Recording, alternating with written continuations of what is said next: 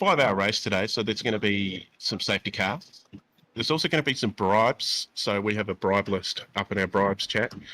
As well as in the description here, there is a link for the tipping, which people will be using for their bribes. And you can see scrolling along the bottom, we've had Riss Burkhardt, $5. So thank you very much. Shane, thank you for that 25. So that gets us up to 30 so far, just with the donations coming through. But a few other things to look at. We've got some auctions up, which we'll get into a little bit later.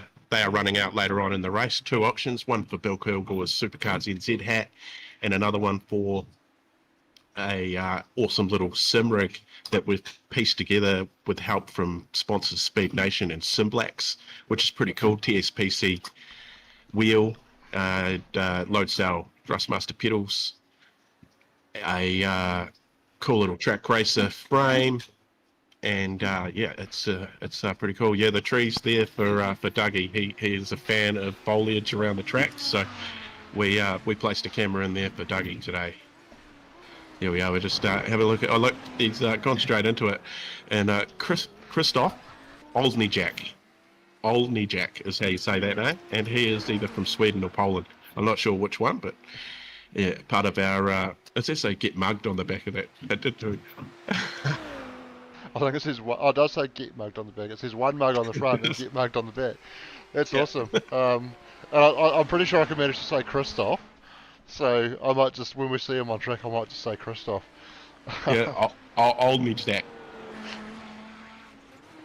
Yeah, again, I can say Christoph. Yeah. Well, that was a horrible vodka back in the day that used to mix Raro with, I think.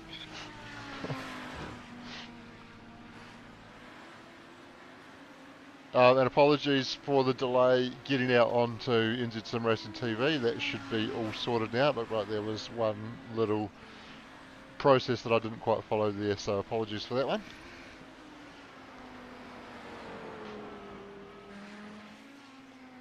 Yeah, hopefully that's all running sweet now. I think it's given me a notification.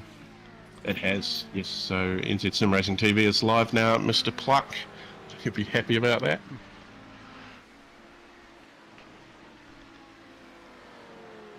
I'm sure he will, and he's sitting in the pits at the moment, so he's probably looking at that, making sure we're there, and he'll be pleased to see that we've got that sorted.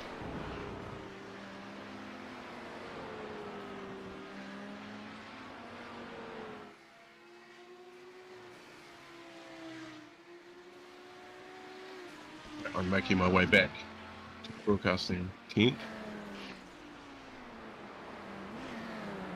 There's another paint. I quite like this one. So the Synergy Sim Racing car, Jamie Stoven and Bridget Hobson, is quite a cool looking paint job too. There is some absolutely awesome looking paint jobs out there too, and we are going to have something out there for the best dressed, as we normally do. We've got some cool stuff from Racecrafts NZ, so we've got a couple of button boxes to give away today. We've got a couple of race radios thanks to Speed Tech New Zealand. So they specialise in motorsport radios, mostly in Speedway. So we've got a couple of analogue radio walkie-talkies to give away today as well.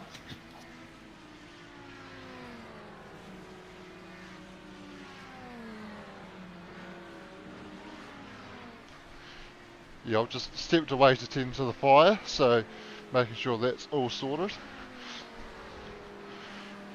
But yeah, good to have some cool prizes to give away thanks to our awesome sponsors that are backing this and providing us with stuff to give away, and it's all for a good cause. All goes to Men's Health Week, so great for those guys to get behind us. And if you want to know who the people are that are behind the event, you can see all their logos ticking along down the bottom right corner of the screen above the iRacing watermark there.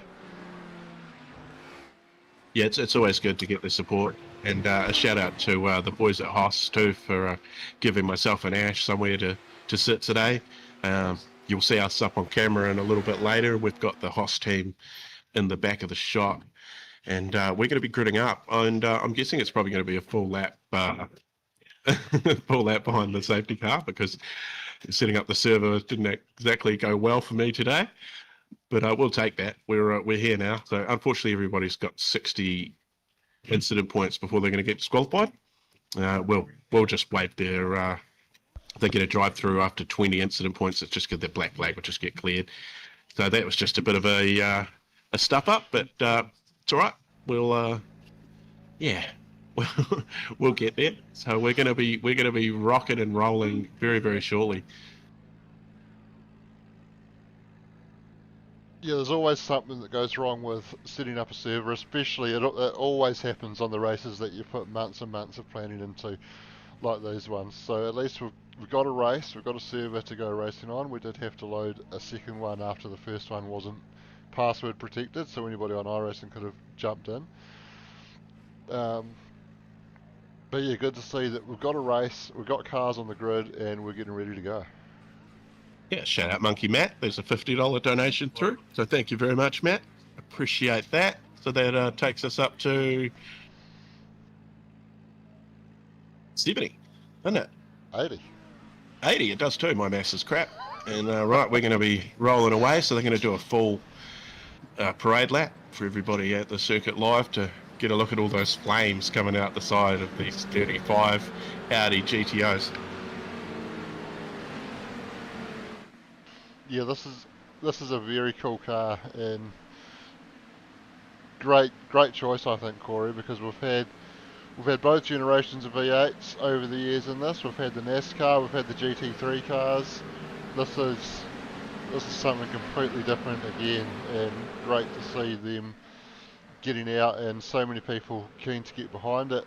We've got, looks like 34 cars in the server today, so that's a massive turnout, and considering most of those have at least a couple of drivers, some of those have as many as 5, that's a lot of people that have been keen to get behind this. Yeah, and some have one. So that is our best turnout for one of these events. We've sort of spent the first 4 years just hanging around in the mid-20s, dreaming about getting to 40. We almost got there this year. 34 though, I'll absolutely take that.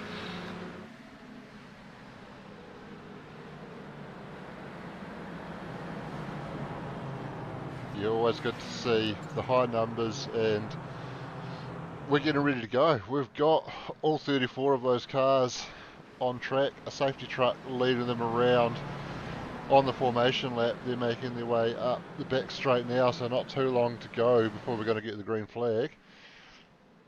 A few people doing some weaving to get some heat into the tyres. Plenty of debate about whether that actually does anything in the sim or not.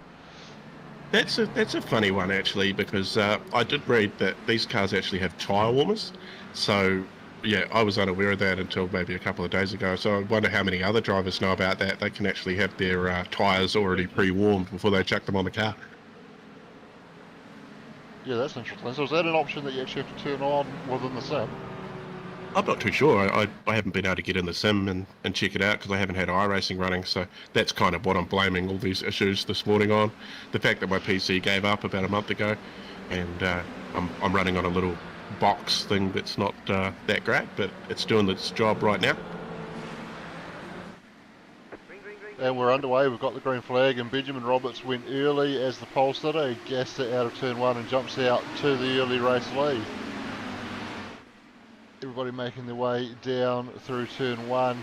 Oh, there's somebody off in the background coming back on track. That looks like Jaco Venter, who rejoins nice and cleanly, so gets over that one.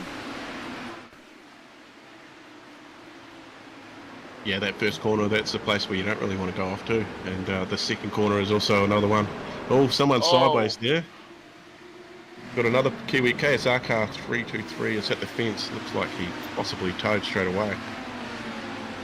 Yes, it looks like Paul McKenzie dropping to the back of the grid, so I think he was involved in that one.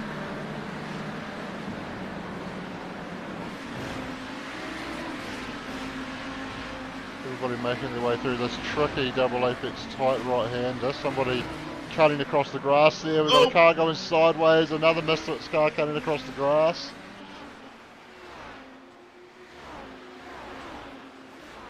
Looks like Ross Watson, Kit Beale involved in incidents down there at Moss Corner. Yeah, live racing control thanks to OSR as well, so they will be on the case. The unsafety truck will be unleashed if needed, but there will be 4 competition cautions throughout the day, and within 30 minutes of those cautions, we will have bribes available for people to give out end of line penalty or a drive-through penalty. $200 to throw a yellow, and that can be any time, and it is $100 to have your flag cleared. So if you've got a flag and you're in some racing, then you can get it cleared. It'll cost you $100. Yeah, good stuff. Very cool to have that option to do certain things. Do we have the option to give penalties to other drivers again this year? Yeah, it's $20 to give somebody a drive-through penalty. Nice, and then I believe that can be counted by the driver receiving the penalty to get that taken off, right? Yeah, it's $100 to have a flag cleared. So no matter what time of the race, you can pay that $100 to have a flag cleared, whether it's a black flag for speeding in the pits or something like that. Yes, you can get away with that. Yes, that's always a cool thing to give people the opportunity to chuck a bit more money into the cause to get things cleared off their penalties, or help their race out, or penalise another driver, bring a safety car out, get a wave around. Good to have that option for people. Some tight battles going on through the pack in the early stages as they all settle down into the first few minutes of this 5-hour race. The live timing is overwhelming, I can tell you that. But looking at it now, just the top 4 guys all into the 117s pretty quickly, and then a lot of guys are rocking around in the 118s. And that's the fastest lap of the race, just done by Benjamin Roberts. They're out the front, clear air, a 117.707. We're on board here with Jordan Chaplin. He is racing solo today. This is his second event with us. I believe he raced at Le Mans last time in the NASCAR.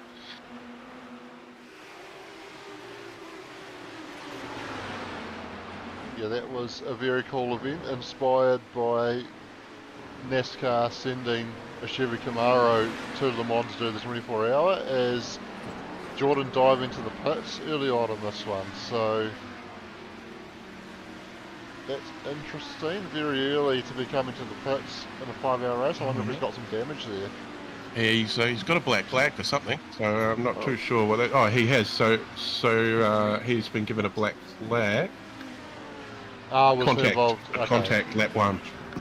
Yep, so he was involved in one of those lap 1 incidents, and that's forced him, or had Racing Control send him on a trip through the pits. So gets that out of the way, drops down to P26, still on the lead lap though, and he has about 4 hours, 55 minutes and 20 seconds to recover from that one. Did I just see him go past the car that was facing the wrong way on the track there, or was that my imagination? I'm not going to lie, I didn't see it. We did just have Peter Baxter jump to the pits, so potentially, that's not going to be very helpful, that camera view, is it? So have we got a no, there's no safety cars.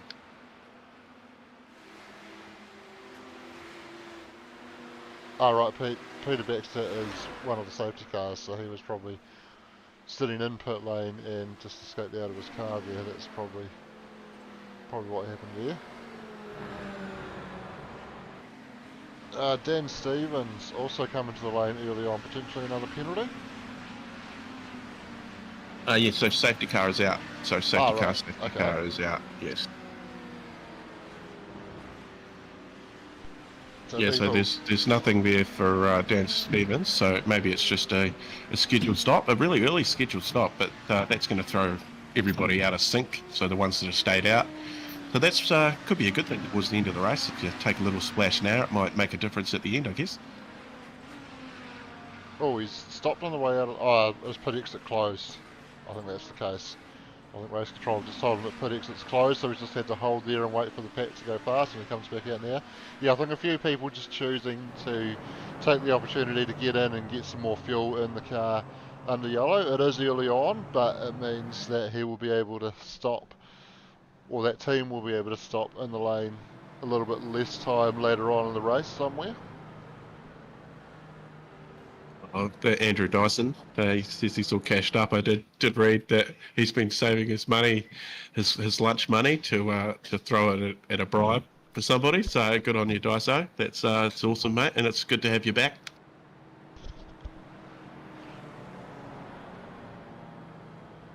Yeah, and while we're under safety car, we have got a few Men's Health Week ambassadors to hear from. We heard from Mark Sainsbury earlier.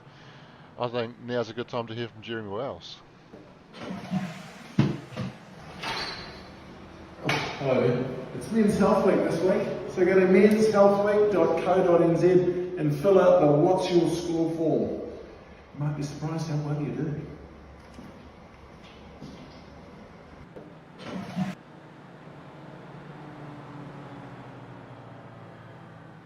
That's Jeremy Wells for Men's Health Week. What's your score? That's the website to get along to, and we're going to hopefully see Ash going through that a little bit later, and we're going to find out what his score is live on the stream, so you'll be able to see how that goes. But yeah, head along to, is it whatsmyscore.co.nz? So yeah, if you head to www.menshealthweek.co.nz and you'll look for the What's My Score section, and go through, take the survey. I've done it. I scored 58. Not too flash, but I've been working on it, trying to make things better for me. But I tell you what, it gave me a little bit of insight into sort of what I need to do. So it's something that all men really should look at, because you just can't leave them alone. You need to go get it sorted out. Yeah, 100%. And I think as Kiwi blokes, we often have the attitude of, she'll be right, if something's not right, you often ignore it, which isn't a good thing at the end of the day, because if you know something's right, if you know something's not right, that's when you need to get things checked out and make sure that it doesn't lead to something more serious. I've recently had some first-hand experience of that. Anybody that follows Supercars New Zealand, the broadcasting lounge, is probably aware that I had some time out of the sim just recently, and that all started with an Achilles injury, where there was some pain in my leg after a walk. Wasn't coming right, so I was like, something's not right here. Got it checked out, got it diagnosed as that Achilles injury, and then that ended up developing into a blood clot in my leg, otherwise known as a deep vein thrombosis, or a DVT, which can, if left untreated, turn into a coronary embolism, I think is the right word, which is basically it moves into your lungs and can be very dangerous and even fatal. So thankfully I got all that checked out and got it diagnosed and got it treated, and I'm all good now and didn't have any serious issues with it. So good reason to go and get yourself checked out if you know something's not right. Yeah, probably the biggest issue with that was you were forced to just do commentary and broadcasting for a wee bit. You couldn't get into your sim. And I can assure you FOMO is a real thing, because my PC hasn't been going, and I've missed out on quite a bit of commentary over the last sort of month too. And if you remember back to 2023, I jumped in with you boys to get a bit of practice so I could do comps for our 2023 event, and I never stopped. So here I am, over 2 years later, and some nights, some weeks I'll do 4 nights a week doing commentary. So I absolutely love it, and absolutely love putting on these events. It's good to be back. It's been a wee break of a year, but we've all caught up, stopped chasing our tails, and having a good time. Yeah, always a good time to be had with these races, and we are back racing now, green flag after that first early safety car. And the battles on track resume. It's going to be interesting to see how things pan out now that we have had a few cars come in and take the opportunity to get some fuel under yellow. They wouldn't have gotten a huge amount of fuel into the car during that period, but they will be able to push on a little bit later into the race before they make their next stop, where the guys are going to be making their first stops probably around that 5 to 10 minutes before those guys that have already stopped come in again. And you never know, that could be the difference between having to make a green flag stop or being able to get in under safety car again. Yeah, that's right, and no idea whether that was a planned one or whether that was because somebody needed to tow.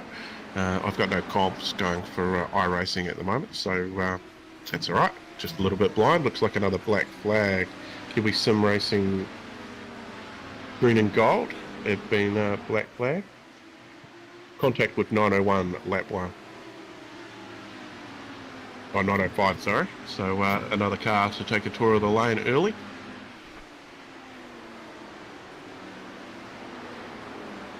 Yeah, so penalties, a couple coming through already due to driving standards issues out there, and we saw those couple of lap 1 incidents and people are paying the price for that, but it does seem to have settled down into a nice rhythm and looking pretty clean since those lap 1 incidents now, so good to see everybody getting on with the job, getting stuck into it, getting stuck into the battles out there, trying to position themselves nicely as we start to get into well, we're still very much in the opening stages of this race, but they'll want to be finding a good position where they can put some good laps in once we do get into the middle stages of this race.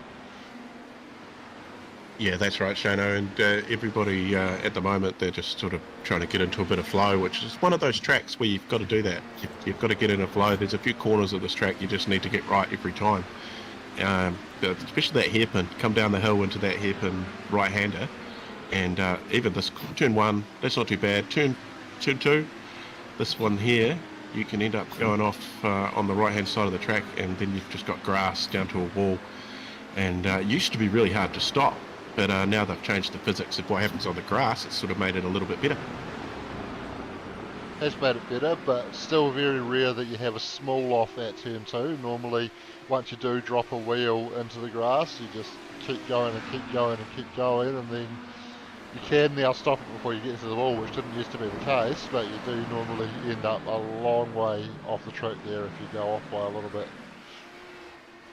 As we've just seen them go around the hairpin, and this is the back straight here, and yeah, the last 3 corners too. They are you've got a right, left, and a right, and then into a right. Sorry. Yeah, right, left, right. Well, it's kind of a long double apex right, and then a left, and then another right. Yeah, we'll go with that. Oh, a little bit of a touch there. Misfits on KSR. Heath Mannering behind the wheel of the KSR car. Roger Forbert racing solo in behind him. Yes, so Roger put the move on at turn 1 on the previous lap, and then Heath getting back down the inside. Oh, is someone's throwing up grass up ahead? Oh, yeah, looks like maybe Josh Murden's or Shane Hawkins even. Maybe still getting some, even further up this grass kicking up. It could just be people dropping a tyre in the grass. Doesn't look like they're going too far wide. The thing that will do now with the new physics, or the new debris model, sorry, is it will drag debris back onto the track when they do that. So those spots where people are dropping a wheel into the grass, other guys are going to have to be careful coming through behind, where there's going to be a little bit less grip as they run over all the dirt and grass that gets dropped back onto the racing surface there. Yeah, there's not a lot of gravel traps around this place, so, but yeah, anybody going on the grass, they're going to drag a bit of dirt onto the track, and it's going to mess it up a little bit. We've got a Reaper Racing. Jono Gibson is off, so is this going to be another safety car? He's struggling to get the car going, heavy damage. Yeah, he's had a big one. Looks like that's on the back straight, just out of the hairpin. He's ended up a fair way out of the hairpin by the time he's made the wall, so he might have just had the big tank slapper on, maybe some contact involved.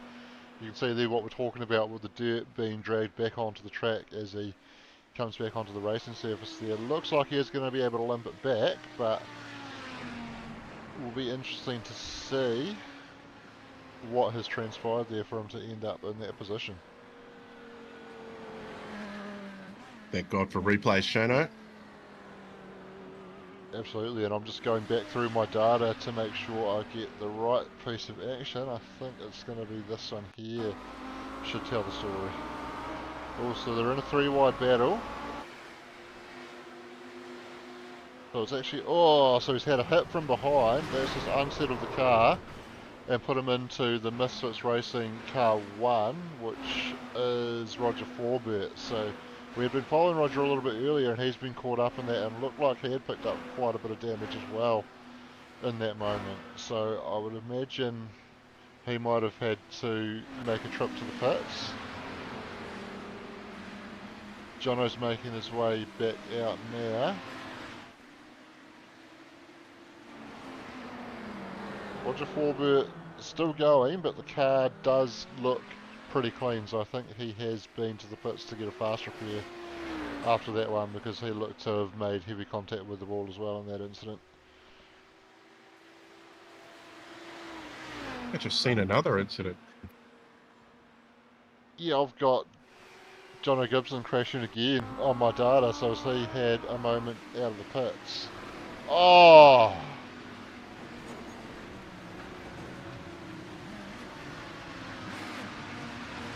He that isn't absolutely going has well. had a moment out of the pits. I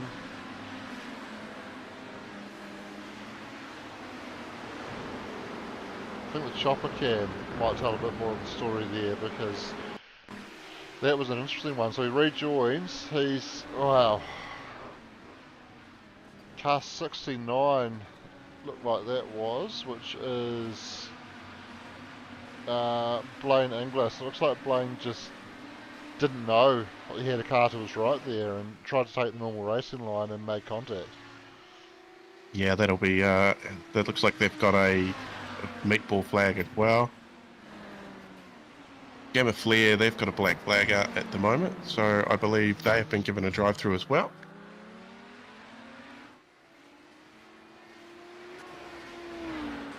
Car 27 has been given a drive-through for escaping without permission.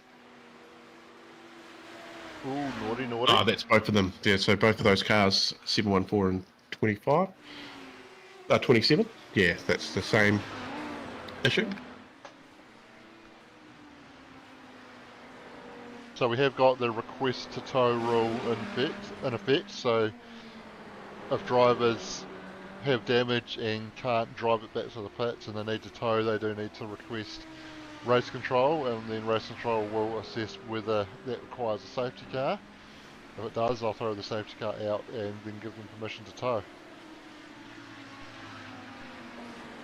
So obviously a couple of guys just not following that process, which it is understandable. People, not all leagues run it. We've just started running it in Supercars NZ on the nights when we have live race control, but even a lot of these guys that are with Supercars NZ are running Div 2 in the V8s and don't have it there until they get into the Enduros. About a bribe. Oh, are you good, Shane? I am now. Yeah, I see that. Yeah. I might need you to repeat what you said, because it cut out right at the start of what you were saying. So. I was just trying to sort something out with the bribe. Somebody has put a bribe through. We see Xavier Simmons' name scrolling across. He's bribing somebody for what seems to be a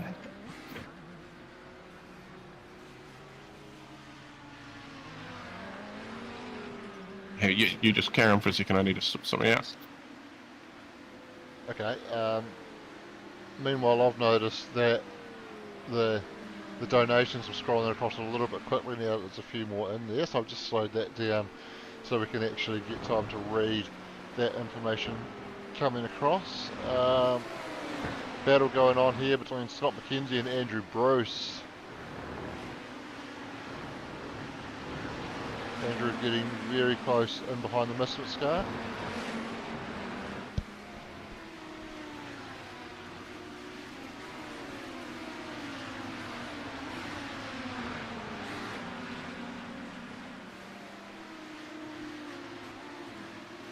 Scott's actually just been able to stretch that gap out a little bit now though, but oh, there goes Andrew as Scott just ran a little bit wide. That's made him vulnerable to Dan Stevens as well now. but Scott's been able to get back by Andrew Bruce. It's all going on here. Andrew now coming under threat from Dan Stevens. They're going side by side. Ross Watson just in behind these two as well, and Jordan Sharplin just getting a couple of spots there on the run through that hairpin.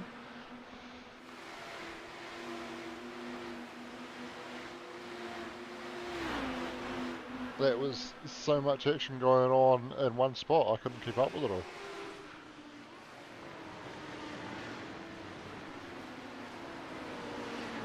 Anthony Green sitting in P13, he's got Matt Stevens just behind him.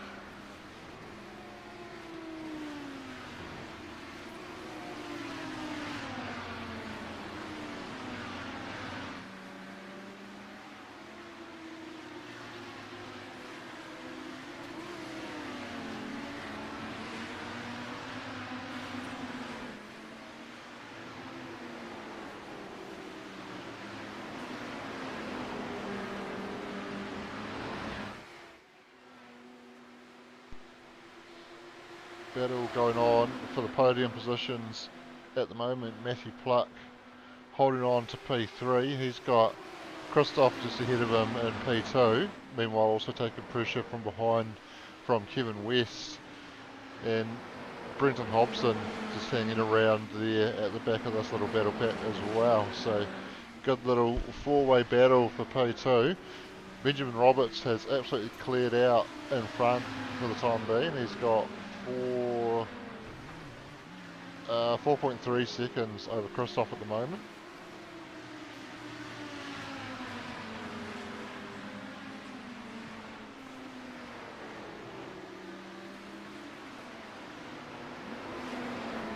So that was a lap car there. Ben Christian just sewing up to let these guys through. So good work, Ben, staying well and truly out of the way.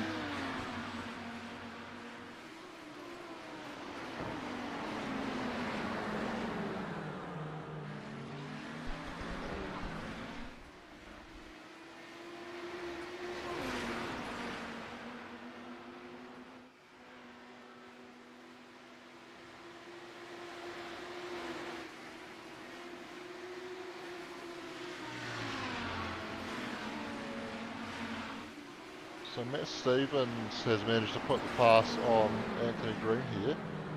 I've just heard what sounded like contact, might have been contact between cars and not actually resulting in anything that's going to bring up data on screen, but we can have a look at Matt Stevens getting the pass done on Anthony Green here.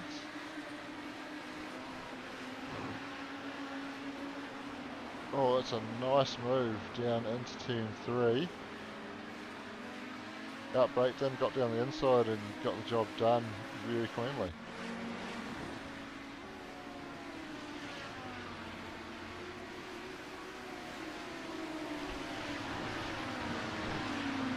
And an absolutely mammoth battle pack unfolding in behind that as well. Good to see battles going on in the midfield. We've got Ross Watson taking a bit of pressure from Nico Cordier at the moment. Nico getting up the inside, getting the nose ahead and gets the job done on the exit. Scott McKenzie in the Misfits car there, up 20 spots as Jordan Sharplin having a big slide at the hairpin, gathers it up and carries on, but he'll just have to be cautious that his rear tyres are going to be quite warm at the moment. Hopefully he can manage to get those temps down and get back into some sort of a rhythm after that little error at the hairpin there.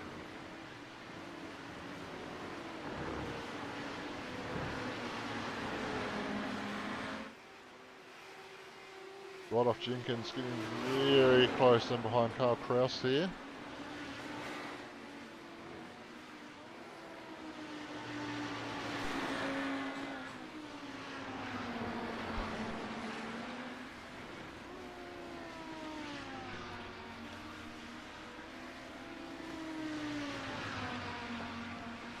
actually Carl had just completed a pass on ride-off, so he's been able to pull out a little bit of a gap now, and this is where Carl got the job done. So on the run up the back straight out of the hairpin, gets alongside, and he's going to have the inside line into the right-hander up the top of the hill here when they get there eventually. And in fact, before they even get to the braking zone, he had that pass wrapped up, and that was actually where we picked it up just after that move was completed.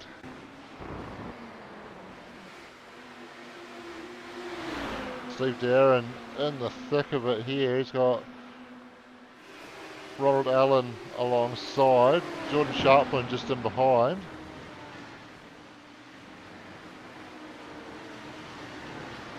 Jordan picking which line he wants to follow. He gets alongside Steve, but Steve's going to have the inside line into the final corner, but Jordan able to stay alongside and even getting ahead down the straight, and he sweeps across into turn 1 and gets that spot.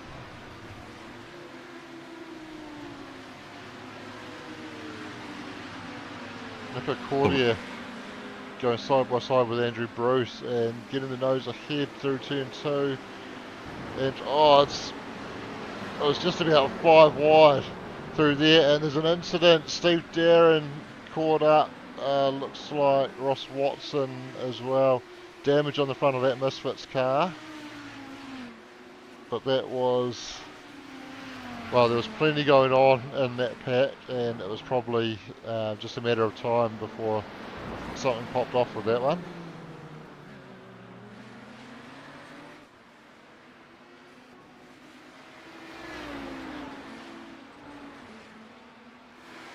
Yeah, so first of our donation bribes have gone through. So Xavier has put $20 in there to give a drive through to the KSR team. So Matty Pluck is going to have to take a tour of the pit lane.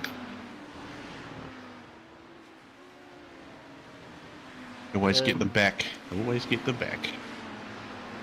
Yeah, interestingly as well, Matty has dropped back, but hasn't been through. Actually, I've just remembered that my live timing only actually says you've been into the pits if you actually stopped on the box, so he might have served that already. Sitting P7 now where he was running up in P3, and yeah, I do have data on Matt entering and exiting the pit lane, so looks like he has served that one.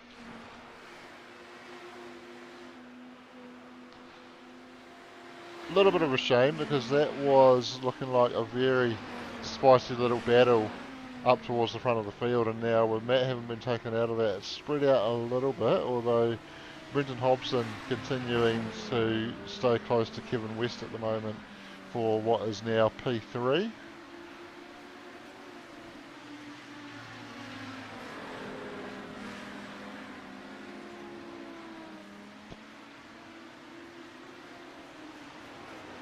So it looks like Steve Darren took the opportunity to get into the lane after that crash, or potentially needed to come to the lane after that incident a few moments ago, and while he's been in there, that team's taken the opportunity to do a driver swap. Sean McNamara in the car now.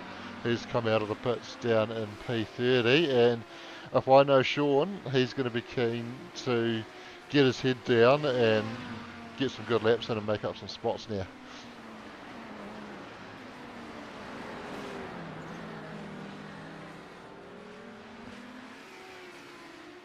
Sorry, just trying to organise another bribe.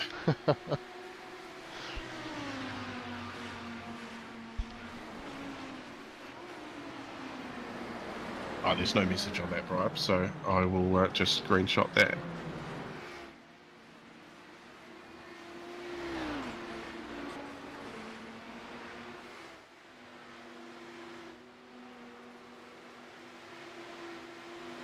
Side-by-side action between Andrew Bruce and Nico Cordier. Andrew getting ahead down the straight and able to get in front before the braking zone, but Nico won't be keen to let that one go too easily. He'll try and fight back. Scott McKenzie in behind with a little bit of damage on the front of that car.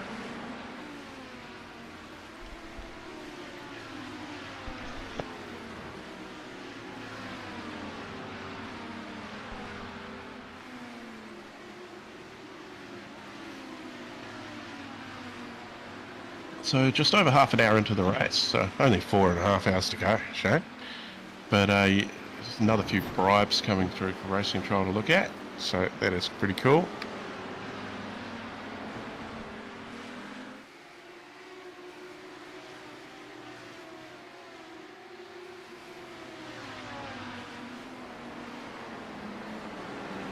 Yeah, still a few battles going on as well. Things are starting to spread out, as you would expect as people start to settle into their rhythms. Certainly these early stages of the race are all about finding your spot within the field and settling into a nice rhythm. You don't want to get too caught up in too many battles this early on in the race. They end up costing you a lot of time, but if you've got the opportunity to make up a place and you can do so without getting too caught up, obviously you're going to take that. But yeah, good to see that guys are just finding their own little space on the track at the moment and just settling into this one. But as I say, still a few battles going on there, and Dan Stevens is closing in on Ronald Allen here. So that is the battle for P14 on track at the moment.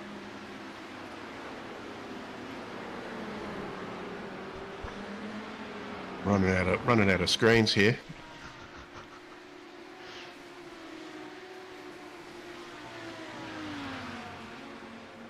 Obviously you've got a lot of things going on at the moment, Corey. So I'll probably do a swap with Ashen soon, and I'm going to go and stretch my legs a little bit. 25 laps or half an hour. 25 laps in half an hour. That's not bad, is it? Yeah, that's a good effort. So seeing lap times for the leaders, best lap time for Benjamin Roberts was a 1:17.23. Still showing good pace this far into the race as well. His last lap being a 1:17.43.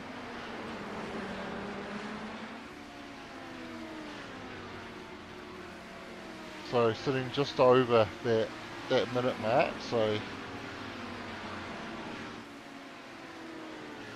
even with the safety car, the probably average lap time that we've seen is not too much more than a minute to be sitting at 25 laps, just approaching 35 minutes into the race. I just realised Andrew Dyson gave his teammate a drive-through, so thanks for the donation, Andrew. We really appreciate that. I bet your teammate's not happy, poor Benjamin. That's an interesting one. It's a first. Yeah, it's a first. Imagine if they paid $100 to clear their own black flag. That'd be even better. Yeah. To be fair, Ben was clearing out at the front of the race a little bit, so that's dropped him back down to P4, and now he's going to have to do some work and make up some spots. So maybe they're just trying to make their own race a little bit more interesting, because clearly Ben had plenty of pace out there.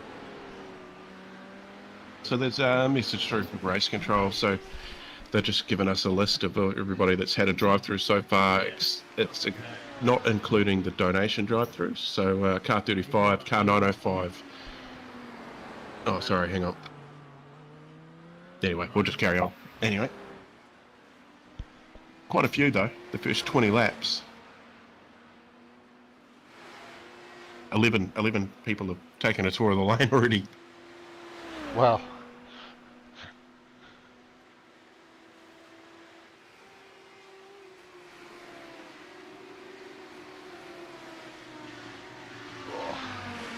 Nico Cordia continuing to do battle with Ronald Allen at the moment.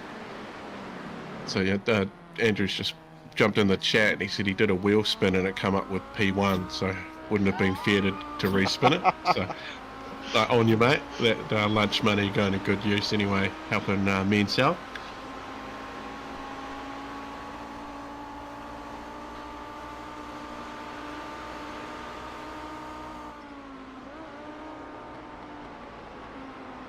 Actually, Nico and Hugo going side by side at the moment through the final section of corners. Nico able to stay ahead of Hugo. I'm think just going to swap over with Ash briefly, so I will be back.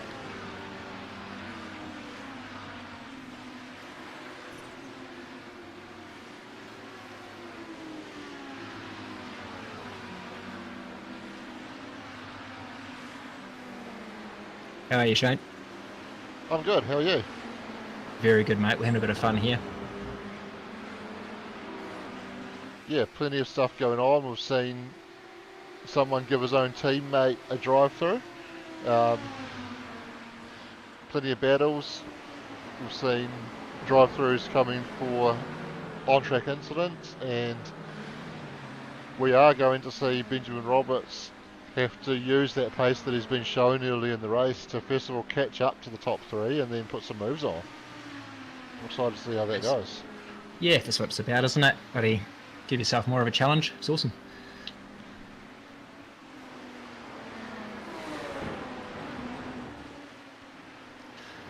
So what do you reckon so far? We racing clean? Yeah, it's been pretty clean. We've seen a few incidents on track and some things that have required race control to get involved, but you always expect a little bit of that, and since those early few laps where there were a few incidents, we've seen it settle down a bit more as Hugo Allen just manages to put a move on Nico Cordia into turn one, and it was a nice clean move, and I think we are starting to see that most of the moves that are happening are nice and clean.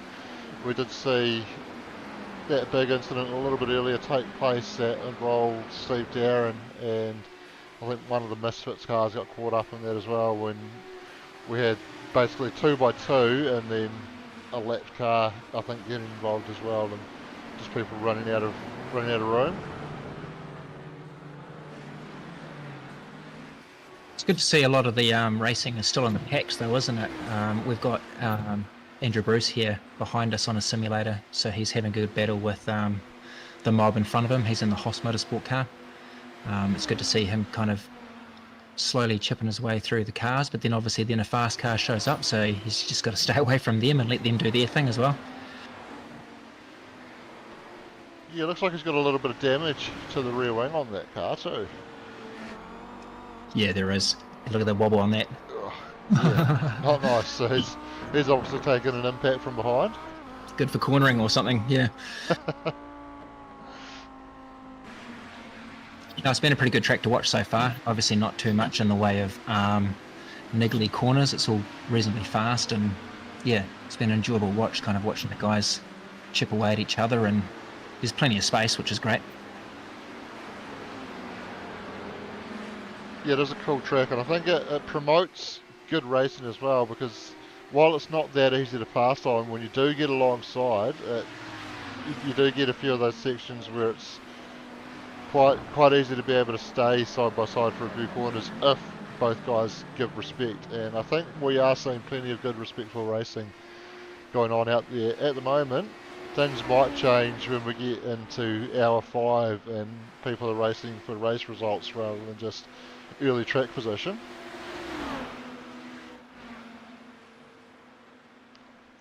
Yeah, I guess that's the beauty of the 5 hours, isn't it? So you'll have whoever is out there racing are going to be in their own kind of cluster.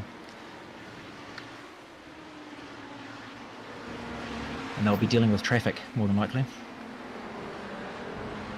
They will. There's always going to be some traffic to deal with. Even the leaders are at some point going to have to make their way through some wet traffic. I have seen a few guys that are a little bit out of sequence at the moment and doing a good job to stay out of the way of the leaders early on this one. Benjamin Roberts, as he looks to catch back up to the top 3, is showing good pace again, putting down the fastest lap of the race last time around, and this time by has actually further improved his first sector time as well.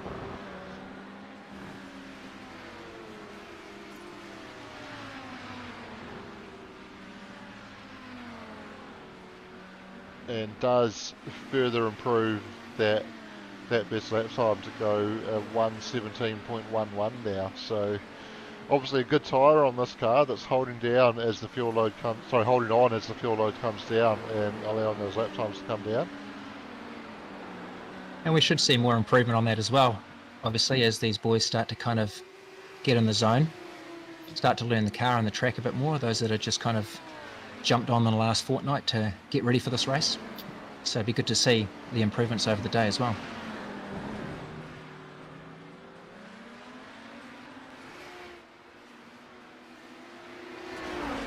Yeah, there's a car that doesn't get a lot of use out there. Is that a part? No, it's not a pass for position for Benjamin. It's just passing a lap car there, I believe. Yeah, it's a car that doesn't get used a huge amount in the iRacing community, and plenty of people, particularly in the New Zealand sim racing community, that would never have driven this car before this event, and plenty of people as well that just in the last week or two have made the last minute decision to join, so wouldn't have had a huge amount of time to put practice into the car, and they're now having to get their head around it. Things getting pretty tight on the podium battle now, so Kevin West has closed right in on Christoph, and Brenton Hobson just in behind Kevin there.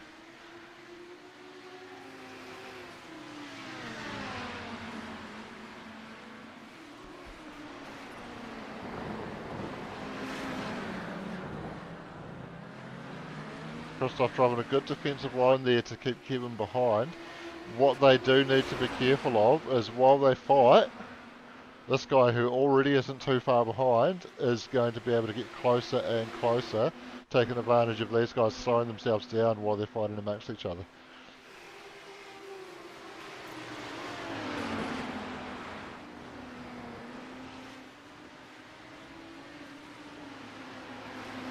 And we've got a lap car playing into this one as well. That's going to make things very tight, but they managed to negotiate that one pretty well and all carry on without incident. But Benjamin Roberts closing right in on the back of this pack now. He's taking full advantage of this battle to keep putting in the clean, fast pace on the racing line. He's again lowered that fastest lap down to a 1:17.09 now.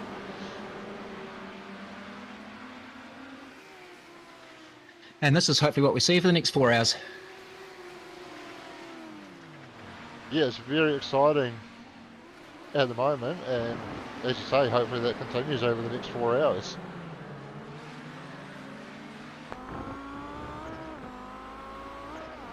This will be interesting now, using some drafting.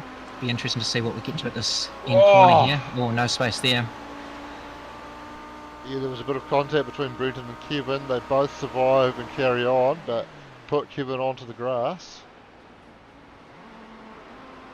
Oh, that's interesting.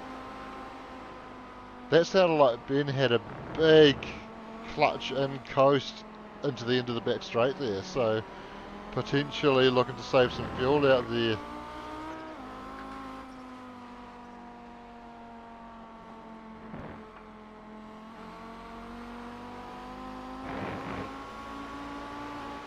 So obviously trying to extend his stint as much as he can by getting that clutch in as he comes off the back straight, and get that, it's done it again there, get the engine idling. You do need to, well, if you don't have clutch assist turned on, you do need to use the clutch on downshifts as well, but certainly at the end of the back straight he had the clutch in pretty much all the way through the braking zone, well into the corner even, and again you can hear the engine drop right off all the way down the hill, so he's doing big fuel saving, trying to stretch out the stint length here.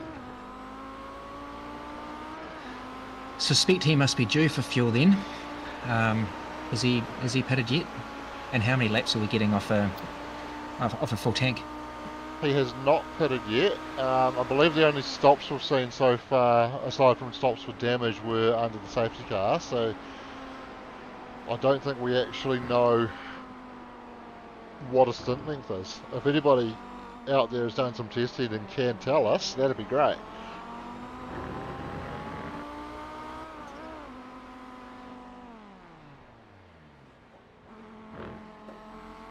Looks like he's quite happy to just use the draft and sit in behind at the moment as well, so potentially you might be right that we're not too far away from seeing those first scheduled pit stops, and he's just looking to save while he's behind these guys, and he'll either push on until he's out of fuel and then get a few extra laps with a lighter car to maybe overcut, or he could pit at the same time and just add less fuel because he's got more in the car still and have a shorter pit stop.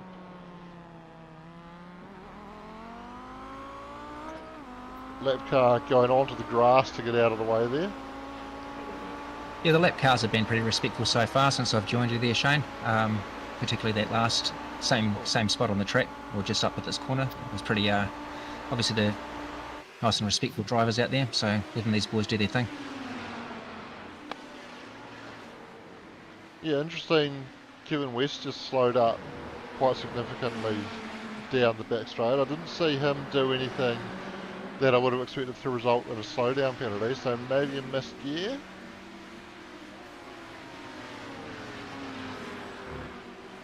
I believe if you're not running assists in these cars, they can be quite hard to get the shifting right, and it is possible to miss a gear from time to time. Yeah, we had noticed that on the machine behind us here at Hoss. If the odd gear shift missed there, dump the clutch and then pull it back into gear. So yeah, there has been a couple of those technical issues there. It's something you just get used to, and drive to it. Yeah, that's right. And they're an old school car. They're an H-pattern gearbox. Obviously, not many people are going to be using an H-pattern shifter to shift the gears, but whether they're using paddles on the steering wheel or a sequential shifter, if they don't have the assists turned on in the sim, they are going to need to be doing the right things when they shift to make sure that they are getting it into gear. So that means using the clutch and timing the clutch use properly on the upshifts, and using the clutch and getting the rev matching right on the downshifts. I saw Nico Cordia post a video in Discord showing off his heel and toe technique.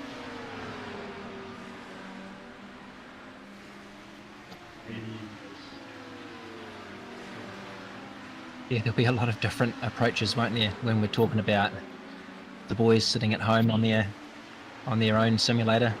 Be all kinds of different ways to miss a gear, or misinterpret the iRacing simulation, I guess. And there'll be tricks.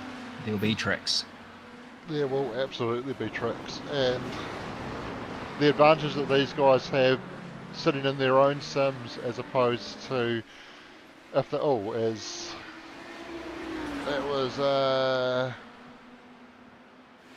Kevin West having a big slide off the corner there. It was the sim black scar.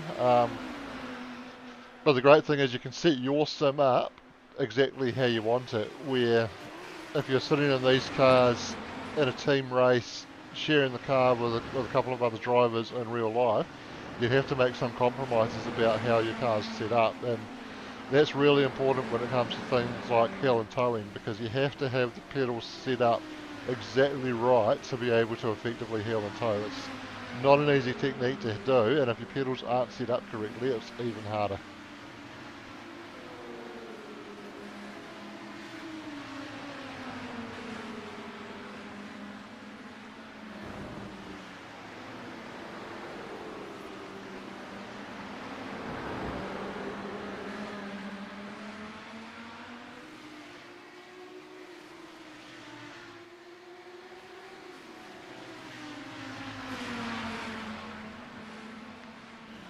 So Benjamin Roberts has moved ahead of Brenton Hobson and puts a forceful pass on, that was actually on the lap car, I think, into the hairpin there, but moving up into P3, so potentially he feels like he's saved enough fuel and wants to get on with it now.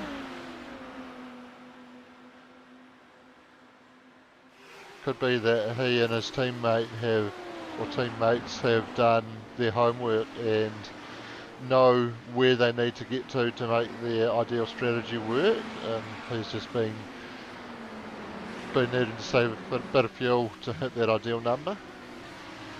provided his teammate doesn't give him a drive-through again.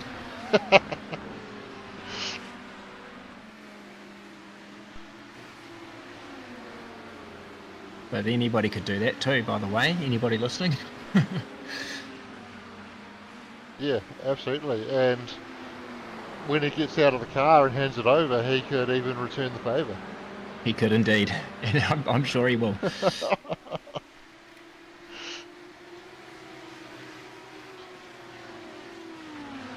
So have you done the what's your score yet there, Chono? I actually haven't done it yet, no. We'll have to do that at some point today.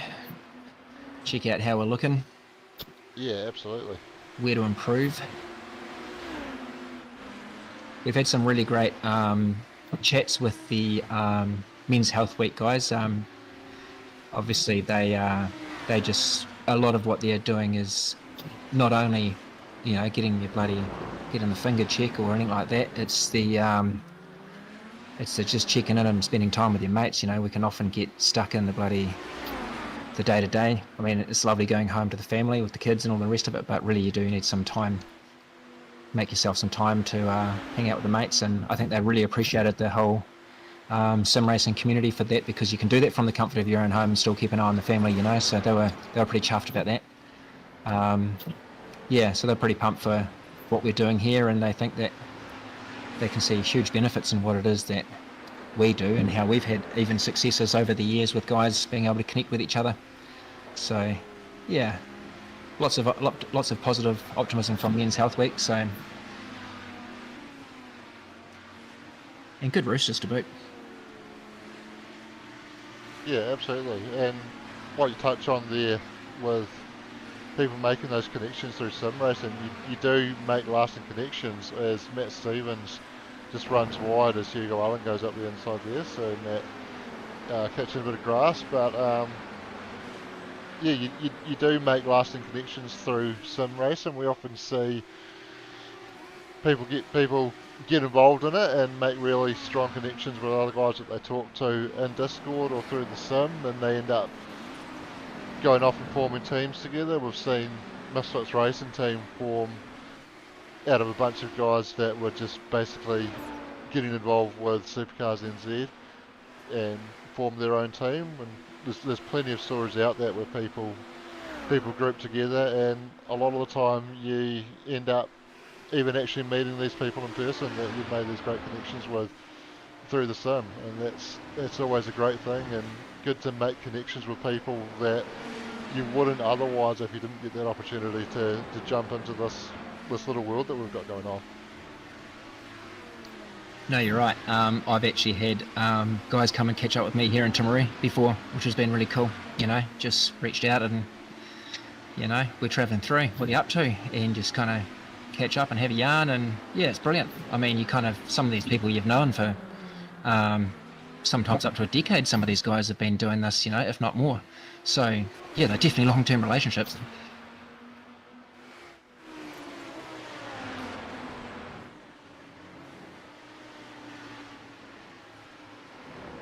This battle at the front is still going on. Benjamin Roberts has made his way up to P2 now, so he is cracking on with it, having been in that fuel saving mode.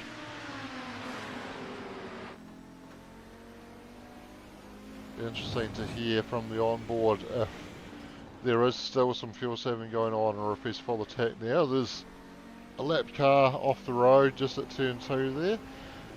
He's aware that the leaders are coming through and just stays out of the way as they do come through.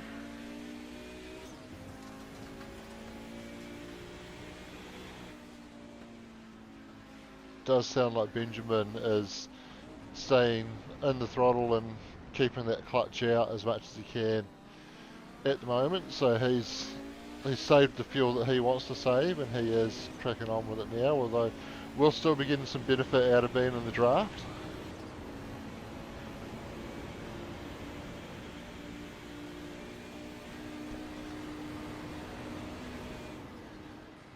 Get mugged.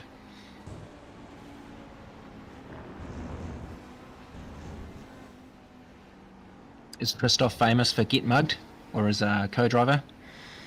I would not have a clue. Okay. Might have been their shtick.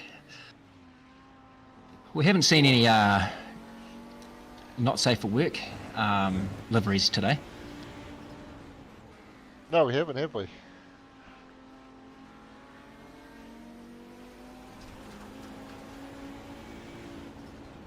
No Vagisil car this year.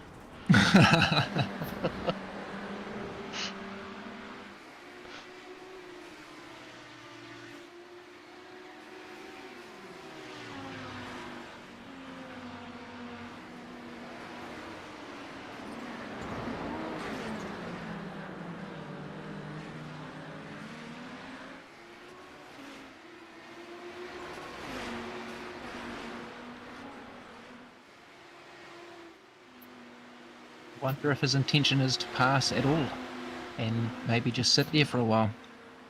As you say, we're saving fuel. Just got to stay there. Yeah, he doesn't. There is a few hours to go. Sure is a few hours to go. Just about to tick over that 1 hour mark now, so coming down to 4 hours left in the race, and yeah, he doesn't look to be searching around for those alternate lines, doesn't look to be sticking the nose out, doesn't look to be trying to create a pass. So you might be right that he's just looking to stick in behind, keep using that draft, keep saving that little bit of fuel that he gets from that.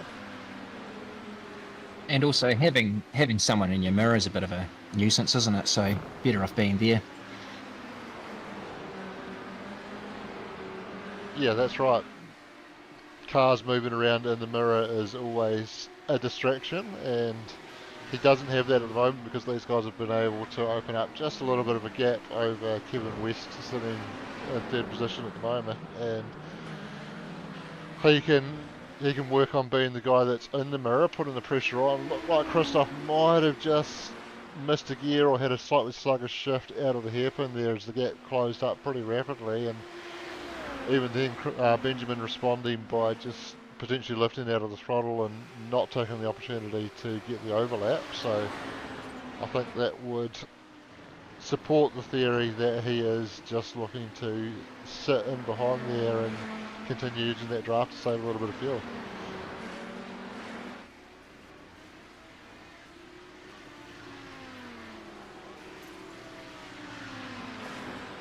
These are the things that you have to think about in endurance racing. Strategy comes into it. You've got to think about what you're doing with fuel. Can you stretch your stints out that little bit longer to maybe save a stop further down the line, or even if it just comes down to your last stop or a stop somewhere along the line being a little bit shorter than someone else, that can gain you a position, and it can mean the difference between winning or finishing further down.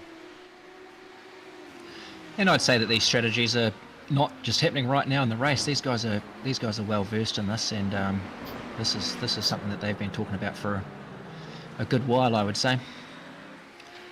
You know, they know it's a long race. They just want to stick up the bum of old mate here and ride it out. Again, we're 1/5 of the way through the race. We've only just scratched the surface, so consistency is going to be the key thing here, isn't it? Just kind of keep plugging away, keep busy, keep it clean. Yeah, that's right. Brendan Partridge in the pits for his first stop, so I would imagine we're getting into that window now of needing to come in and get some fuel into the cars. He was up on the jets, so he's changed some tyres, still sitting there topping off the fuel tank at the moment. He's done a great job of that livery, isn't he? It's awesome. Yeah, it does look very cool. You might be able to... Oh, that pit lane camera's not a great one.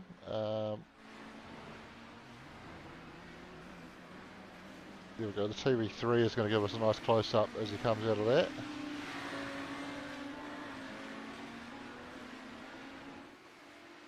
Fastlane Esports, SP Tools on the side. Blowing flames and making bloody boost noises. Awesome.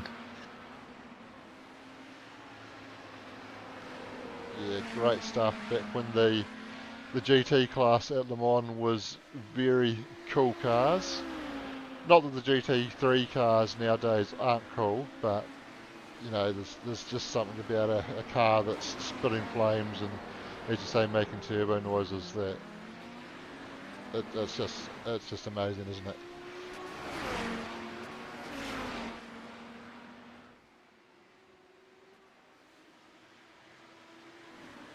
Wonder what else is happening. Oh, here we go. Yeah, a little bit of a tight battle going on there. Ben Doherty and Blaine Inglis. I think Ben actually had actually just finished putting a move on Blaine as we cut to them there, so we can pick up a replay of that. Managing to get down the inside at the top end of the back straight, and plenty of space given, and nice clean move. Yeah, that is clean. Brilliant.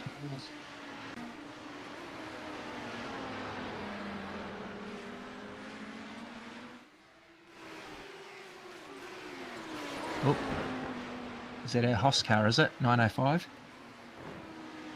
It is. Andrew Bruce. Yep, he's right behind me here, cutting laps.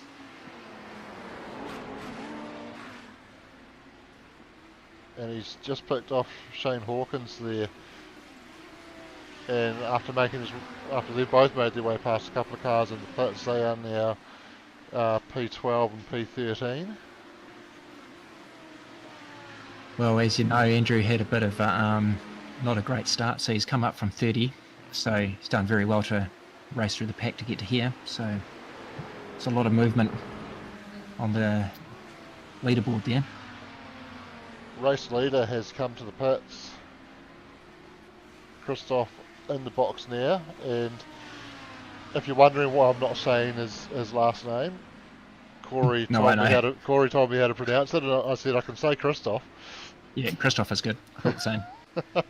I'm sure he'd rather you didn't say it than butcher it. So absolutely. And they're doing a driver change as well. So Mickey Friesen in the car now. I hope I'm pronouncing that right, but it's certainly a little bit easier.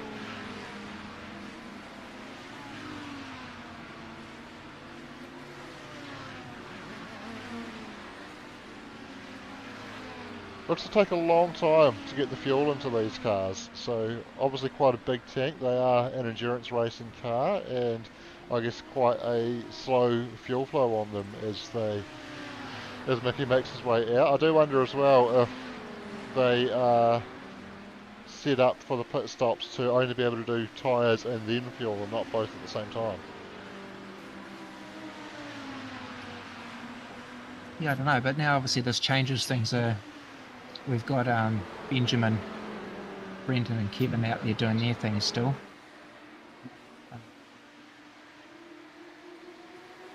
Interesting to see how this unfolds now, isn't it? Obviously, Benjamin needs to come in for some fuel and tyres at some point. Hopefully he can get himself some space and get that advantage. Yeah, that's right. And what we do know is that Benjamin's been doing some pretty heavy fuel saving out there in that first stint as well. So it'll be interesting to see how far he can get and how that transpires into track position.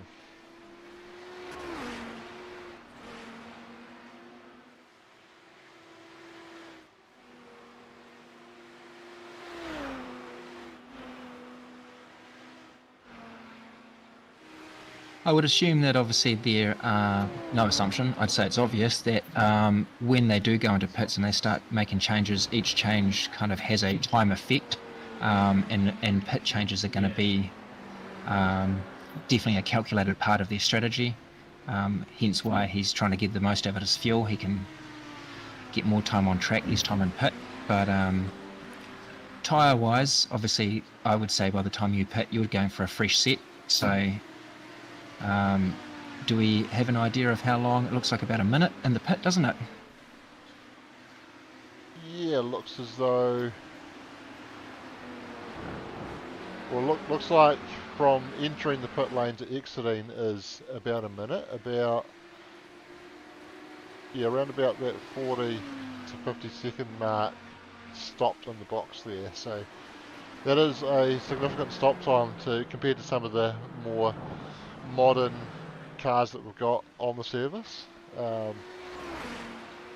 well, this obviously being an older classic style endurance racing car, they are true to the era when these things went racing at Le Mans in real life, and running lower refueling rates, potentially only able to do fuel and then tyres and not both at the same time. I think that did used to be the rule for real racing at Le Mans. What else is going on in the race here? Let's have a wee bit of a nose around. We'll keep an eye on the leaderboard, and when Benjamin starts heading for a pit, obviously that's going to be an interesting point as to when he comes back out again. It's a great looking car, isn't it? Men's Health Week. Great looking car. Yeah, even with a little bit of damage on the front, Yep. still looks very good. Yeah, it's got that Mustang look about it now, doesn't it?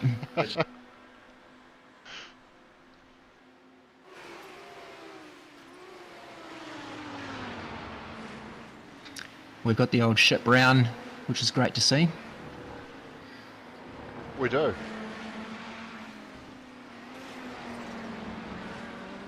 A little bit of a tile effect on that as well, actually. Is there now?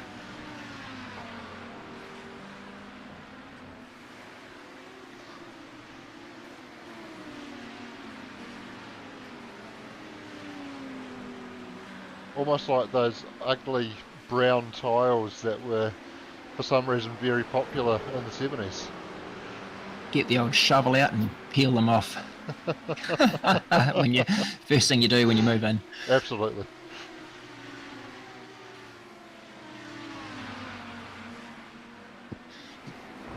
So Benjamin Roberts coming to the lane now, race leader, so he hasn't been able to go, well, hasn't gone as long as Brenton Hobson. Whether he needed to pit now or he just decided that this was the time to get in. Andrew Dyson gets into the car now. These cars go up very high on the jacks, don't they?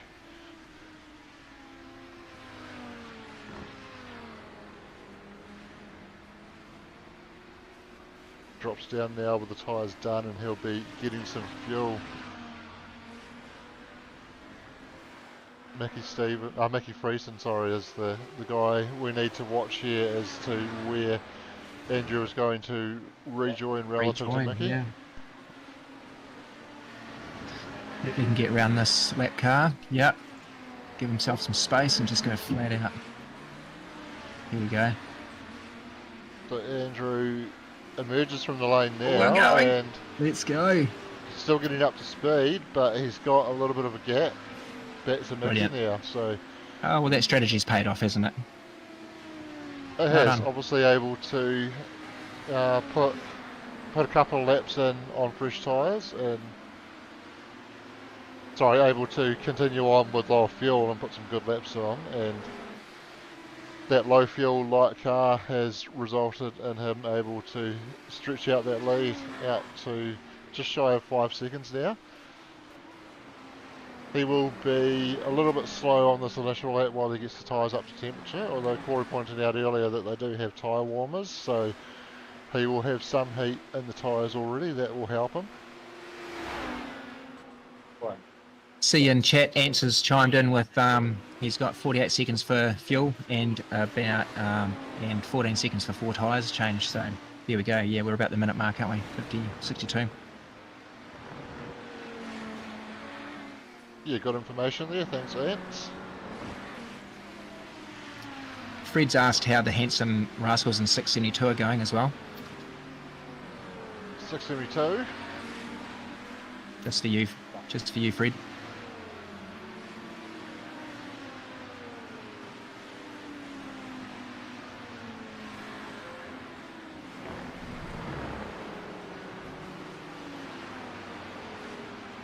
I can't even see that number on my timing. No, I can't even see them on the timing either. Oh, here we go. Just Here we down go. the page. Pete Oh, yeah, Robbins. 22. Pete, go Pete.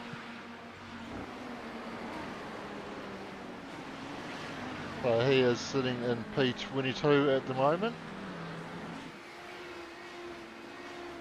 There's doesn't look like his car when he's doing Wreckfest on Sundays, that's for sure. Well, that's probably a good thing considering the aim's a little bit different here today. Yeah, it's a great thing. His car's, in fact, that's 180 owner of the car. Look at it. It's great. Yeah, looking very good.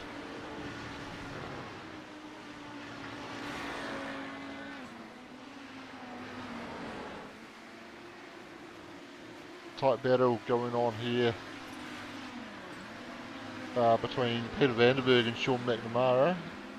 Adam Hughes not too far ahead of this battle either, and Sean's been on the recovery drive since he took over from Steve, with Steve having been caught up in that incident where we almost had 5 cars trying to occupy one piece of track at the same time, and Pete just gets a little bit loose off corner exit, but Ooh. Sean, after taking the spot, goes deep at turn 2 out into the grass, and actually no, sorry, that was not turn 2, that was down towards the hairpin. He's come back on in the middle of the hairpin, but managed to find a nice gap to come in nice and cleanly there, but that has cost him big time, because where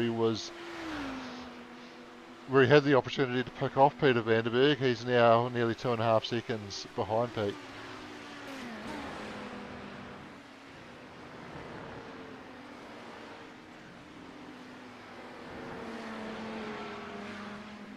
So Chris West also chimed in the chat there, an hour and 5 minutes, rough enough, out of a tank. So also good information. That's good. Yeah, so that would tell us we would expect 4 stops to be the ideal strategy, but there is that opportunity then to stretch those stints out, because if you get in an hour and 5, over 4 stops, that puts you out to an hour 20. If you've been able to stretch out a little bit longer, potentially there is the chance to save a stop there.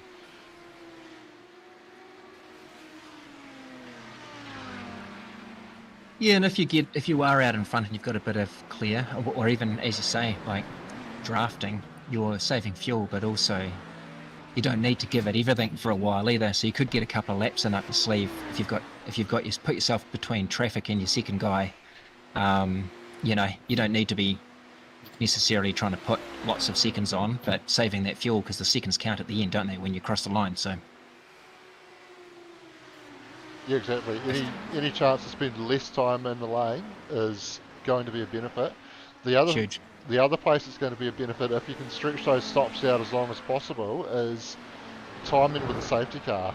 Obviously, you can pit when the safety car comes out straight away, so you don't lose as much as you do if we were using iRacing safety cars where you have to wait for them to open the pit lane. But while everybody is allowed to go full race pace until they catch the safety car, there is a subconscious thing that happens when you hear that safety car call, where you do tend to back off a little bit, especially if you're not planning on pitting yourself. And as someone's had a moment there, I saw them disappear. They were towing. That was Ben Christian. I don't know whether they called to tow there, because I don't have that information, but potentially we could see a safety car in response to this incident.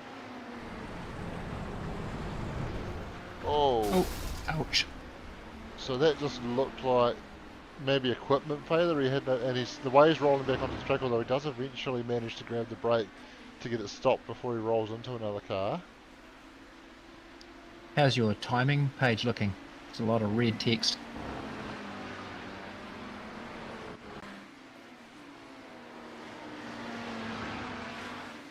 We're back. Might have just been a consequence of being on replay there, I think.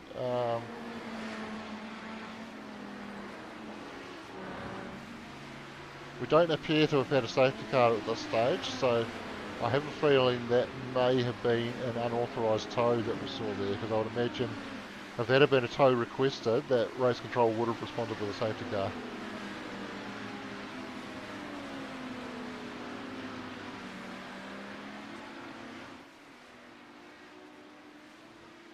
Peter Vandenberg has been able to close up on Adam Hughes now, and Sean McNamara has quickly made up for lost time as well, sitting just half a second behind Pete. Oh, a bit wide. Unlucky there.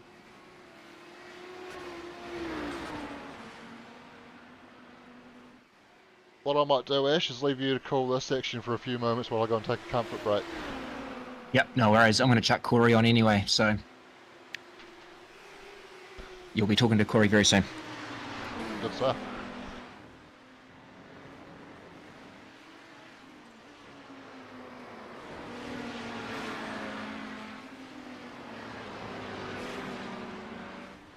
Oh, I guess that's me in the hot seat. Peter Vanderberg, Misfits Racing Team 869.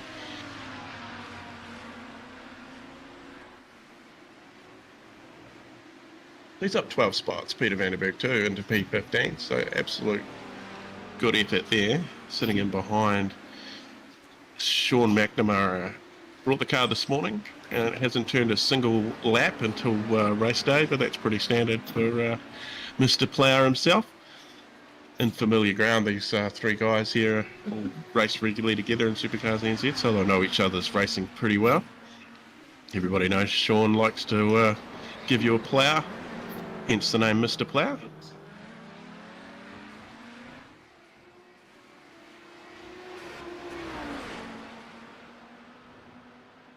So let us know if you're in the chat, you know, what's your favourite livery that you've seen. There is some pretty awesome ones out there.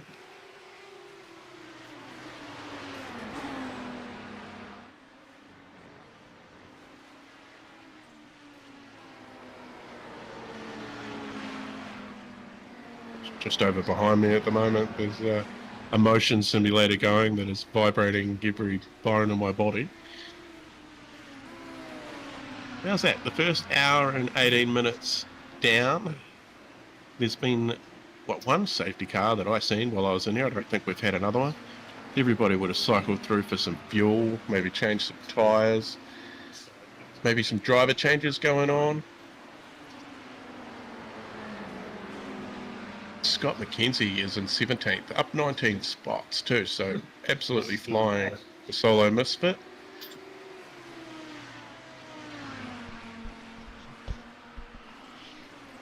It looks like everybody has been through the lane for at least one stop. There's a few that have been through there a few more times. And I've just come back from my own pit stop. There we go. Yeah, new set of tyres for Shonus White. Hugo Allen's been through 3 times, so I think maybe a drive through and he might have pitted under the safety car, because we are seeing, I think, Dylan Jordan and Roger Forbert in pit lane now. I think they might be the last of the guys that pitted under safety car to now take their second stop. Is there much chatter coming through when I'm talking? No, I'm just hearing your voice. Oh, that's good. There's a motion sim behind me that's vibrating every bone in my body as well. There's a guy, he's doing rally in WRC, massive screens, four posts motion system, rowdy as. Yeah, I'd imagine those servos are doing a fair bit of work there. Yeah, it's almost like you can hear bass shakers too. I think that's probably a lot what it is, but that's pretty awesome. I was just looking through, and Scott McKenzie, he's now up 20 spots, so he's got himself around Reece Tamanui. Actually, those two cars that come into the pits probably would have been the reason for that. They've dropped a little bit further back. So solo misfit, he's up 20 spots. Hugo Allen up 27 into P6 at the moment is our biggest mover so far.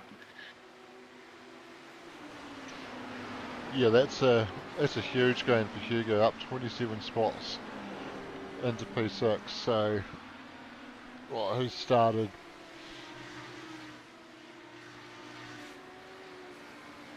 Must have been I think down he started off the back. 33. Yeah. Yeah, somewhere down the back. Yeah. Scott started off the back as well. Didn't get a qualifying time in, so he's those guys, I think, potentially both failing to get a qualifying time in and just coming all the way through and making great progress. I did have a message from Race Control asking if it would be a cool idea for the community, the people watching. You could make a safety car come out. For every $200 raised, we'll deploy a safety car. So we're at $166.98. So another $24 odd dollars, and a safety car can be deployed. I think that's an absolutely fantastic idea. Yeah, well, pretty good. Like, we've had 7 tips come through. Thank you to everybody that has donated. And if you don't know where it's going to Men's Health Week. And the team at Men's Health Week have been absolutely fantastic to work with on our end too, giving us a little bit of media to use, and yeah, it's been absolutely fantastic to have the support from them. Bill Kilgore's hat currently sitting at $76.69. I think Wayne's got an auto bid on that too, so if you feel like chucking a few extra dollars on there to push Wayne's auto bid up a little bit higher. The PC sim rig is sitting at $1,050 as well. 37 bids on that. So at the moment, somebody's getting an absolutely fantastic deal. And that closes in 2 hours and 28 minutes. The other one, I think, is in 28-minute time. So the Bill Kilgore hat. Right, so we hear Wayne Blaw's got an auto bid on that. So it'll be interesting to see how far we can push that up. So if you're not aware, you can go to Trade Me, and I don't think we've got them anywhere. I might be able to post them in the comments, the links. I will do that very soon. But get on Trade Me, search Bill Kilgore's famous SCNZ cap.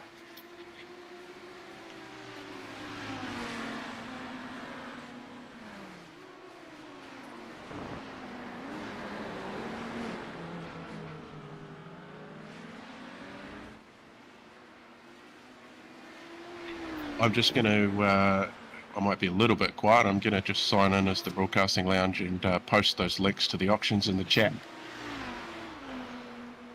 Great idea. Oh, I just realised I can't because I'm not signed in on this computer for that.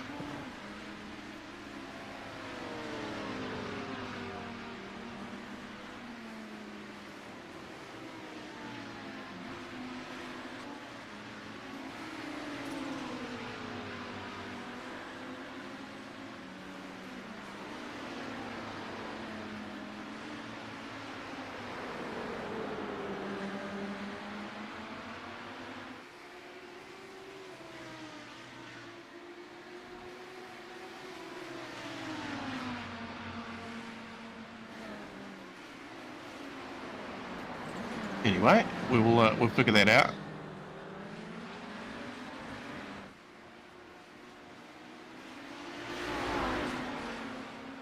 There we go, my screens came back.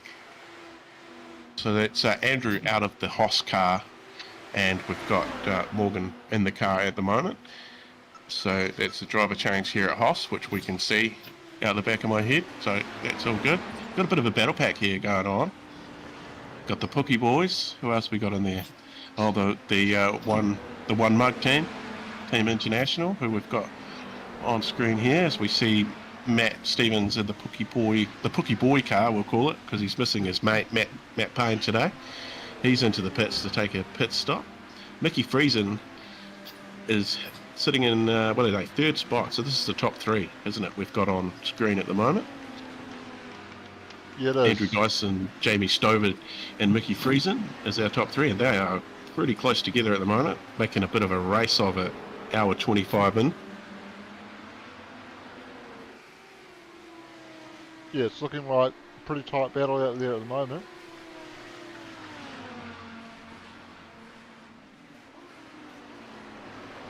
Interesting, Andrew having lost a little bit of ground to Mickey, and in fact Jamie, I think, putting a pass on Mickey shortly after the pit stops as well to move up into P2, and both these guys have gained ground on Andrew, who came out with 5 seconds on Mickey after his pit stop. So change of drivers, pace gets shaken up a little bit, and we see it all close up at the front again, and epic battle for the top 3 positions at the moment.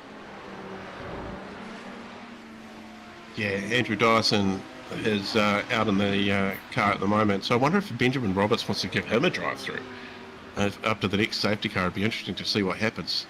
Andrew Dyson spun a wheel and put his own teammate through for a drive-through for $20 in the first round of bribes. And Jamie Stovard and Brendan Hobson, they're doing all right. They're up 3 spots into P2, so they'll be happy with that. It's still early, plenty to go on, plenty to happen. I see Shano, you've managed to get the links to Bill Kilgore's hat in, so that is slipping away.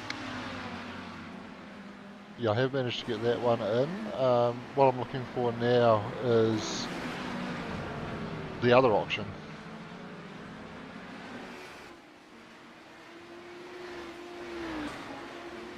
I can send you a link to that. Okay.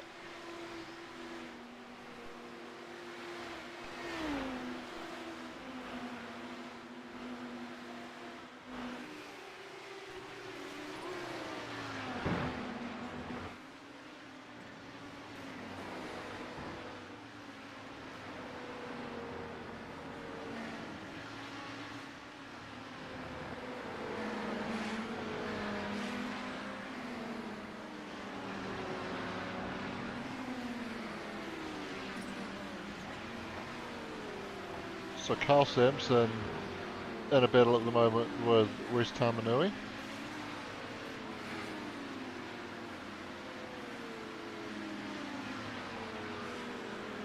Just seen Carl Kraus has had some screen issues, so he's had to park it up. So thanks for your efforts, Carl, and jumping in. It's unfortunate that system failure happens during races, and equipment failure for us sim racers is pretty common, happens quite a lot, so it's unfortunate to hear, and thank you very much for taking part, Carl, and yeah, hope you get your screen sorted, mate.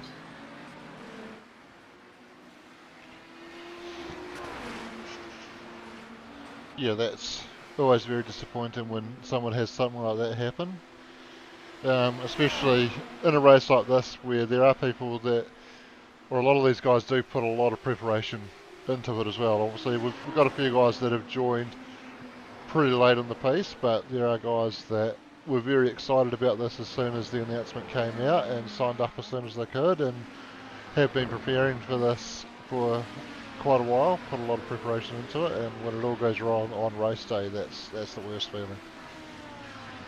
Yeah, it is, and we see it often too. You know, you can sort of tell when somebody's had equipment failure. You know, they forget to brake. We see Hadley Boyce in the Iridium Sim Sports car just having a bit of an issue down at the hairpin, but he's got it back on the track.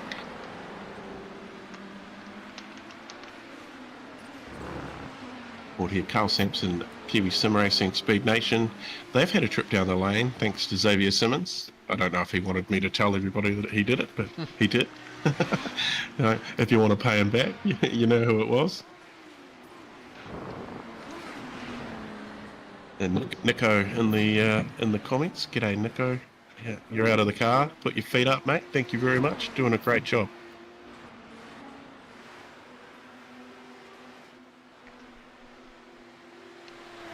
Some of these times, so they're P2, P3. They're running in the 17s. So car one up in first there, 118 last time by. So Andrew Dyson just trying to get himself into control at the moment, trying to get a handle on this beast. So once again, we chuck up a challenge to them, don't we? We don't just make an easy race. You've got a sort of hardish car to drive, and it's a small track. You chuck 35 cars on here or 34 cars on here, and you're always going to have somebody to race. Pretty much, you're not really going to be running around by yourself for too long. Yeah, that's right. It's just over 70-second lap time, or I suppose just short of an 80-second lap time, when you've got, as you say, 34 cars out on track, or we might be down to 33, are we? Yeah, looks like we've got 33 still running. So 33 cars out there, that's a lot of cars in 80 seconds worth of racetrack. So there's always going to be someone near you. If you do manage to find yourself a little bit of space on track, it's not going to last for long. No, you just got to sort of make do with what you got the best you can. Something happened to Scott McKenzie. He seems to have dropped note here that he's in 20th. So somebody's What's happened there?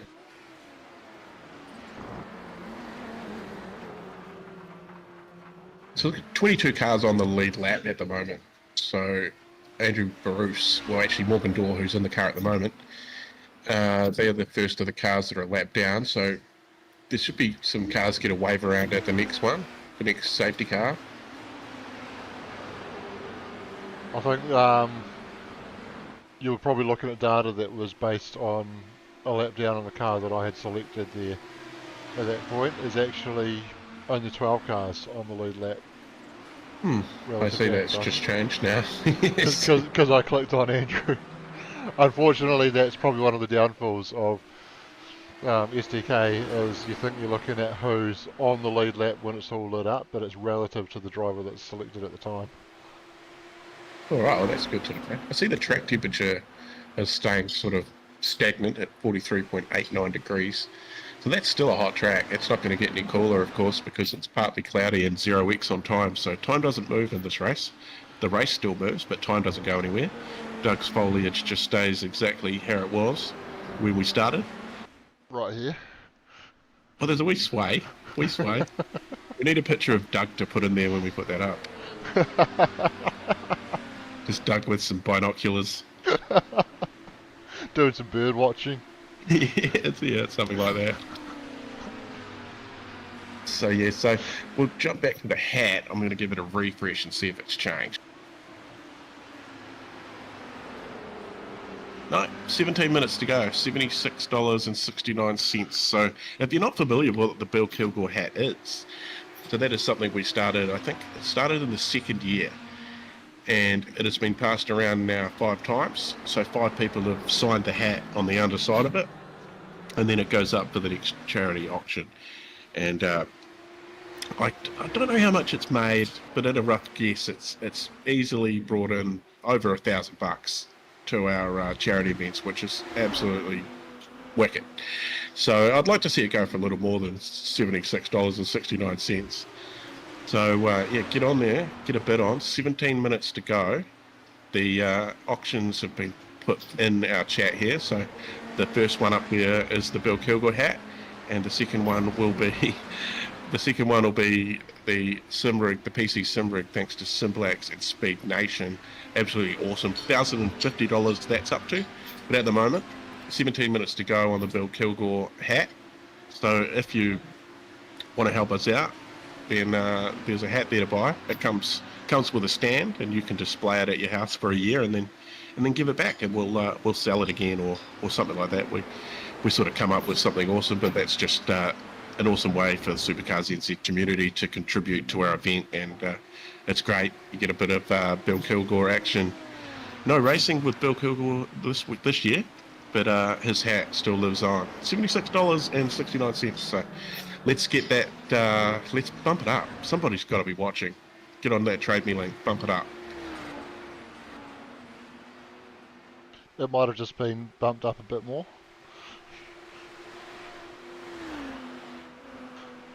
Someone's certainly got an auto bid on it.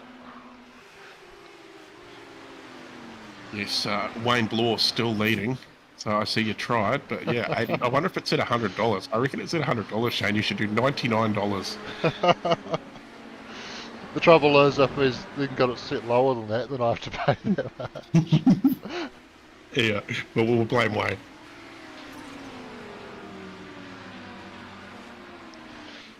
Oh, Anthony Green, he's jumped in the chat. I might need to break out the Wreckfest passes when I'm back in the car.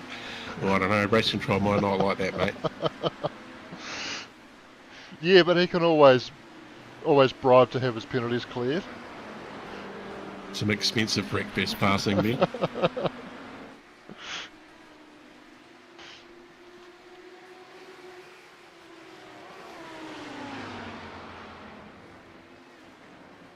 Oh, I love seeing the flames. Like, and when you've got so many cars on track, no matter where you look, there's a massive flame being chucked out of these cars. 4-wheel drive, turbo, like one of the coolest sounding cars on the service.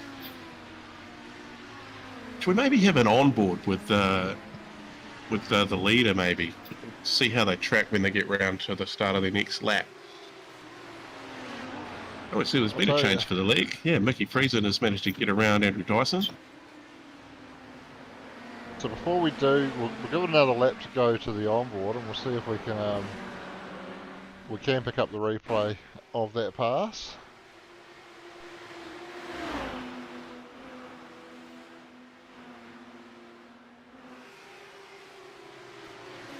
Probably helped by the lapped car there, in the sense that he was able to get a bit of draft while he was side by side, and then goes around the outside into the final set of corners and gets it done.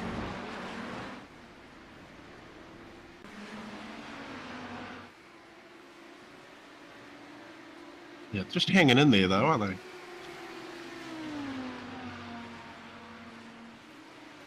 A 38-second gap back to Chris West behind these three. So it's a fairly hefty gap. A little change when the safety car comes out though, won't it? It will. And what are the rules with safety cars? Do we give a wave around to everybody that's a lap down, or do people have to buy a wave around?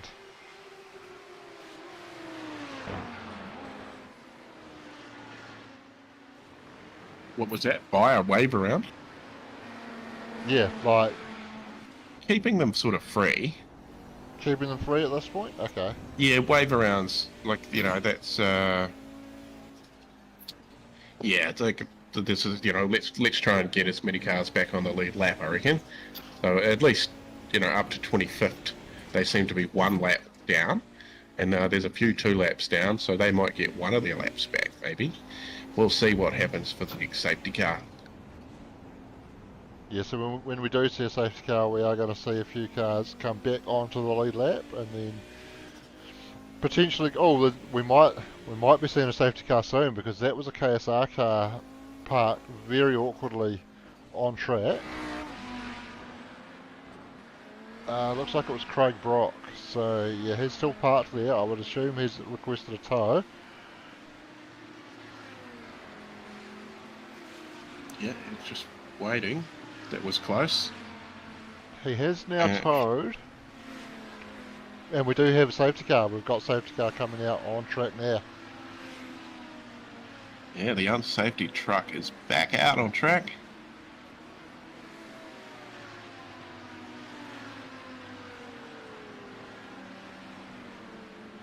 Yeah, Chris, so the current holder of the Bill Kilgore hat, Chris from Racecrafts NZ, he's just jumped to the track. Come on, guys, get in and bid on that hat. Such a cool tradition. That's right. It's really cool that it's turned into a tradition. Absolutely love that. And it's hopefully 20 years time when this event's still running, they'll think of us starting it, and that'll be pretty cool. So Andrew Dyson takes the opportunity to get in under this safety car. We have seen about half an hour pass since they were last in the pits, so taking the opportunity to get some fuel in. There's a few guys that are doing that. Mickey Friesen though stays out. He's going to be our race leader behind the safety car, but he's going to have some guys that have taken that next stop close right up on him. And Andrew Dyson even coming out in P3, so it looks like just Mickey and Jamie staying out at this point. And once those lap cars are waved around, Andrew's going to be right there with Mickey and Jamie with half a stint extra fuel in the car. Yeah, I wonder how that will affect the car too. Like, anything like that will. Yeah, Old tyres.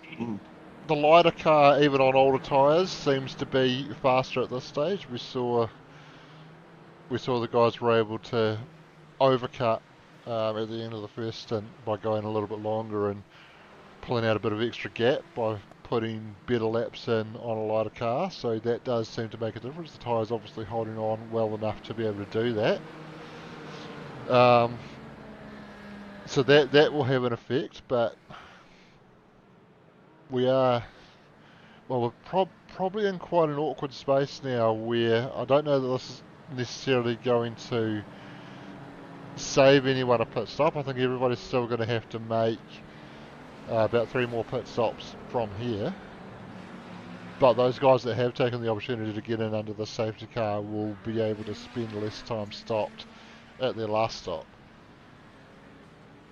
Yeah, a few cars coming down the lane. Looks like Aaron Gilbert and the HJR MFR. The Iridium Simple, Cookie Boy, Kiwi Sim Racing in the lane as well. Craig Brock obviously had to tow. He's on his way out already, so must have been fairly close to pit lane and managed to get himself back out.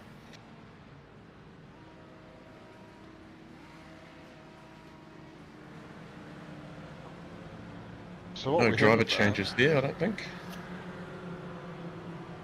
What we haven't done is go back and have a look at the incident that brought the safety car out, and I have got that data here so we can see what happened. So, oh, that almost looks like equipment failure again, because he's just kept going left, hasn't he? I kept going right, sorry. He's Craig Brock dropped due to packet loss, so I believe that was the reason for that. So that is unfortunate.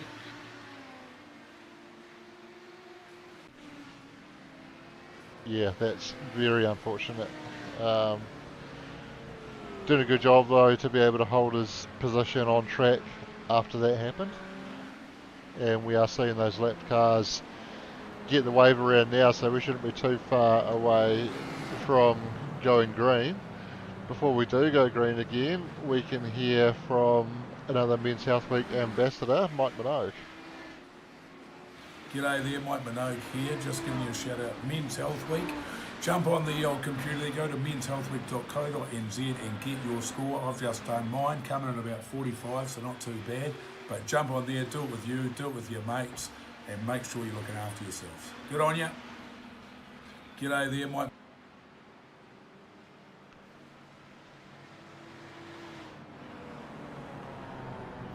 That's why that video wanted to loop, because I still had loop ticked in my settings. Anyway, that was Mike Minogue for Men's Health Week there.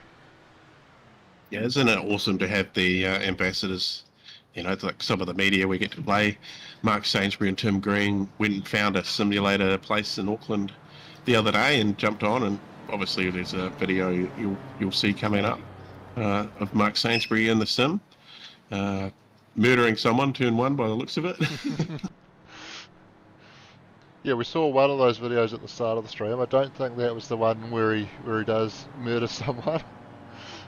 I think potentially an AI car that he murdered, to be fair. Yeah, no, it's all virtual, so he didn't really take somebody out. So we're just going to wait now, because there's going to be some bribes come through, aren't there? That's going to be awesome. Looks like the safety truck is going around one more time. And safety truck pulling away. Actually, we've got both safety trucks on track now. So are they going to have a little bit of a drift battle out there for the last lap to green? I'd almost put money on that. That's Henry King in the front one. He's going to put on a show.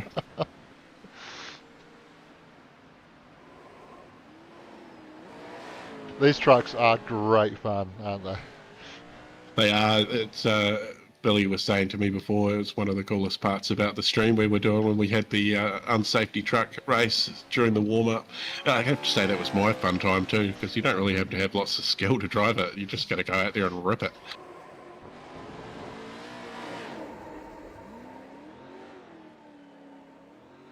Unsafety trucks doing unsafety truck things. And of course Henry did the paint job for it too, so absolutely awesome job once again, Henry, and and we thank OSR for running race control for us here as well. Absolutely awesome job. Seasoned race controllers, that is for sure.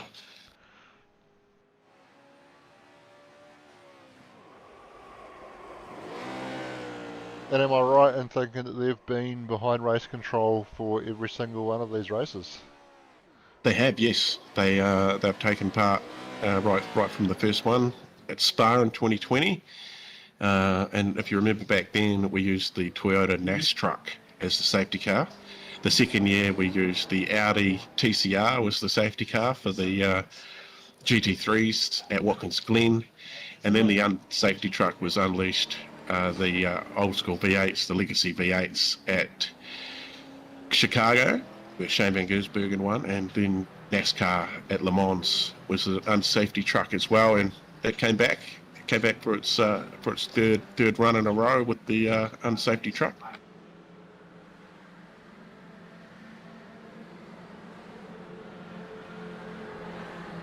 So we're getting ready to go green. Mickey Friesen is going to have control over this restart. And he's gone nice and early and puts a good gap on Jamie Stovall.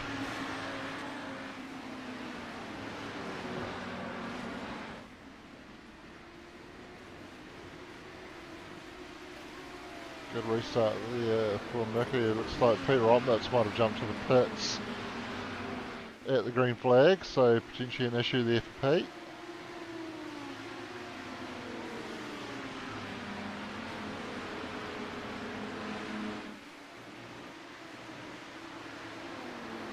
All looking pretty sensible on the restart so far.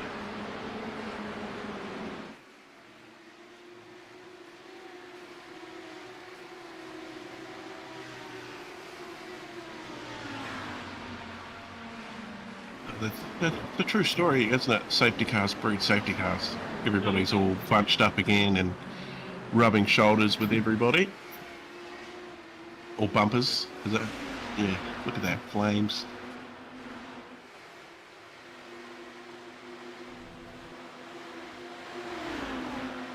Yeah, so it's cool to see the flames popping out. Someone maybe just cooling the tyres in the dirt there.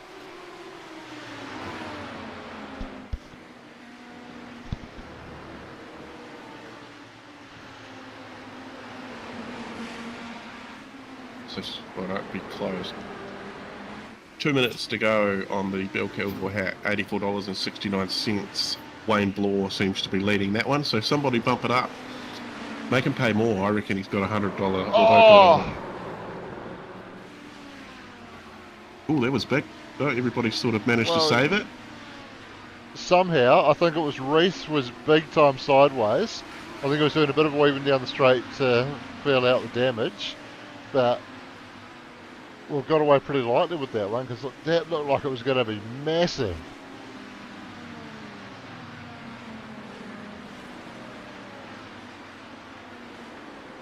I don't think it's even triggered any data. Oh, maybe it has. The Bill hat must just about be closed, so you got any last minute, get on there. The link is just up here in the chat. Jump on that Trade Me auction. It runs out in a minute and 31 seconds. Let's run it up. Somebody get on there and run it up. I think this was under safety car that we've actually caught here. So this is everybody checking up behind the safety car, and so that's not what I was looking for, but it was an interesting one there. Obviously, when they caught the safety car queue, there's a few people that were caught unawares and had to scramble a little bit there. They're quite lucky to all get away from that without damage.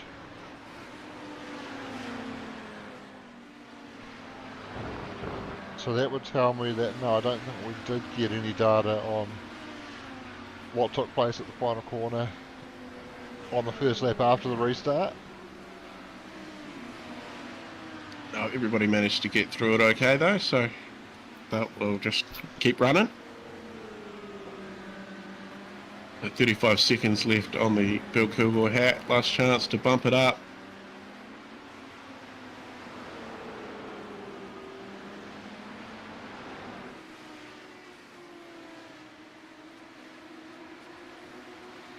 It's like Wayne is going to be winning it. I'm going to make him come into the commentary box and talk to us.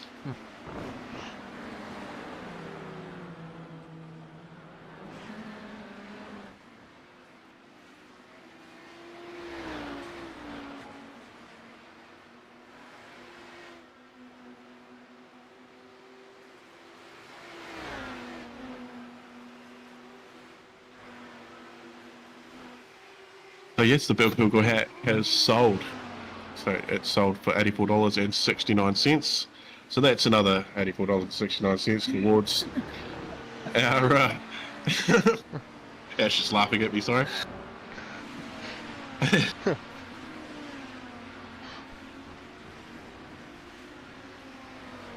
Oh, well. On board here, reached Tamanui, so he's sitting in 18th spot.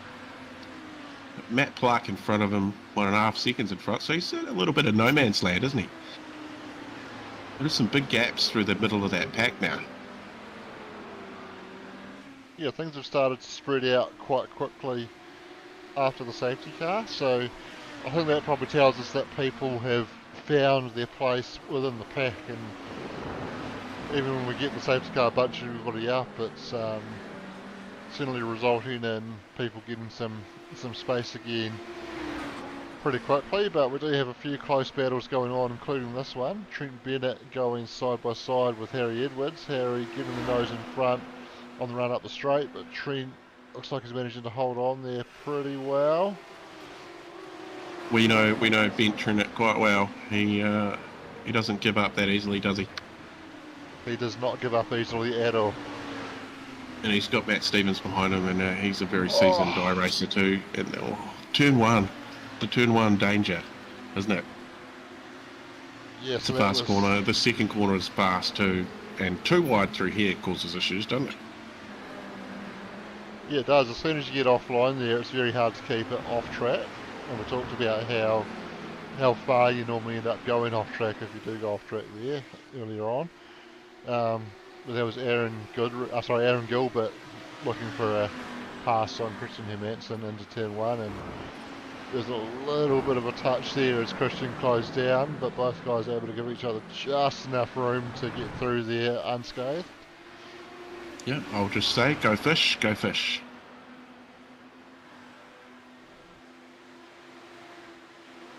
No, we're not playing cards, but anyway.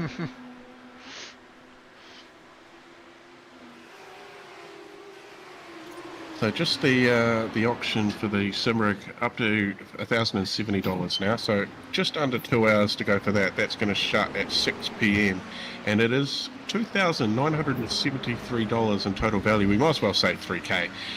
And that is donated thanks to Simplex and Speed Nation. So wheel and pedals from Speed Nation and a Scales seat and track racer frame from Simplex. So thank you very much to Brian and Harry at Sim Nation, and thank you very much to Stefan at Simplex for that too. Absolutely awesome thing to put up, and it's at $1,070, Shane, and that is an absolute bargain for a ready to rock sim. Yeah, it really is. That's a great price for that package, and a very generous donation from those guys as well to be able to put up. And while it's a bargain for that sim, it's also a great amount of money to go towards Men's Health Week. Yeah, that's right. And every dollar we earned today is going to go to a good cause. So we've had a drive-through for car 76, so passing under yellow. That's another one through. Oh! Simplex car has just smashed the wall. He is off at the end of the main straight. He's still going. A heavy hit on the tyres, so I'd say that car will be coming into pit lane. Heavy damage on the left-hand side front. Yeah, he's limping it back, doing his best to stay out of the way, but it's a tricky place to be able to do that when you're dragging a car with that level of damage back to the pits. So Chris has come unstuck out there and manages to limp it back to the pits. We can see what happened to him there. Oh, did he have some help there? It looked like maybe he just got a hit from behind. Probably lucky not to get gathered up by some cars coming through behind him as well. Yeah, he found himself on the left-hand side of the road, and of course you need to get on the other side of the road to get into pit lane here, so yeah, that was a little awkward the last couple of corners, wasn't it? Yeah, it was, and he would not have wanted to be caught out not being able to get to pit lane, because you would not want to do a full lap with that much damage on the car. Someone should bring me a pie down to Hoss.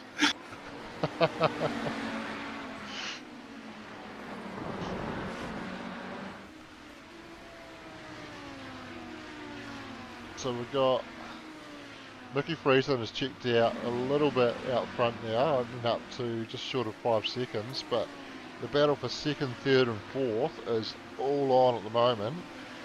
intense battle. Hugo Allen currently holding P2, but Andrew Dyson getting a nose down the inside and gets fully alongside, but ends up on the wrong side of the track down at turn 3. Has to slot in and he'll have to try again. We've got Jordan Sharplin just joining the back of this battle as well, looking to make it a 4-way battle.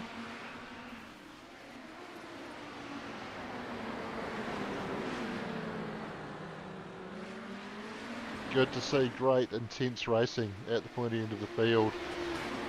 Nearly 2 hours into the race as well, so probably not too far away. 85 laps in 2 hours. That's a lot of laps. Oh, that was... I think that was Hugo. There's a bit of contact there between Hugo and Andrew. I think it was Hugo that went to the grass to get around the lap car there, so going full rally car mode. Well, they are an all-wheel drive, and Audi's known for their rally cars, so probably not too far removed from its natural habitat, but this is very much a circuit racing car. Absolute pest to drive, but that's what it's all about. Like, we've got to give them some sort of challenge. I made conditions reasonably easy, although the hot track probably isn't going to be helping them at all. But they're going to make the most of that. They've got 100% track usage, but I've only given them 60 incident points before they're disqualified. So I will have a little look to see what they're at the moment.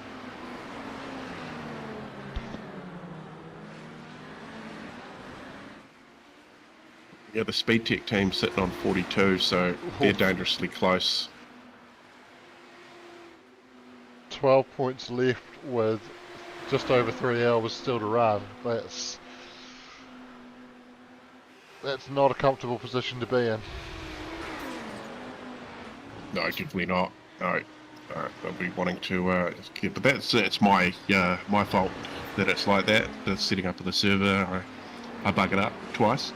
But anyway, everyone's out there having a bit of fun for a good cause, and no bribes come through in that last safety car.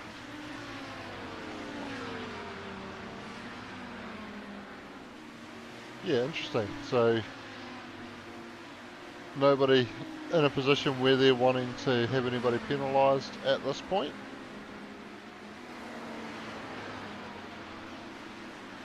We know that Andrew Dyson's saved up the coin to dish out the penalties, but obviously he's in the car at the moment, so wasn't able to access the bribes channel under that safety car.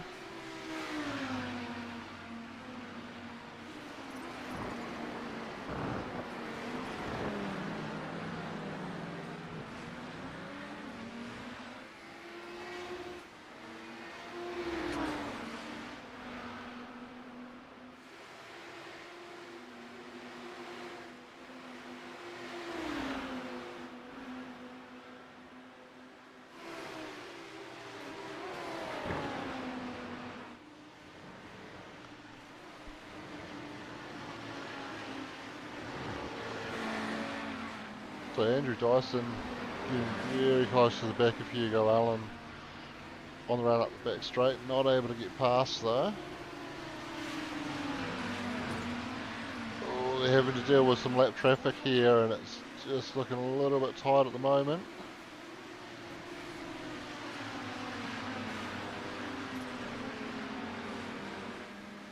Car 27 is Scott Mitchell, who did a good job to give them plenty of room once they got down the inside into 2.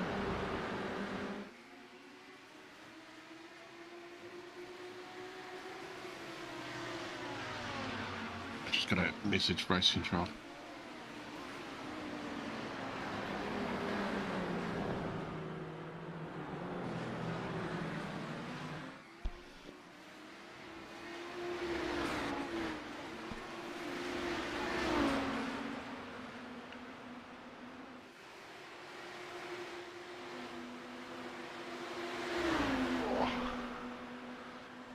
Xavier Simmons and Jordan Sharplin going side by side up the back straight while dealing with lap traffic.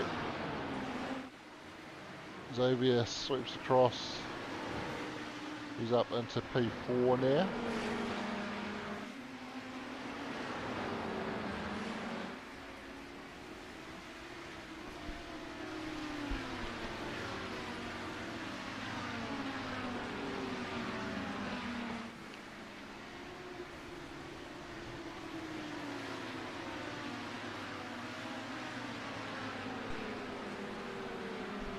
because we've had one come through for somebody doing a bribe, and they've done 3 cars.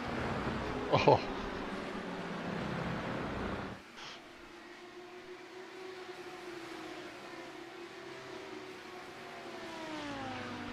Yep, B party, Brendan Partridge. He's given a drive through to car 10, car 24, and car 35.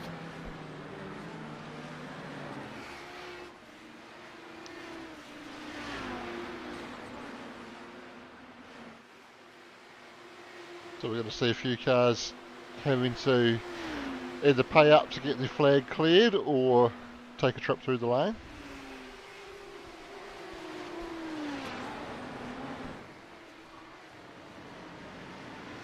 Yeah, well, good on you, B party.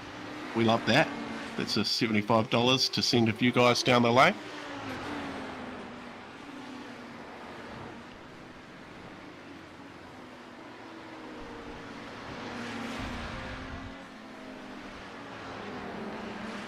Shouldn't be too far away from seeing those guys that didn't come in under that second safety car come in for their second stops. Well, there's a few more donations come through there that I'd missed. So we got one from Racecrafts for $25. Matt Hayward, $5. Thank you very much. Love this event. Be back next year for it. And then come down to Hoss, mate, if you got nothing on. We'll all sit down here. You're handy on a mic too, Matt.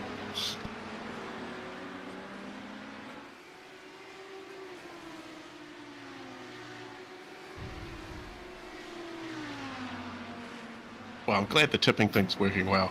So far through the tipping, we've raised $271.98.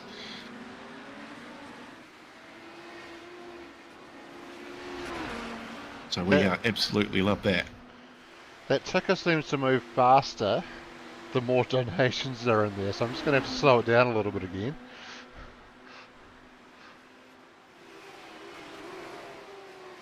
Oh, how good from B Party. So there's going to be 3 Well, what's happened there? given a drive through very shortly. There we go. Oh, looks like they've all been handed out. So the B Party drive throughs are happening.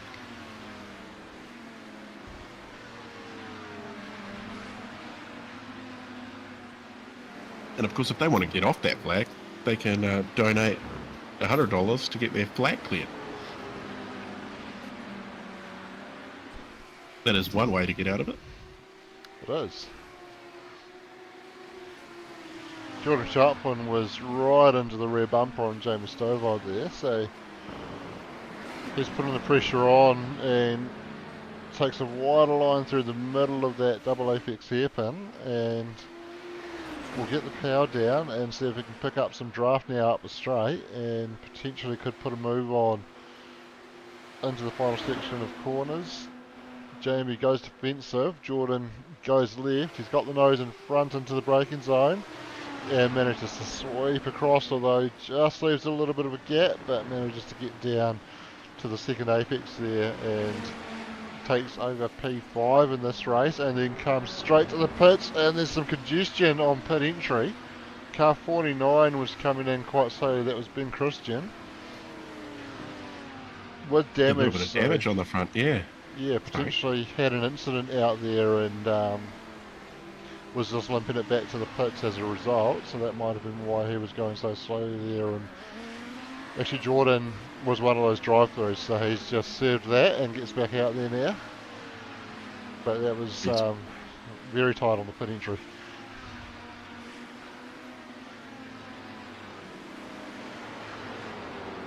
Yeah, so it's still the Iridium Sim Sports team. Was that one of the other ones to get a flag? Andrew Dyson in the DPR car and the Iridium Sim Sports 077 are the other 2 going down the lane. Oh, so we've got in the background, I just saw a car off the track. Might have been Hadley Boyce by the looks of it.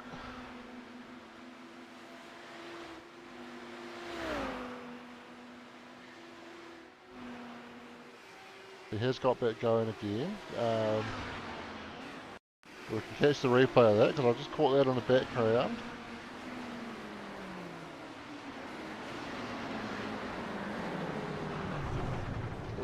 yeah, just running deep into the first part of that hairpin and taking the scenic route around there, drags a bit of debris back onto the track with him and carries on. Oh, Debris. Debris.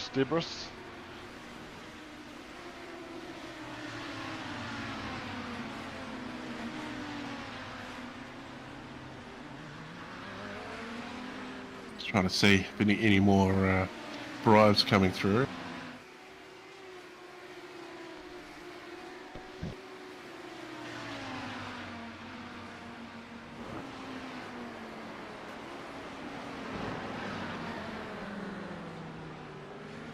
Looks like that's it for the bribes. We probably haven't got too much more time before they can issue them before that 30 minutes is up after the safety car. As Ash drops the pie in front of me, it is time to eat something soon. Well, everything was so hectic this morning I forgot to even eat. Yeah, well, fair enough. There was a lot going on, especially with the server issues that came up there. Yeah, trading paints being a pain in the bum, but it come through in the end. Yep. On board here, Dylan Jordan, Kiwi Sim Racing Pink. That is a striking livery, the yellow and the pink together. He's got a teammate in front of him too. Yeah, intra-team battle going on here. Here's Matthew Pluck in front, the Kiwi Sim Racing Speed Nation team.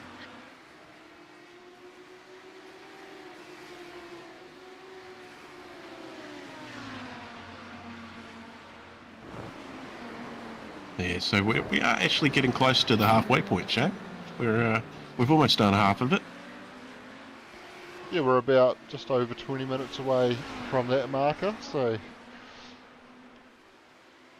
it's always good to know that you've made it halfway through. You can start focusing on just doing that again, and it's always at that halfway mark we start to think about, right, where am I placed? Who can I pick off? What am I aiming for here? So that's where we'll start. Who are you to see. aiming for? Well, who are you aiming for? But where are you aiming for as far as a finishing position? But yeah, who are you aiming for to pick off? Who do you want to beat? Basically, I guess. We've got a meatball flag up, Gamma Flare Esports Yellow. So there must be something going on there. That's Thinis Venter and Jaco Venter.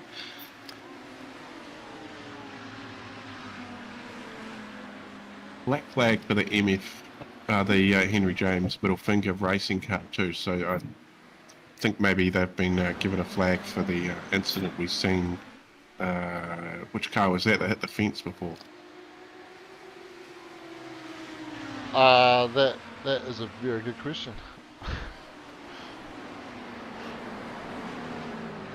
I really wish I could remember, but I can't.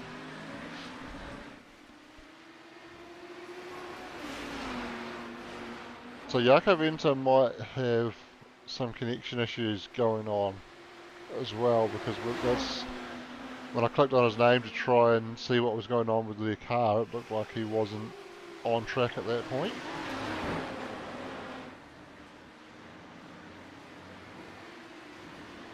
Oh, nice rubbing side by side through the S's.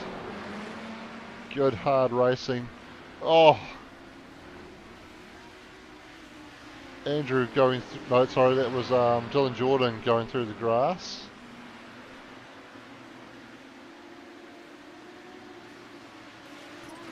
Well, these Audis are definitely putting on a good show, mate. They are. It's very good racing. They can give us a little bit of door banging. They seem to be able to take a little bit of door banging, which is good. We like seeing a little bit of rubbings racing.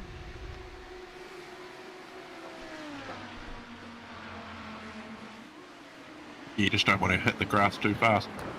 Oh, big air off the curb for Christian Hermansen as he went for the move there. He made the tyres but bounced off and carries on. Certainly roughed up the left-hand side of that car a little bit.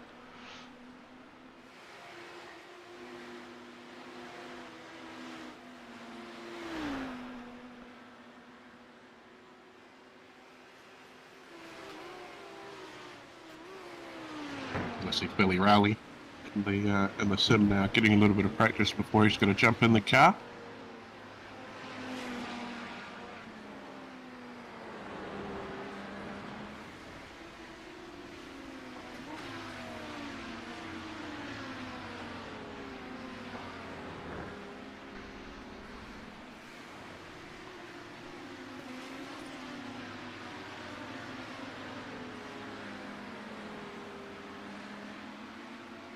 We might even be able to have a look at what's going on. No, that's the wrong one. What's going on behind Corey at the moment. Corey caught on camera having his feed, eating his pie, and you can see the Sims behind him there. You had to put that on now, didn't you? Like while I'm smashing back a maize pie, thanks to my mate Ash. But anyway.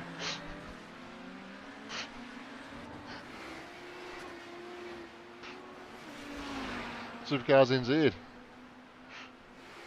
Yep, sent me down a hat. T-shirt is on underneath here as well. Good stuff. Get a look at my boobs. Alright, well, I'll let you get back to eating your pie now. I'll turn that off. I finished the pie. Oh, okay. That didn't last long. I might want to a drink now to wash it down.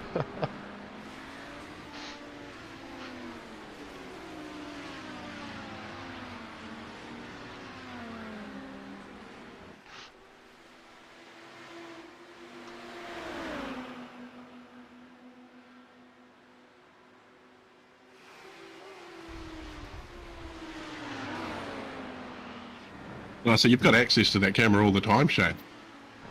I do, yes. It might be almost time to get Ash to do that. What's my score? I reckon that could almost we're almost halfway during the race. And... Yeah, that's a good point. So he's going to set up. I can let you know when he's. Well, you probably know. He'll give you a thumbs up in the camera. You're watching your perv. Oh, I'm not watching it all the time. I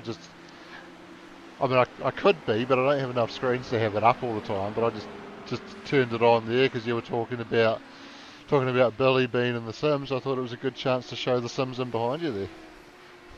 Yeah, Billy's on the sim over to my left at front. If you do look on the camera, there's a motion sim in the corner. We had a guy doing some rally driving on that before, and that was rowdy. Oh yeah, I can see that moving around. He looks like he's in a Assetto Corsa now. So Ash has just got everything ready, I believe.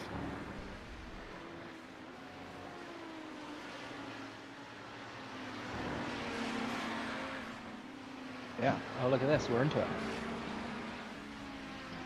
Yeah, so you go to www.menshealthweek.co.nz and take this simple survey, and we're going to watch Ash's reaction.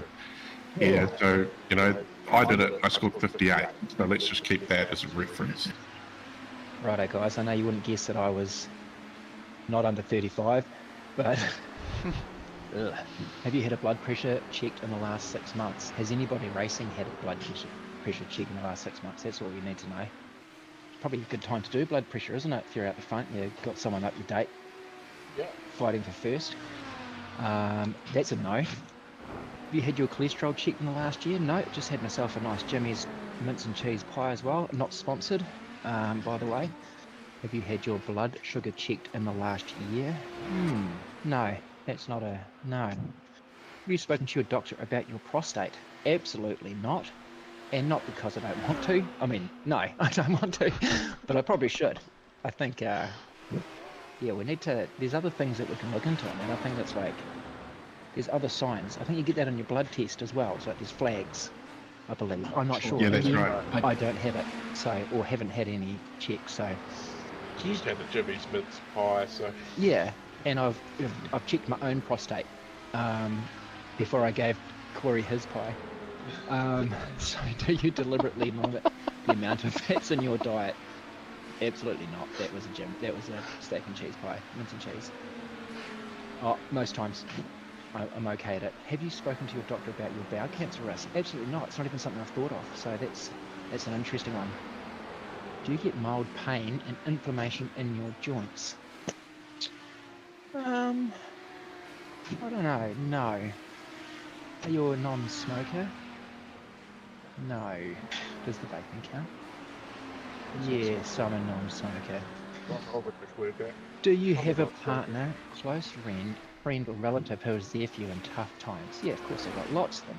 Got the sim racing community. On average, would you do 2.5 hours of physical activity per week? I mean, my job's pretty physical, so I would say yes. Not actual gym time, though. Do you have at least 3 alcohol-free days per week? Yeah. Yep. Do you eat 5 or more? That's funny. I probably have 1 alcohol day a year. Sure. Yeah. What about pies? Maybe 1 or 2 a week. Yeah, I'm much the same. Actually, I only had 1 today because I wasn't home. If I was at home, I wouldn't have had a pie. I would have cooked something. Yes. But I'm on a bit of carnivore diet. Oh, carnivore. Nice. I've lost weight. Yeah. Do you eat 5 or more serves of fruit and vegetables per day? What does that take? Dinner, have a couple of veg? No. Have you had your skin checked in the last year? No. That's not what was funny. It was me more thinking of what counts as a vegetable. Have you ever been for a general men's health check when you're not sick? I mean, no, but yes. It's expensive to go to the doctor, isn't it? Well, I've got to get my meds. Well, yeah. I suppose, yeah. You don't know. Ash has ADHD and he's medicated for it. Have either of your parents or any of your brothers and sisters being diagnosed with type 2 diabetes? No, not in my family. Do you regularly check your testicles for lumps or other abnormalities? I think we all do. I think that should have been at the start. Yeah, I mean, I haven't been checking it for abnormalities as such, but they're not like left there doing nothing, are they? They're not just. They're definitely well looked ignored. after. They're not ignored like my internal organs. Yeah. You can't what you can see, eh? Do you feel okay about getting help when you feel down? Yeah, I do. I do. What's your name? Well,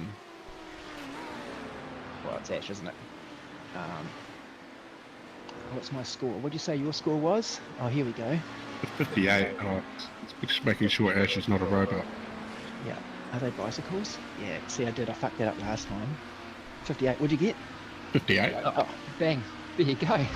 I should try the carnivore diet. You should. Well, how would you go now? Has any of that changed for you? Like, would any of your answers have changed now that you've done it again? Like, have you been to the doctor? Have you?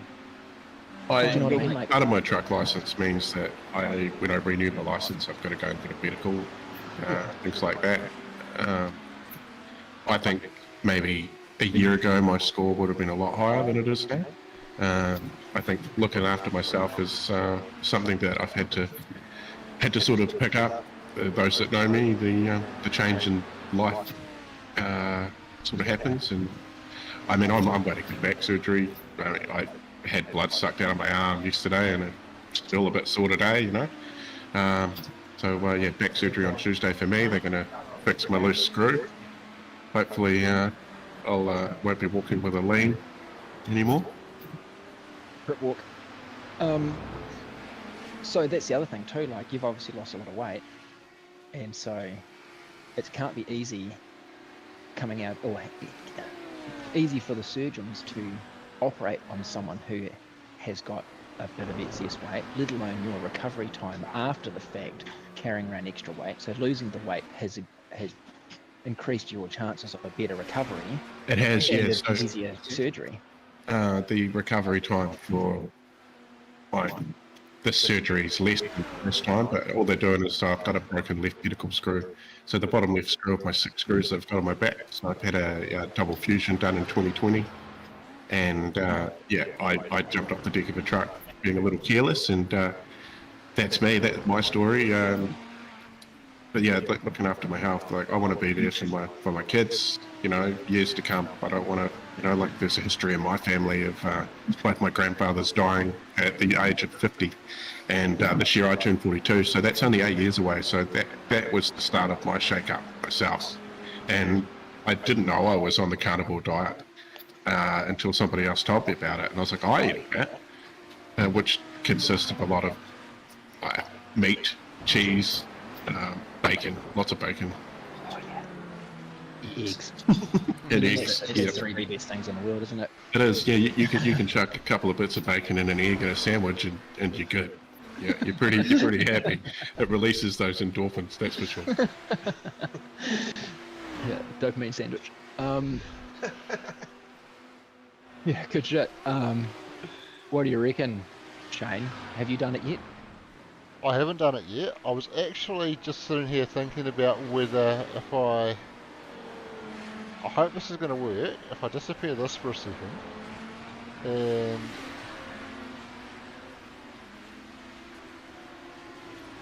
see how this actually works if I go into it on my browser. On the fly, Streamlabs setup. I like it. But Grant Bristow, he's just got a little wide. He managed just to hold it back on the track, so part of the Reaper Racing crew. 5 guys in that team. Alright, let's see what that's going to do. I think Ash, you might be picking up Corey's voice a little bit because we're getting a little bit of an echo when he's talking. Yeah, no worries. I think that's Ash's fault. Yeah, it's 100% my fault. I'll put up the hand shield now. Break at 1.9. Fred Smith. Oh, I thought he was saying carnival diet, like hot dogs and candy floss.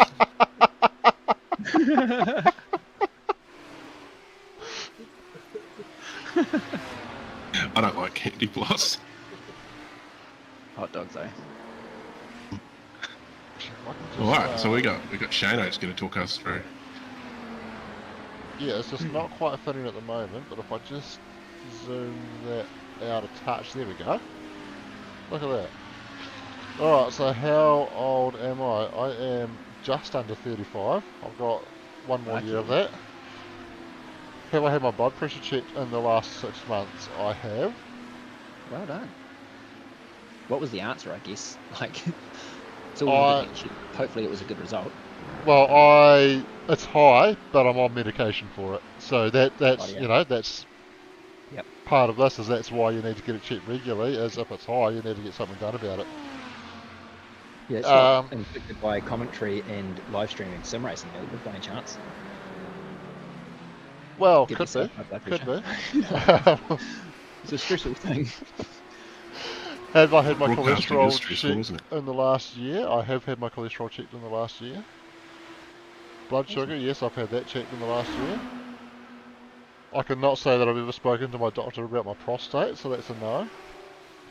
Do you deliberately limit the amount of fats in your diet? No.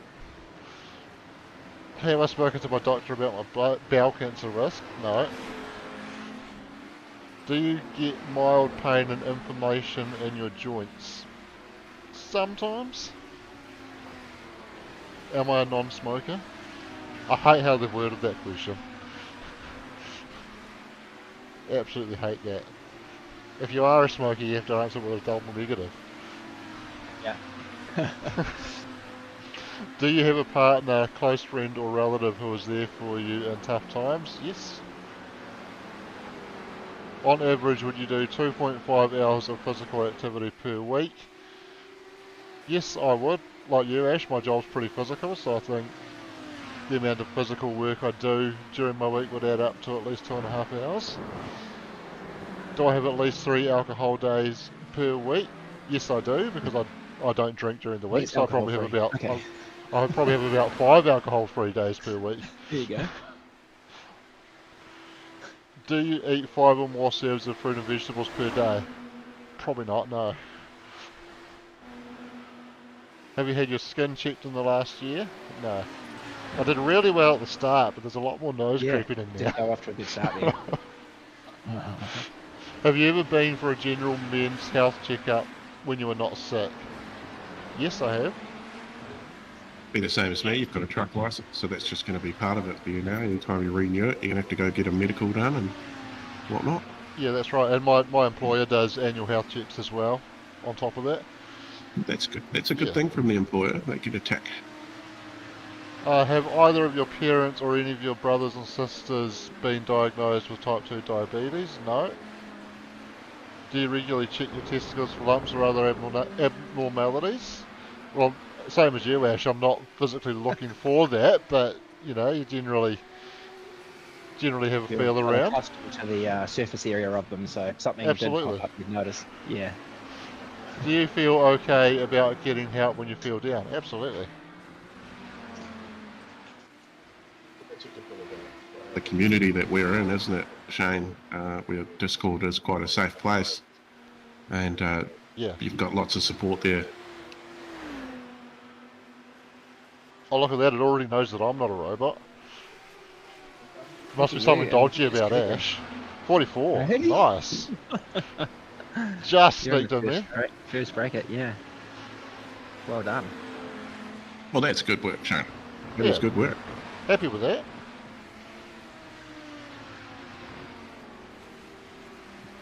So I Certainly would significantly say better, but that the age definitely has a weighting to that. So like, yes. I reckon if you were to have the same results and pump your age up, I think obviously it's going to have, you know, because with age comes potentially tougher health, you know, or health Yeah, implications. So, yeah, I can see how that would be if you were in the 40 bracket, that you could have just tipped over into that same bracket as that we're in, kind of thing. So it's quite a, yeah.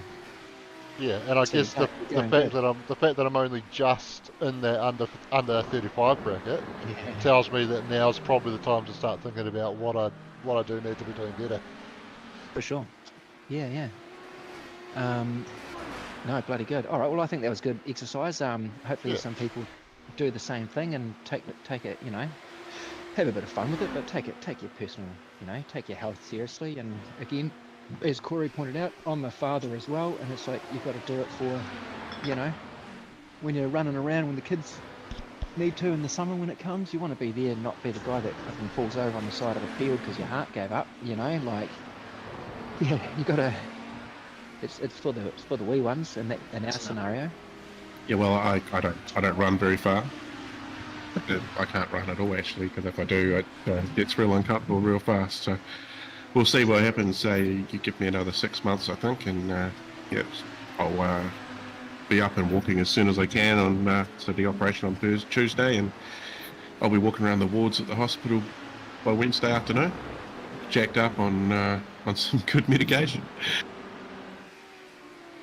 But yeah, so if you get onto menshealthweek.co.nz and go check out that What's My Score survey, because if anything, it gives you a little bit of insight. And on that website as well, there is some great health info, resources and quizzes. You can go check out the news and blogs where you'll find the write-up about our event. So yeah, it just, you've got to look after yourselves, and that's what this is all about.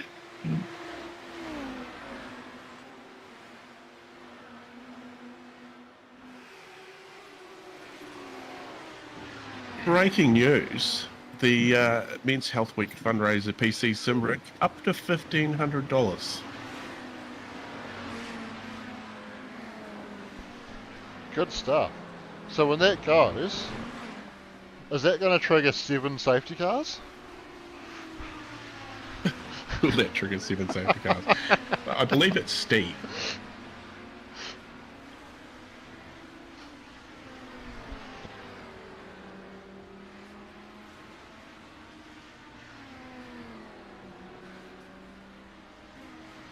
Wow, $1,500. So that's bumped up pretty quickly.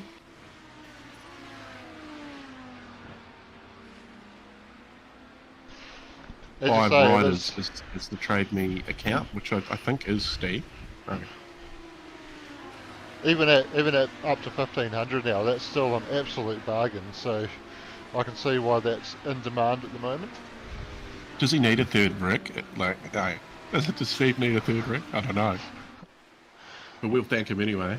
I think Steve's just always keen for any reason to donate to the cause. He's always been good at chucking money behind these enduros,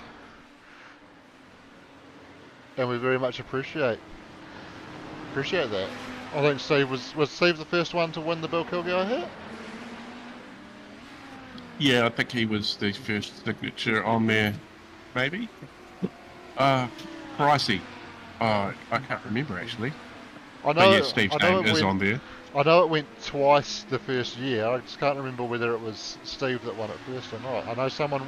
I think it was Steve that won it and then relisted, and then Pricey won it after that, didn't he?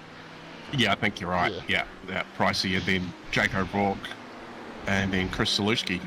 So they are the 5 legends with their name already on the hat, and Wayne Blore will be the next one. I did message Wayne, so come and have a chat about your hat. But nothing back from Wayne. Yeah, busy Saturday afternoon, I'd say. Well, almost at tea time. Would you believe it? It is almost 4:45. We're over halfway through the race. Oh, you know what's great about Wayne winning that? Is he's the one that started it all. He was the one that got the hat, got the silver pen, took it down to Bill's place in Eltham and got him to sign it, and then put it up on Trade Me.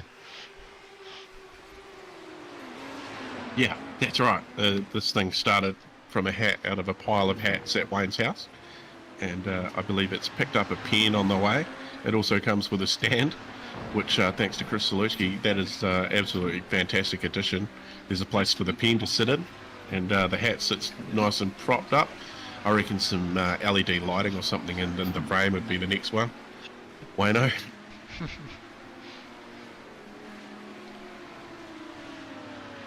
Oh, there's a few teams with their incident points getting up there now. BJC Racing on 49. 52 for Speed Tech.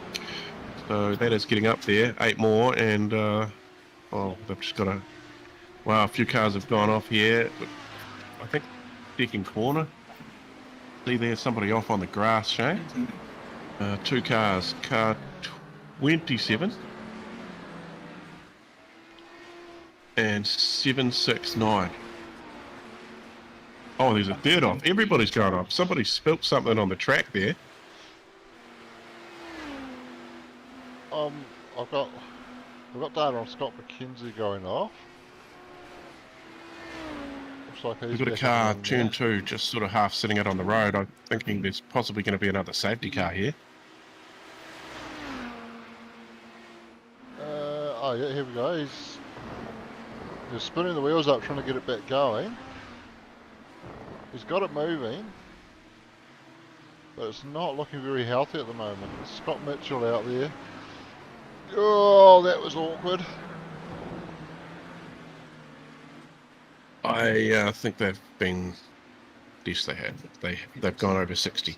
I was going to say, he just disappeared just after he took that little hit. That might have knocked him over his incident point limit. So that's their day done, unfortunately. They can come and watch the stream for the next 2.5 hours.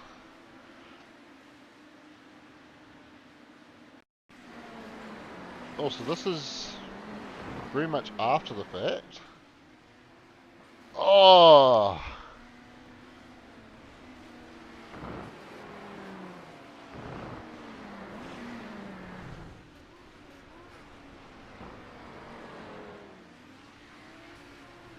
This might tell us a bit more.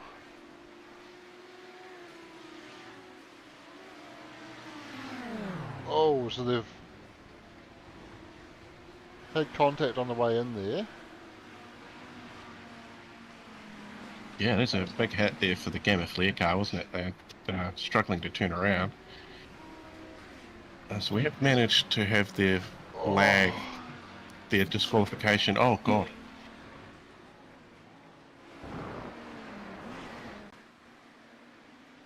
There's a fair bit going on there, Shane. There was a fair bit going on.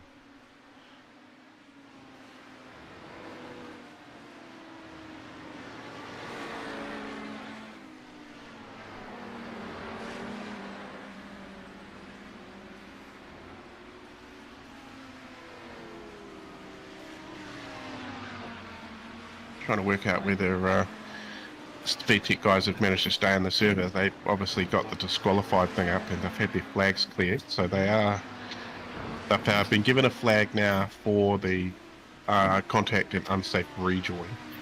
They've been given a 30-second stop and hold.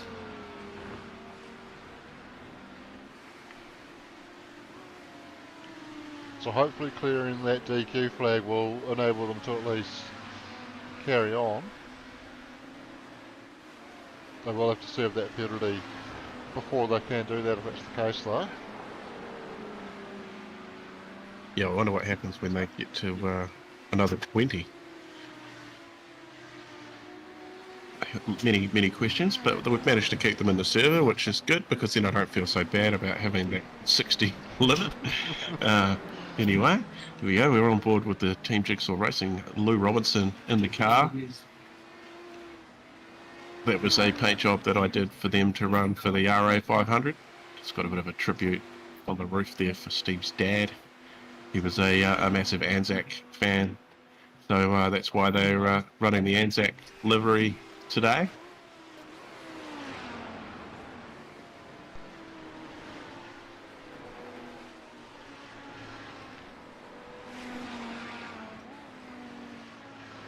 Well, they weren't going to get much more. Their painter was his computer not working, so run what you got.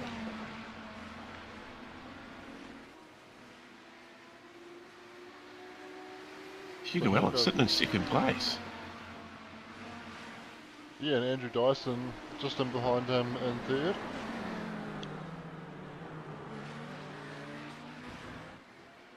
It's Xavier Simmons so far that has been able to stretch the legs in this phase of the race. He's out to nearly a 10-second gap. Yeah, so they've had 2 trips down the lane this race. So minimal, I guess that's minimal pit stops you'd call it. They seem to be, there's a few on 2. Yeah, Andrew Dyson just getting around Hugo, has he? Yes, I was looking at the timing screen.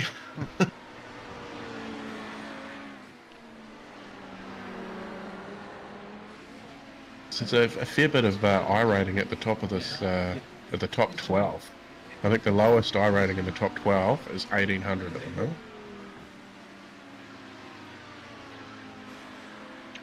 Yeah, some big numbers there. Hugo Allen 7,711.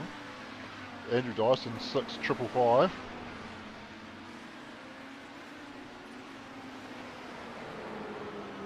Yeah, they'd be the 2 highest ones in here, wouldn't they? I think there was one of the KSR guys I've seen before. He had 6,000. Dylan Jordan, there you go, 6,073.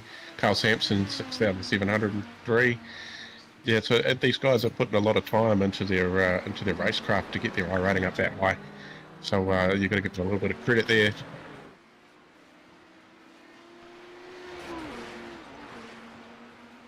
And not just putting in time, does take a lot of official races to build it up that high, but it's also high caliber of competition that they are beating, because you can just as easily lose I rating if you're not beating people that are around your score or lower than your score, as you can go up by beating people that are above your score.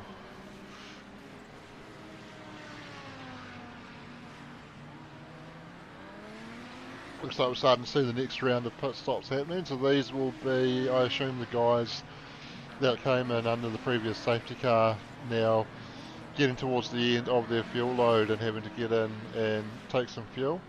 Bit of pit stall sharing going on with 34 cars in the race, plus the 2 safety trucks need a pit stall as well, and obviously not quite enough unique pit stalls for all of them. No, well, when I set up the race, Shane, I just set it up to 42, 42, because I didn't dream that I'd get even close to that number. But getting 34 cars or 35 cars starting, absolutely fantastic. And to still have 33 of them running right now is even better. Hopefully the Speed Tech boys get back out. I think they're in the pit lane at the moment, along with quite a few other people. It is a busy lane. Yeah. It's like pack and save 4 o'clock on a Friday afternoon, isn't it?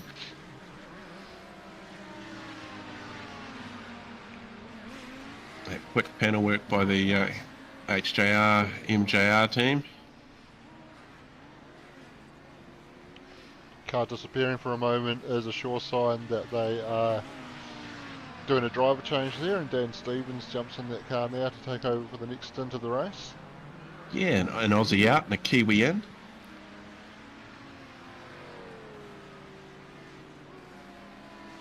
Be one of my favourite paints, that one.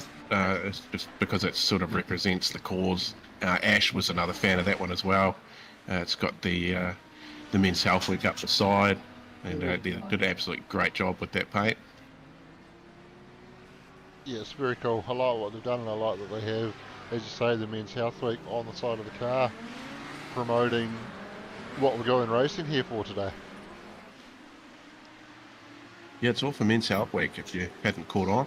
But Men's Health Week, you need to www.menshealthweek.co.nz. Do the What's My Score. We just did it before. Ash got 58, I got 58, and Shane beat us with a 44. We see somebody, Anthony Green. Oh no, he said he's got 50 odd incident points up his sleeve. I thought he got a 50 on his score.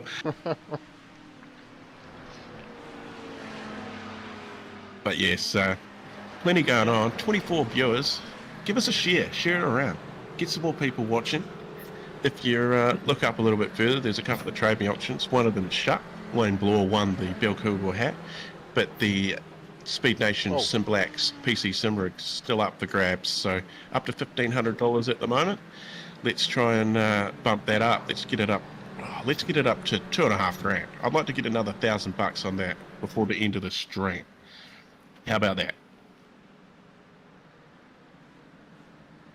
That'd be great. And we've got a safety truck on track. Oh, we do. We've got a safety truck. Oh, wow. I guess that means the old bribe channel's going to start ticking away.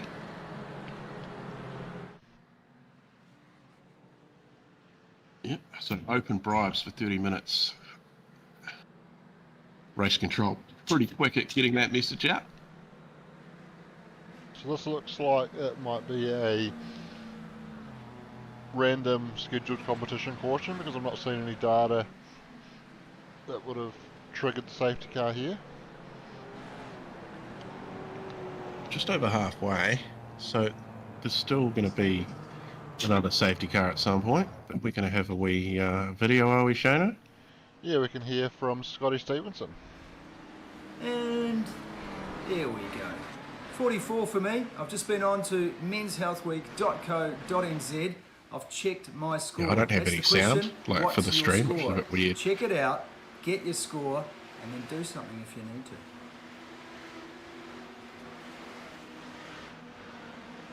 So it was Scotty Stevenson, and did he say, well, you couldn't hear him, as you mentioned there, Corey, by the way your mic wasn't muted. Oh, okay.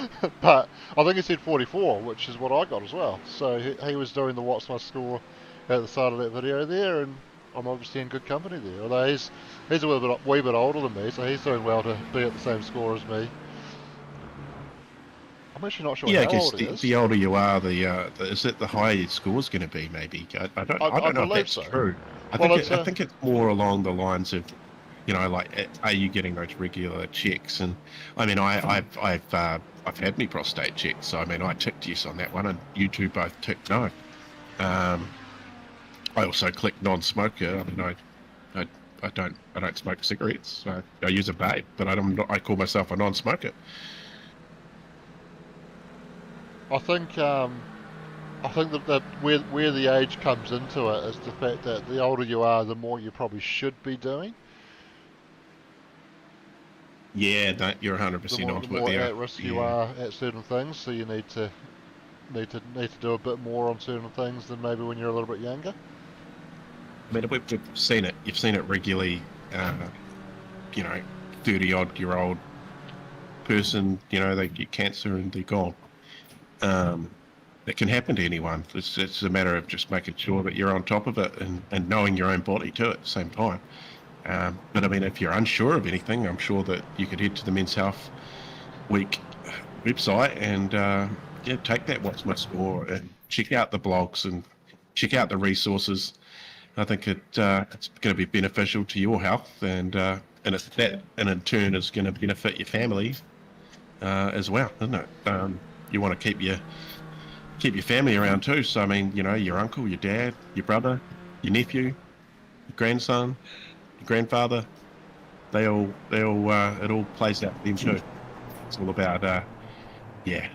Well, that gap now, isn't it? That gap that Xavier Simmons had built up is withered away to nothing. Benjamin Roberts now in the car. Josh Murden's in the lead car as well.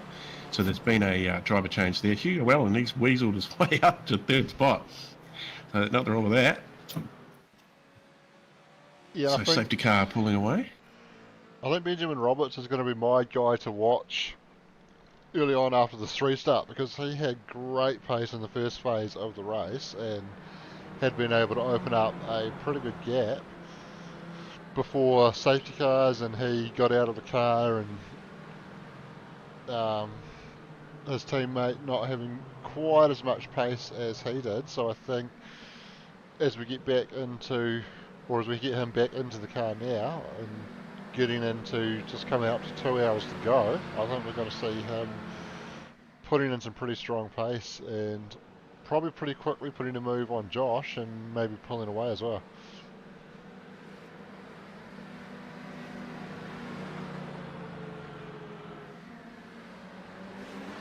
We are back underway. Josh gets the jump out of the final corner.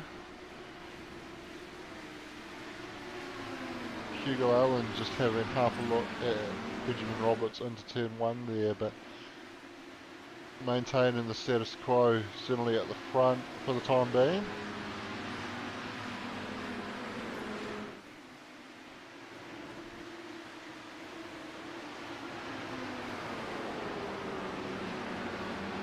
Just keeping an eye on the bribes.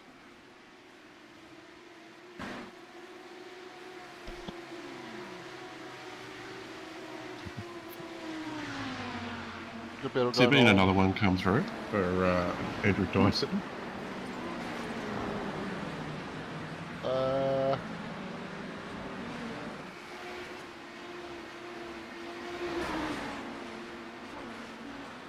Yeah, he's trying to give the safety car a drive through. Hold you, mate. Alright, there we go. That was Andrew, yeah, Andrew D with another one there, $20. Yeah, well, unfortunately, oh, one of those was 25. Oh, has he put more through, B Party? There's a few 20s have come through there too.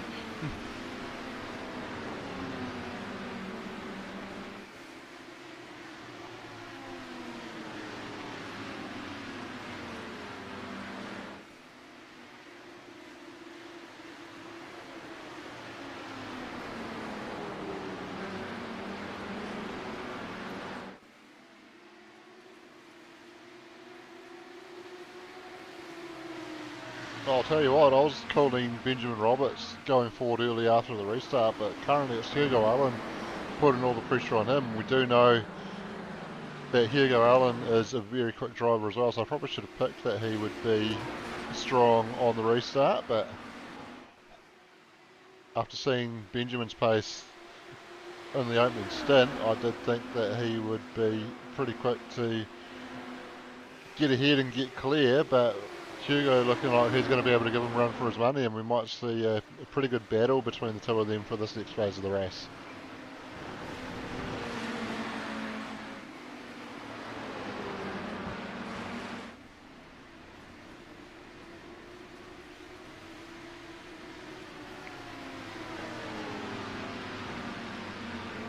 Just sending some screenshots through for some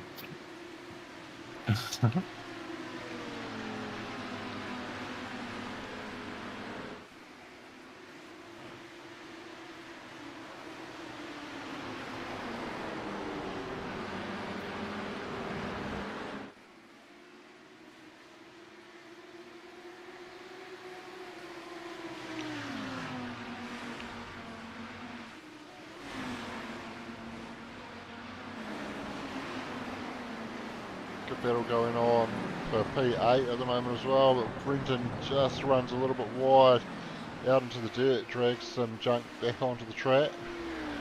That's cost him in his battle. He was right on Christian Hermansen there, but Christian able to skip away thanks to that little mistake there.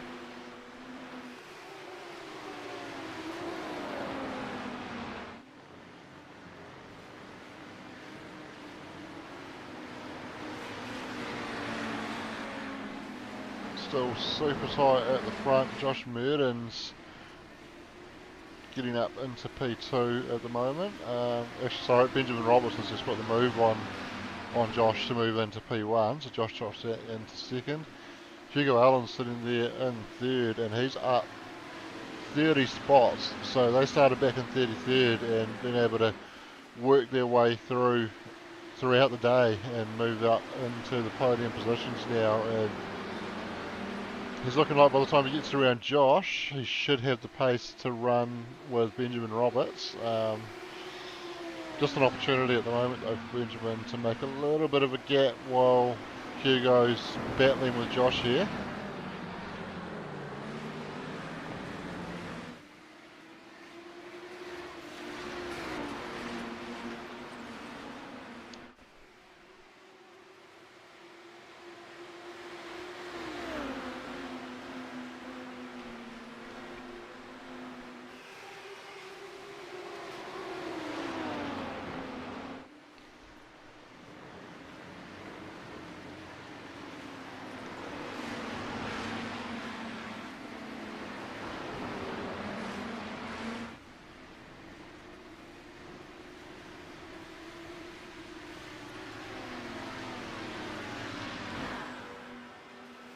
Matt Stevens and Peter Vanderberg going side by side, fighting over 21th.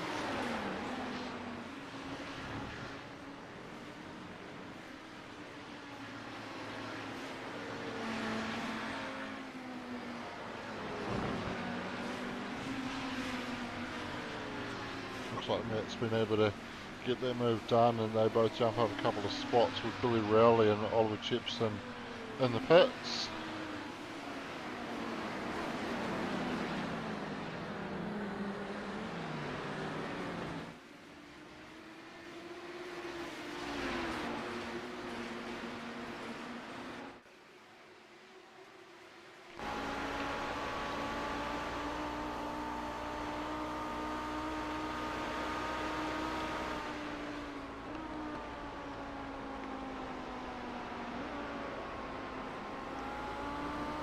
Looking back over the rear wing of Josh Murden's at Hugo Allen in behind, who's keen to find his way around and get into P3 before Benjamin Roberts, into P2 sorry, before Benjamin Roberts makes too much of a gap out front.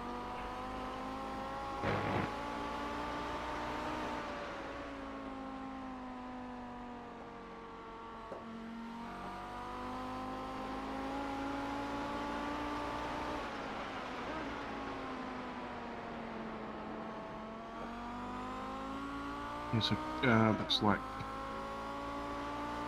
car 17 and 24 Xavier Simmons next victims for a drive-through. So that means car 17, they're putting the pressure on Josh Murdens, not for long. That's going to give Benjamin Roberts the chance to really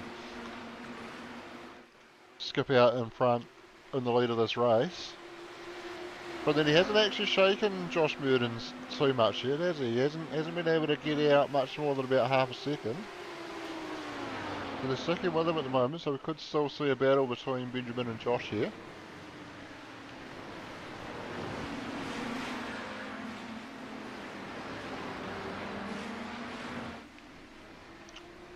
Hugo choosing to go on for at least one more lap. I suppose we need to give race control time to actually administer that penalty to him.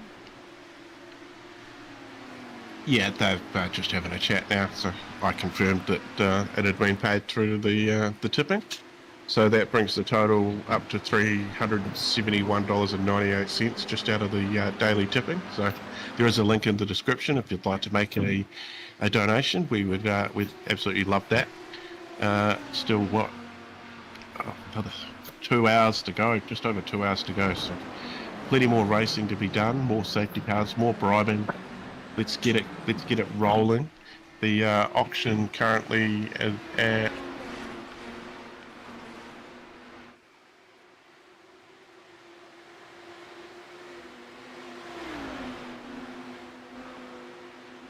$1,500 still, so that is sitting there at the moment happy as 53 minutes to go on that auction too. So if you want to grab at the moment it's half price basically.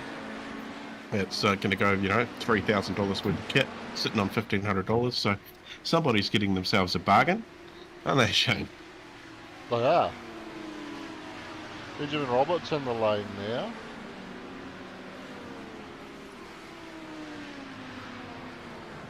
And driving through. So was he one of the names, well, one of the cars that was given a drive-through on a bribe as well, was he?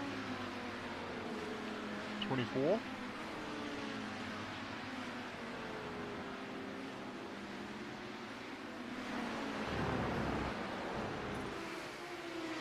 I'm gonna tag Ash in if I can. And I'm gonna go and get some fresh air and go to the toilet. So I will be back in the mix soon. All good.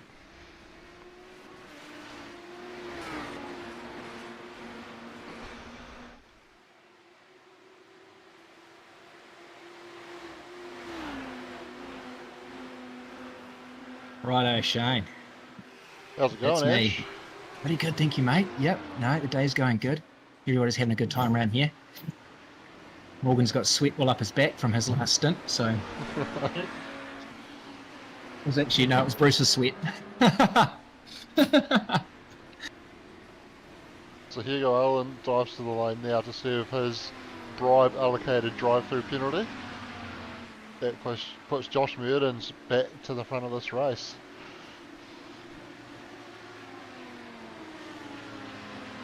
Carl Sampson sitting in second position for Kiwi Sim Racing.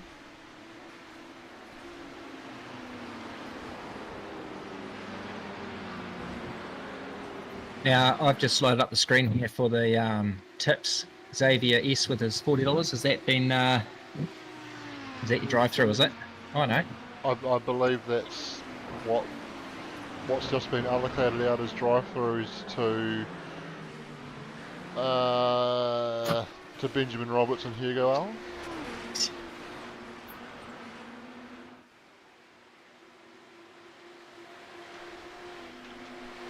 Dylan Jordan up into the podium spots now in P3.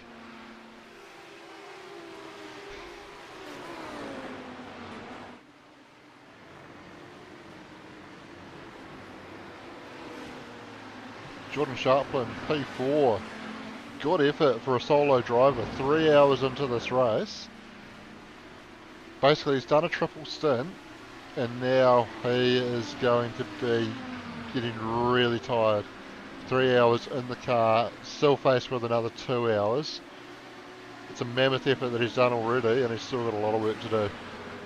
Oh, and that's probably contributed to that little off there, but he did well to get back on as quickly as he did. I don't think he lost a position out of that.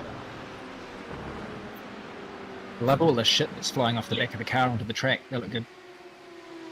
Yeah, it's great the work that iRacing have put into the new debris model, where when you go off track, you do not just kick mud and dirt up into the air, but actually bring it back onto the track as well, and creates a little challenge for the guys coming through and behind to deal with. And you can see some of the marbles forming offline in some places as well. That's going to be a real challenge for any drivers that venture offline in those places.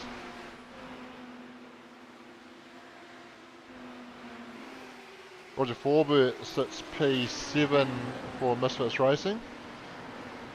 Team Misfits 2.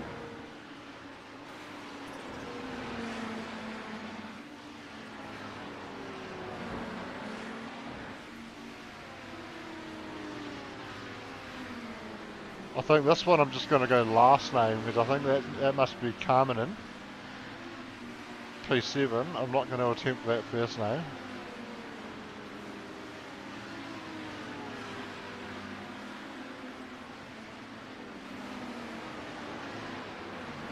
We could just call him JK.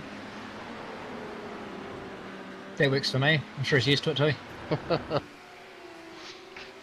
Anyway, he's sitting in P7 and a few cars around them. That's Roger Forbert in front, and Roger's in a little bit of a battle with Jordan Sharpland at the moment. We've actually just had a drive-through tip sent through. Oh yes. Lockie Brett. So no doubt Race Control will inflict that on car number 527 of Kiwi Sim Racing.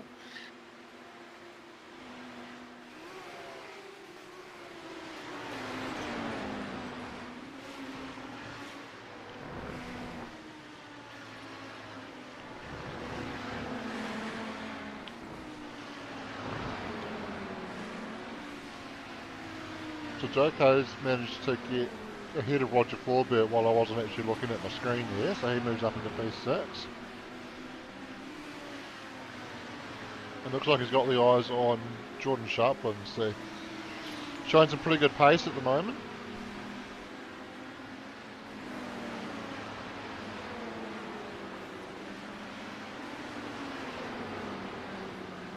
Stuart Patterson in P8 there. He's up 18 spots to get into that position. Iridium Sim Sports. Taking some pressure at the moment from Benjamin Roberts, sorry, for DPR Racing, car 24.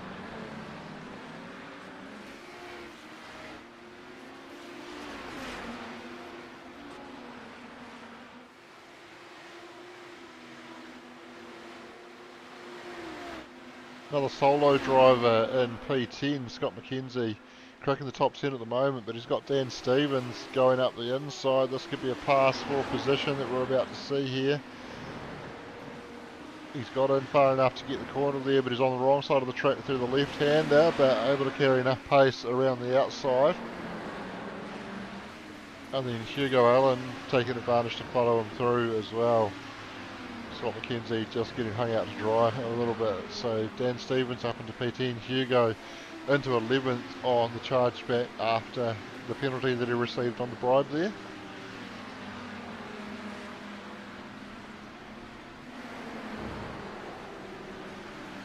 Oh, that was,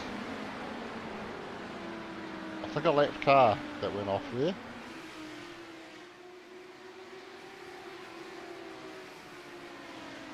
Like 49, I think it was Ben Christian. Yeah, Ben Christian taking a trip through the grass, potentially just jumping out of the way there.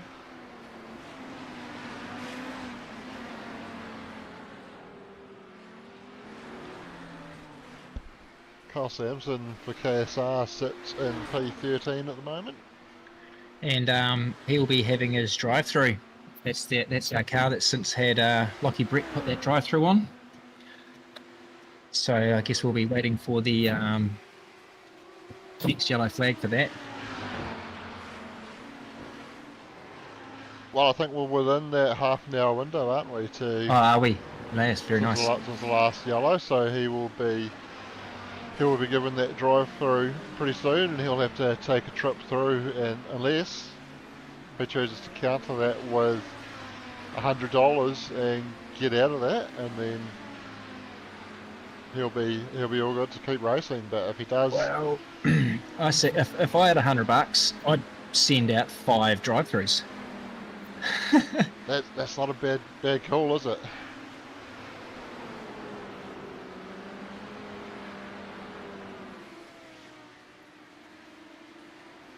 Carl has actually just moved up into P12. I think somebody was in the lane there. Shane Hawkins now sitting in P13. A few lapped cars in the mix.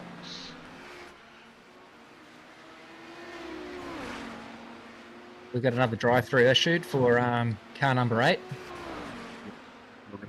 Car 8. So Meridian, it's going to Meridian be, Sims from Meridian Sim Sports. this is going to be Ronald Allen.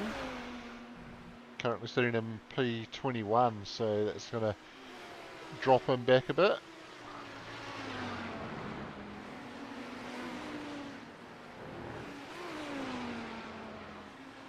Scott Mackenzie doing a good job, solo driver up 21 spots, 3 hours in the seat, 2 more to go.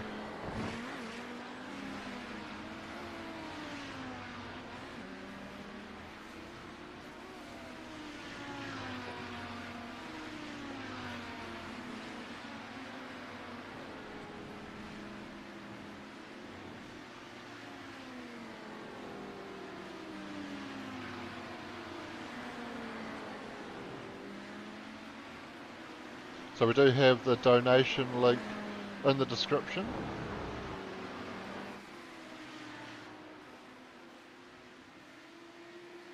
So Skunk McFunk, we do have a, I can give the tally of the bribes so far. We're looking at $432, which is pretty sharp. Shane, do you have a donation tally at this stage? I do not. We'd have to do the maths ourselves. We'll get Corey to do the maths. You might have to make up the difference, Corey.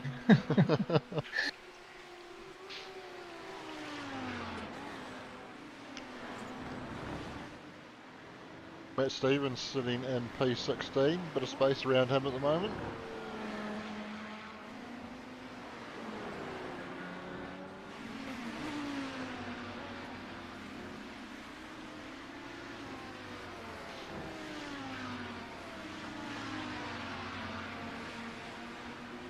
Andrew Bruce for Hoss Motorsport in P17.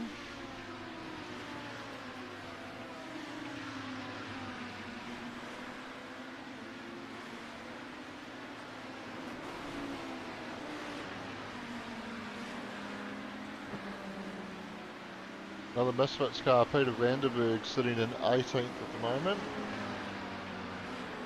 That's a lapped car that he's got in front of him at the moment, Grant Tregida. We've got 5 minutes left for the bribes. Anybody who wants to throw some money at that? Get in there, give someone a drive through.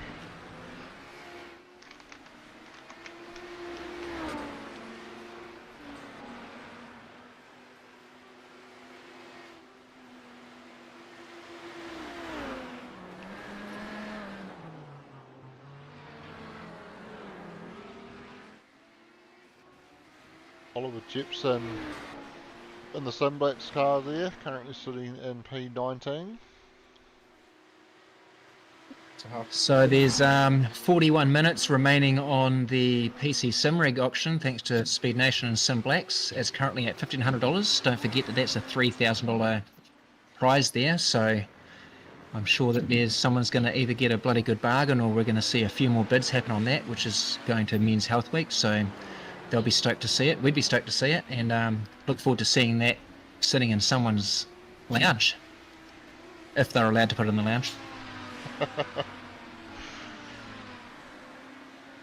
Yeah, that's a great donation that Speed Nation and Sunblacks have given us to, or a donation each that we've put together into one complete unit that somebody's going to walk away with, and as you say, they could get an absolute bargain on it at this rate.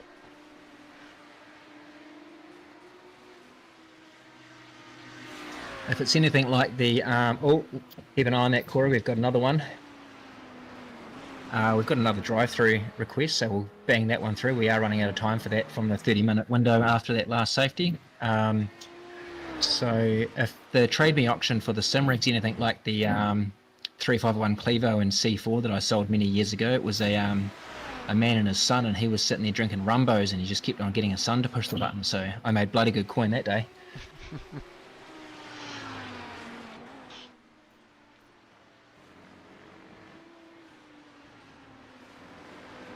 Billy Rowley's sitting in P20.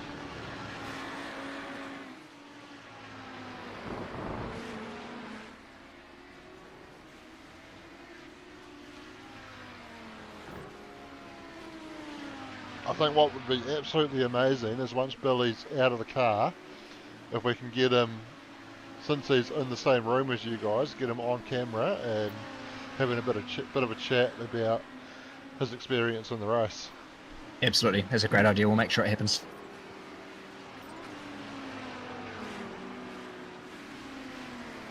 Ronald Allen sitting P21 at the moment.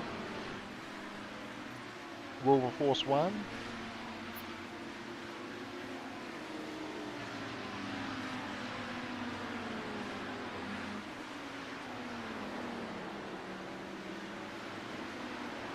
They started P21, so they've just moved at that one spot, so they've obviously qualified somewhere comfortable for their pace and just put in good consistent laps throughout and doing a good job to sit P20 at the moment. Another last minute bribe coming through from Nico. No, it's just a cheers. Oh, Let's lead up with. I know it's a donation. Awesome. Thank stuff. you, Nico.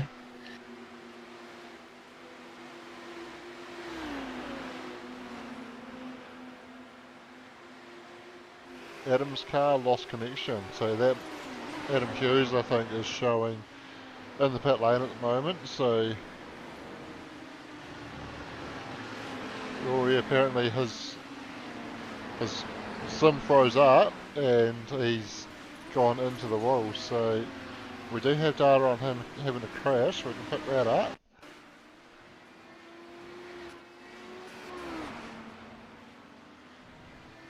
Oh yes, so just Yeah, that was went definitely hard not on left, so- purpose. Yeah, no, so we've seen a little bit of that today, so I wonder, we are in week 13 for iRacing at the moment. That tends to be the time where they're rolling out new season builds and dealing with bugs and patches and getting everything right for the start of the new season. I wonder maybe there's a consequence of some of the updates that have come through this week that there's a little bit of a bug where maybe people are having a few more packet loss issues like that, where the game just freezes up and they have no control over what their car's doing in the server. He's able to rejoin though. Yeah, it looks like he's back going now. Maybe. Oh no, maybe not. He should be able to come back in though, as long as he can get back into the server. He should be able to jump back in his car and carry on.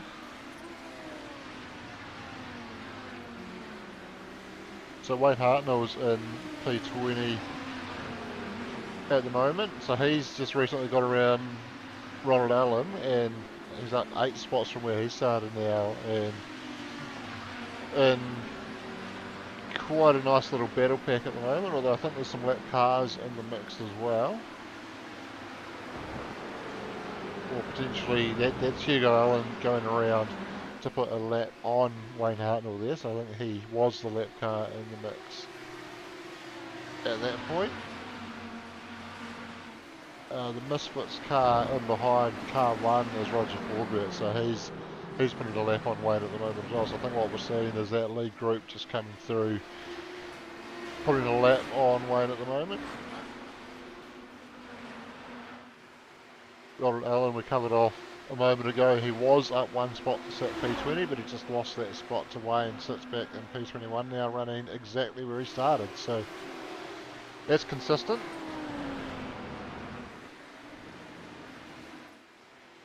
I do love his livery. Yeah, it's quite nice, isn't it? It's very cool. Yeah. What's it say on the back though? I can't read that. Old eyes. Wait for him to come around and I might be able to read it for you. Not that far away, I can't. Get a close-up on TV3, how's that? I think, yeah, it's Wilberforce, so just the same yeah. name. Yeah, nice. Geez, the cars look cool, don't they? They really do. The guys have done a good job of throwing paint around and they look good on track. Heath Mannering for Kiwi Sim Racing sitting in 22nd currently.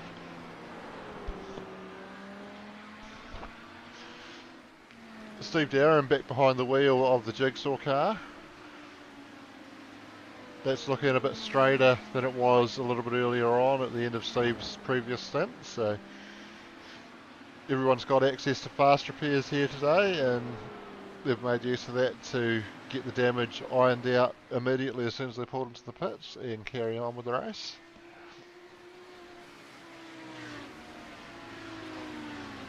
Harry Edwards in 24th Speed Nation Racing Team. So thanks again to Speed Nation for putting up part of the prize that we're auctioning off today. I believe the wheel and pedal set part of that sim rig.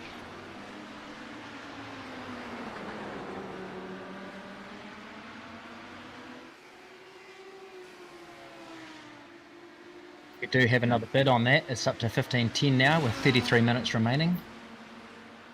So I'd like to see a bit of action on that. No doubt there'll be a bit of a battle at the end, hopefully, for the to take that prize.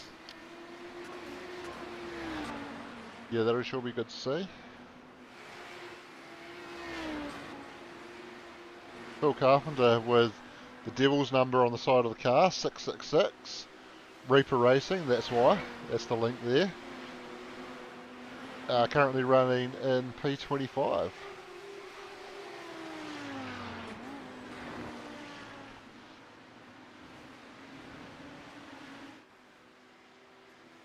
Jaco Venter in P26 for Gamma-Flare Esports Yellow.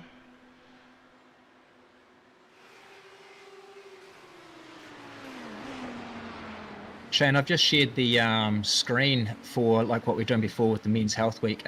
What's your score? But I have the auction in that. If that's something we could have on screen and watch together. Yeah, we should be able to manage that. I just have to make sure that my browser's on the right tab. And let's chuck that up. There we go.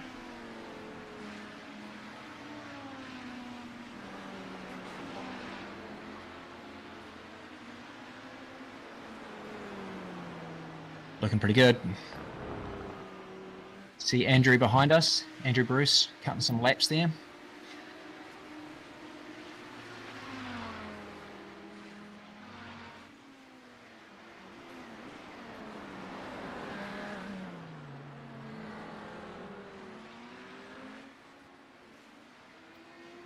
"31 minutes.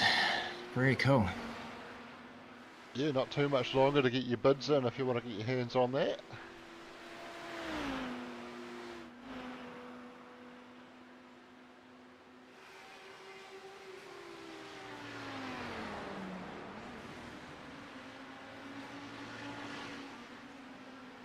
You'd be away laughing if you got a good bargain on that, wouldn't you? Like, Oh, I'd be all over it. That's a great setup for me, for sure. It's all a man needs. absolutely.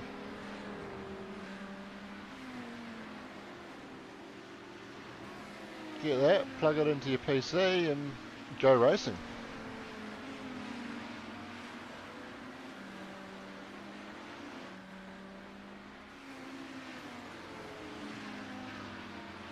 Russell Pepperell in 27th, Kiwi Sim Racing.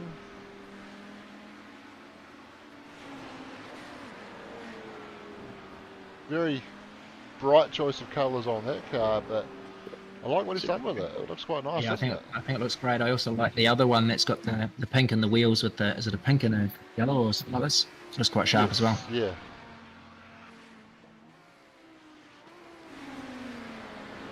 Corey's back. Welcome back, Corey. No one can hear me. No, they can't hear you. But he's in the hot seat.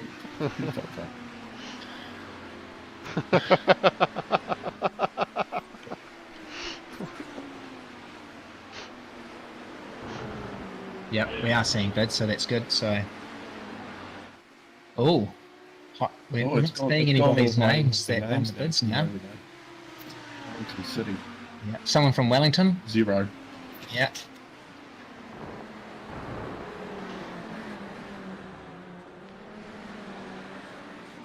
Yeah, she's going to get serious now, I think. What are you doing, chat? Get into it.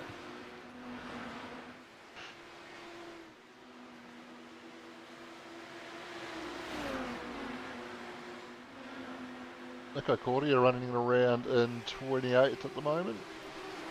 Gamma Flare Esports Blue. Just dealing with a little bit of lap traffic at the moment.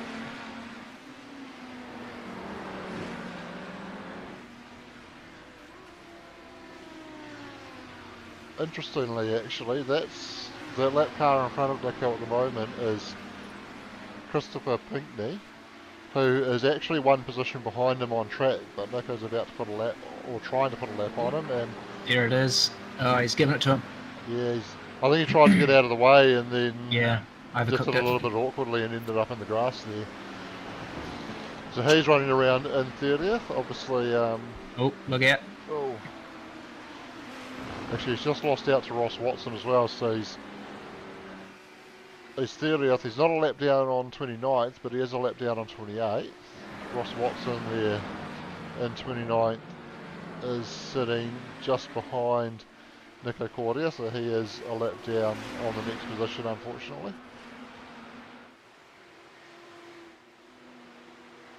I think that might be a side effect of when the wave rounds take place. I think Yeah, you valid. end up back in the queue with people that were one lap down while you're just getting back to one lap down. So a little bit unfortunate there, but hopefully at the next safety car they might be a little bit more fortunate. Kit Beale 31st, running around out there for Wilberforce 2.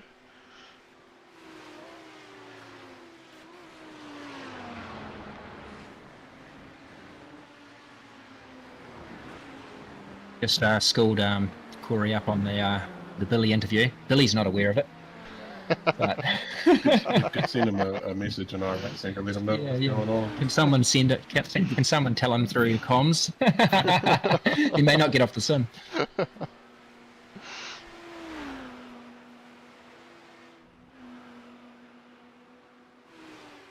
Grant Triggy, how do you say that last name? Triggered. Oh, no. Well, Grant's in 32nd. Grant's good. Trigger. Triggered.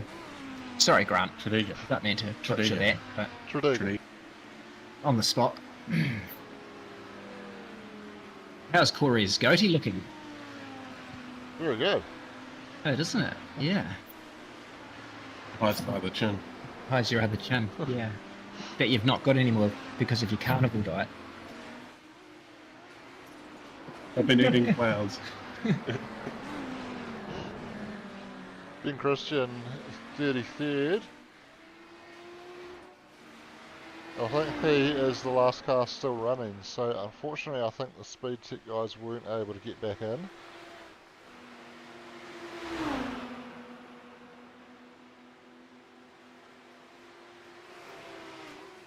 But good to Corey's see. watching a stream of the stream.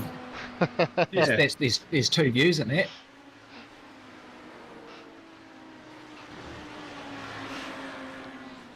Good to see 33 cars still out there running around, nearly 3.5 hours into this race. We've just managed to tick through all 33 of them as well. And oh, That is not good. But there's that other car I like. Whoa! That's a big spin. yeah, Oh, that was bloody Peter's car or his teammate there, wasn't it? that was Billy. Oh, it is. We can see that right now. It was Billy. Oh, That's there. Crashed answers. Come. Unlucky.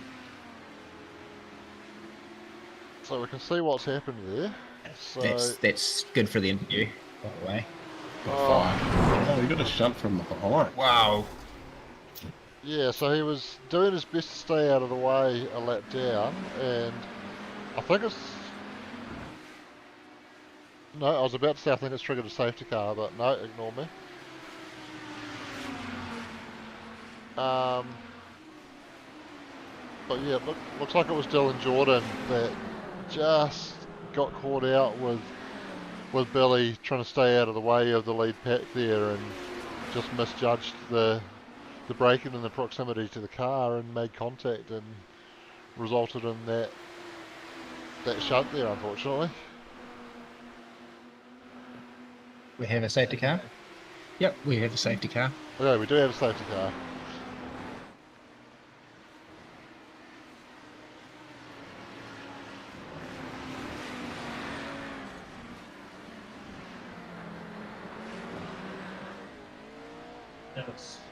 Straight into the pits for most of the pack. Yeah, I think it probably falls at quite a good time for most of them. I think they were probably all just about due a pit stop, so I think we're going to start getting pretty busy in the lane now. What was it that Westy said his tank time was? About an hour and 15, was it, I think? I think it was about an hour and 5. It was 5, you're right, it was too. So we're an hour and a half out. Yeah, well actually that makes it very interesting, doesn't it? Because you're going to be stretching it a long way to get to the end from here. So you would assume they're still going to need another splash somewhere towards the end of this race.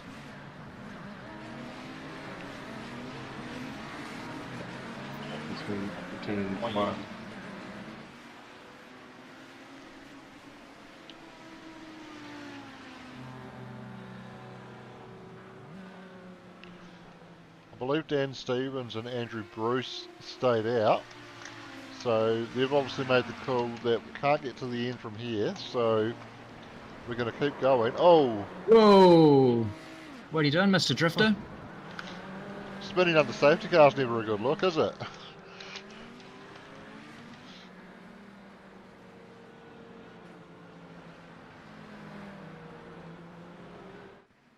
So I think the safety car's just picked up some lapped cars at this stage, so I think... Oh, we're seeing some lap cars go through, so yes.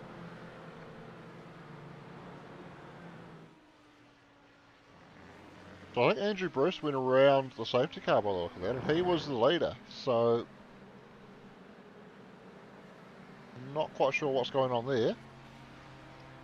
A couple of times in the race they've been hanging behind, not knowing that they could go ahead, so he's frantically made the call that he's was far enough behind, but that may have been the wrong call. We'll see. There's been they don't have race comms coming through on their system, so there's been times where they've been sitting back unnecessarily and just trying to read the map. So anyway, he's gunned it. He's flag running. Potentially his relative wouldn't have updated yet to show him his position as well, so he might not be aware that he is actually the leader of the race at the moment. So that's going to be something that race control will have to sort out to get him back in the right position. Yep. Sure he won't mind.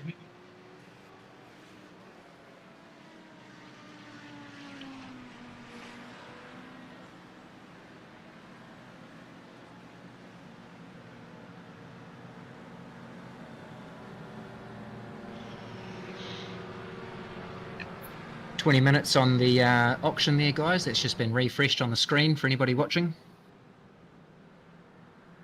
15:10 will be finished at 6 p.m.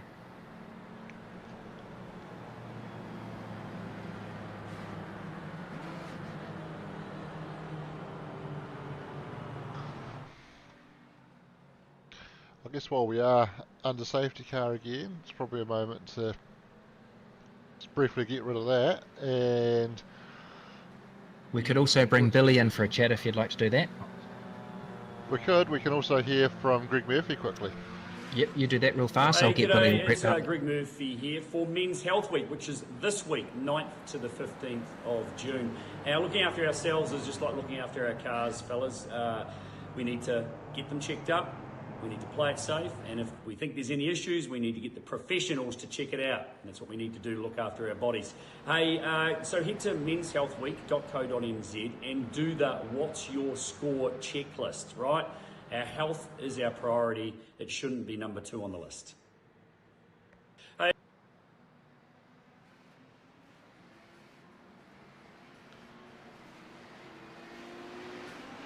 So that's Greg Murphy, and great to see him as a Men's Health Week ambassador. And oh, as I've just made the wrong thing disappear there.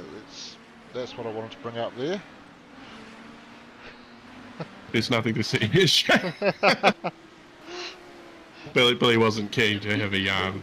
Okay, But fair enough. it's fair. You know what it's like, when you're doesn't go your way, and you're upset. You don't want to say something you don't mean. Yeah, that's definitely fair enough, because you would be pretty upset in that moment. Yeah. No, but it happens though. Like you can't take the blame on yourself for that. It's just one of those things. That's all right though. He lives to fight another day. I'd say the fast repair done. I don't know who quite jumped in the KRF car now. It'll either be Ants or Peter. Peter Rothmut's in the car now, so they're back out on track. A few cars managed to get their lap back. They're hurning around in front of the safety car as we speak. I did see quite a few cars get the scoot around this time by. So Andrew Bruce has just come to the pits as well, so hopefully that should...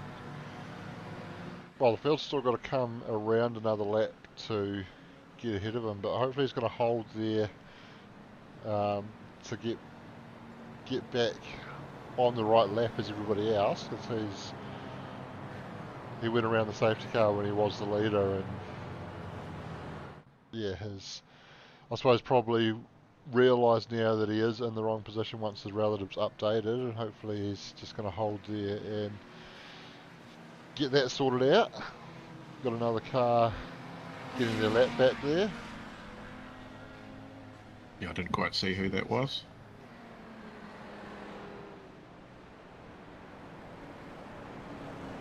So we got Dan Stevens currently sitting at the front. What's with Andrew Bruce there? So he had gone around the safety car, I think not realising that he was actually the leader. He apparently doesn't have race comms. Yes, he's got a stop and hold for 180 seconds. Okay, so that's obviously what race control have done to make sure that he has to hold on the pits there till the safety car's gone past him again, and I would say it'll probably put him back to the back of the pack as well. So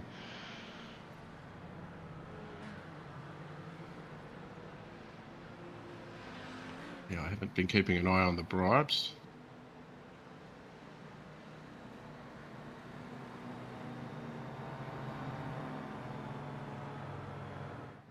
Bribes open for business, crates of scotch preferred.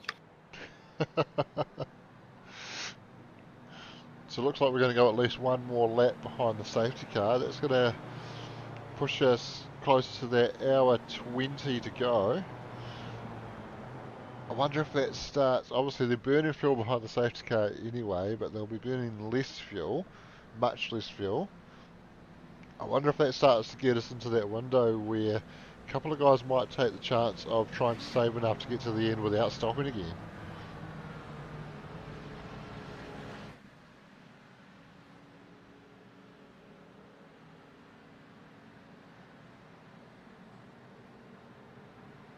Yeah, the old race strategy, it's always something to think about, isn't it? So just trying to work out. So we've got 22 cars on the lead lap, I think. Yeah, looks like 22 on the lead lap. Andrew Bruce still holding in the pit, serving that penalty, so he's just on his way now, so he will stay on the lead lap. So yeah, going to be 22 on the lead lap, which is good to see.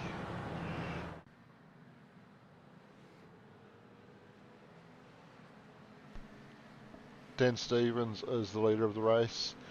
I think he got there by staying out under safety car, so I think we've got to see Benjamin Roberts, who has pitted under safety car, and we know he's been very quick all day today. I think he's going to be putting a lot of pressure on Dan at the restart, and you might see him get around him before too long.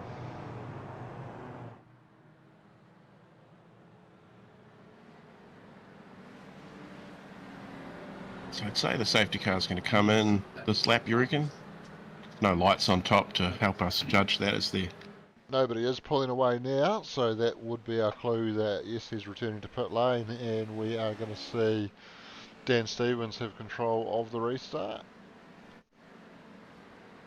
And we can hopefully watch him do some drifts through the final complex. There he goes.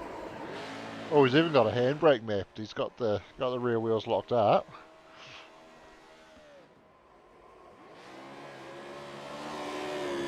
Oh yeah, he'll have a handbrake mapped, Henry. Good stuff. Absolutely love it.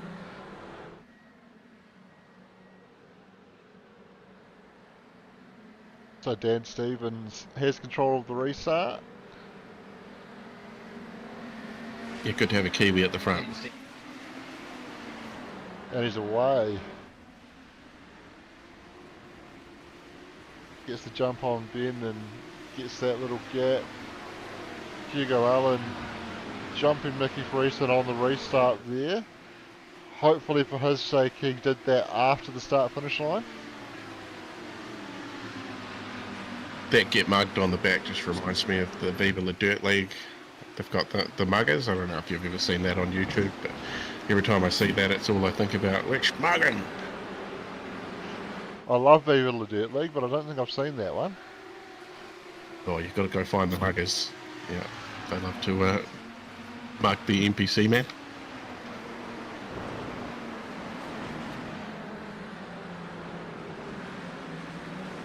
Constantly 25 odd viewers watching throughout the whole event.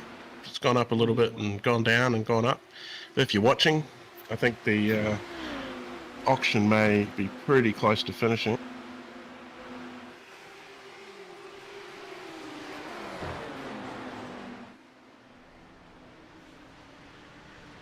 $11 minutes to go, and it's gone up another $10, Shano, so it's gone up to $1,520. Good stuff, so someone's put a late bid in. Christian Humanson, I think, just had wandered off track through the final sequence and lost a few spots.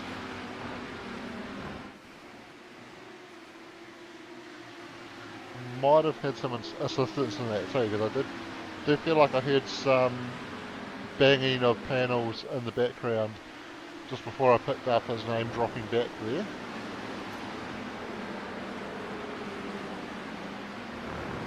We've got 11 minutes left on the auction, Shano. That's at $1,500.20, $1,520, so that's 45 bids. Not bad, not bad. A brand new Simrig, still, it's just over half price. Yeah, still a fantastic deal. Get your bids in. Oh, that was Roger Forbert. Ooh, heavy damage. Yeah, he's Going to make it home, or is he going to have to call for a safety car? Don't tow, Roger. He's come to a stop. I think he is going to have to request a tow, so I think we're about to see safety cars breed safety cars. He is, he's just sitting there, so I'm thinking we're going to see a safety car here.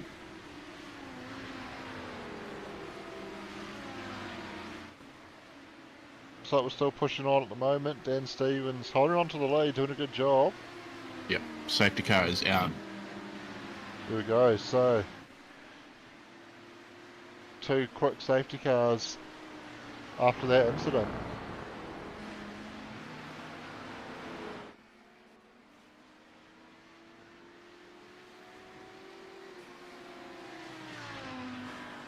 So we can see what happened to Roger to bring out the safety car.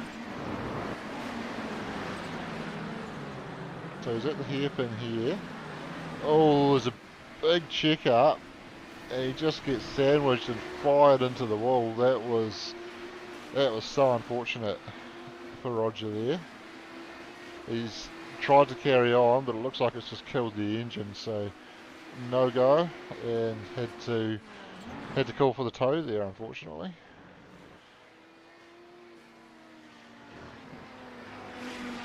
Yeah, so Phil Carpenter, Reaper Racing drive-through for the incident involving Billy Rowley and the KRF team, and Ronald Allen, a drive-through for an incident involving the Team West boys, Heath Mannering and Nico Cordia getting a drive-through in car 769. So it's the latest on the drive-throughs coming through. But I'm guessing the bribes are going to be open again. So it'll be interesting to see what comes through. We're down to 8 minutes to go on the Simric at $1,520. So yeah, it needs to go up a bit more. Come on, guys. Give me another $500 in the next 6 minutes. I mean, I don't have that money, so I don't expect anybody else to be fair. Yeah, this is quite interesting with a number of cars diving to the pits here, and we're still just under an hour and 20 minutes remaining, but we're going to do a few laps under the safety car here, kill some of that time. Could we potentially see that they'll be close enough to get to the end without stopping again now with some saving? Probably still going to be a fair amount of saving. I think probably the clue is the fact that Benjamin Roberts hasn't come in. He probably doesn't think it's doable, otherwise he would have come in. He's our race leader, and we saw him doing plenty of saving in the first stint. So that to me says no. They're still going to need to stop again from here, but we'll have to wait and see. We did also see Christian Hermansen have that little off-track moment. This is the replay of that shortly after the previous restart. Just going deep into the right-hander at the end of the back straight. Kicked up some dirt, didn't do too badly there, so all by himself, so I was wrong where I thought I'd heard some contact in the background.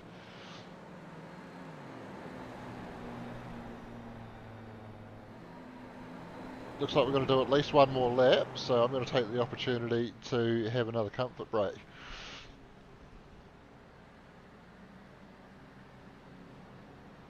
You're going to have a comfort break? Yes. That's fair.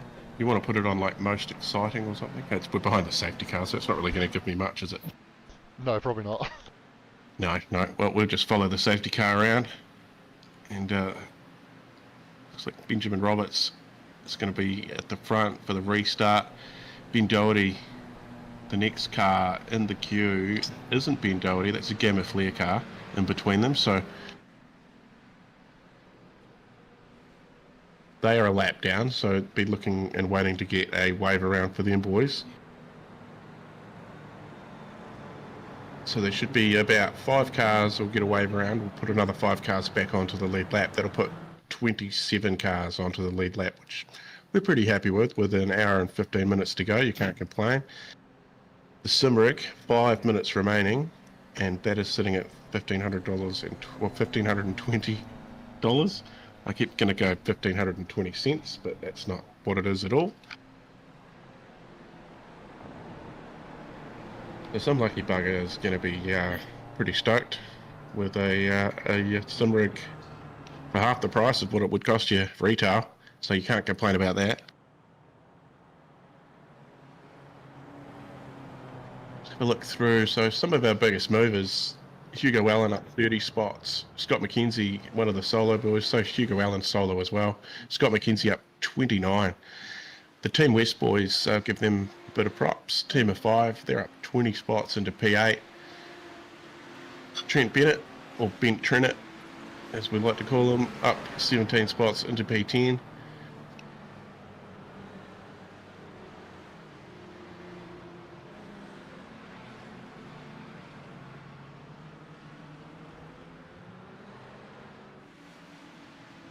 See a few cars getting that opportunity to take that wave around, so that's going to make the order a little more easier to look at. Be another lap behind the safety car, I'd say. Let us know in the comments if you've seen any paints that grab your attention too. It'd be good to hear your views, but I can tell you the safety truck looks pretty good. Another one of my favourites would be the Henry James middle finger car. That's given off the old Men's Health Week vibe, so we can't go past that. The SP Tools entries of Fastlane Esports looking sharp too, and a shout out to Josh Mertens from System Decal. There will be a livery prize up for grabs for the best dressed, so they'll get a System Decal livery. Absolutely fantastic work that Josh does, and awesome to have him on board. So that's something to look forward to. It'd be funny if he won it. That would be funny. He could just give himself a voucher, I suppose. Well, I'm back and still behind the safety car, so hopefully we're going green this lap.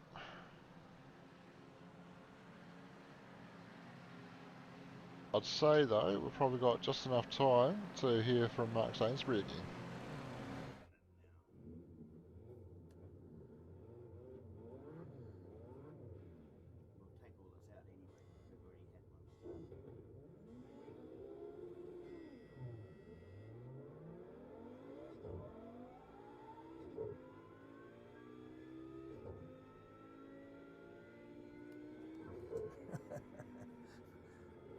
Oh, well, that didn't go quite as planned, but I tell you what, if you want to help your own prospects, this Men's Health Week, go to our website, menshealthweek.co.nz, and do Watch Your Score. That will improve your performance, your men's health performance. Have a great race.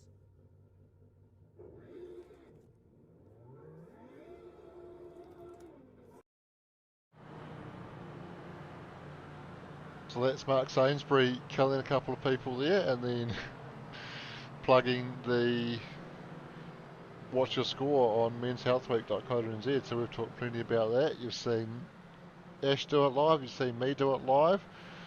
Get over there and do it and see what your score is. And the score in the race is that we're about to go racing again. We're about to get the green flag. Benjamin Roberts has control of the restart. Safety truck is back in pit lane.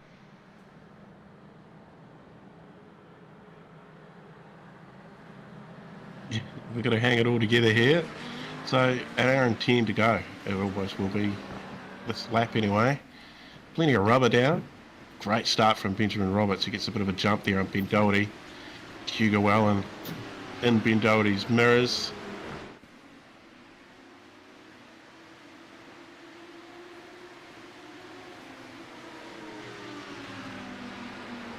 He's right there. It's almost a good position to be in, being third on the restart, because you're in a position to be able to see the leader and react to the leader going at the same time as P2 has to also react to the same thing. You can stay with the guy in front of you and get a little bit of an advantage of being able to tuck into the draft down the straight, but so far they're all staying in the same position. Right, Shano, I'm going to get you to share the trade me again. So it was almost run out, and it's bumped it up another 2 minutes because somebody's put a bid on there. It's at $1,500, or $1,530. Very nice. 1 minute to go. We'll see if it gets bumped up again. So every time somebody bids, it's going to extend it. So we could be here all night. On. What was that? Got auto extend on. Gotta love the old auto extend. Oh yeah, we gotta send it out. But yeah, it's gone up another $10, so somebody else has got amongst it now. We're in a bidding war.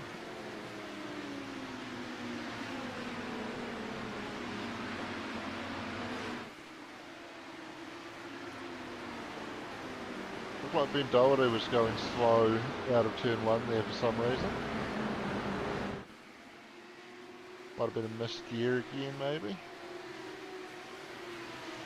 Jeremy Stovall gets ahead of him now and moves into P4.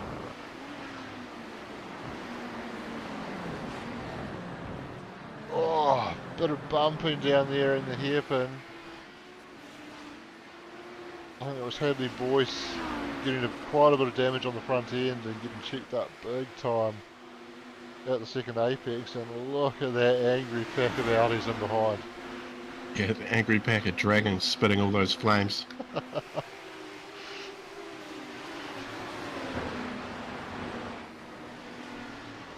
It's definitely lived up to the Enduro for Men's Health hype, hasn't it? It's 39 seconds. so yeah, we're at 39 seconds left, 36 seconds, so $1,540. Is it going to get bumped up again? Somebody's waiting to the absolute last minute to chuck a bid on. If you're out there listening to us, go higher. Go way higher. This is for Men's Health. Already, just out of entries, we're over $1,500. So you add this to it, we're at 3K, another 500 out of. Oh, we've got a bid. We've got a bid, so it's up to 1,550. So Zuma's back in it again.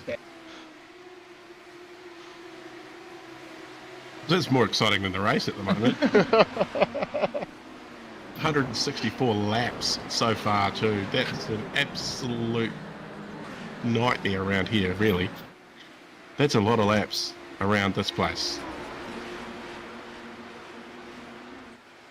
Yeah, well, the Bathurst 1000 is 161 laps. We've gone past that. Obviously, a shorter track, so I'm not suggesting by any means that we're at 1,000 kilometres yet.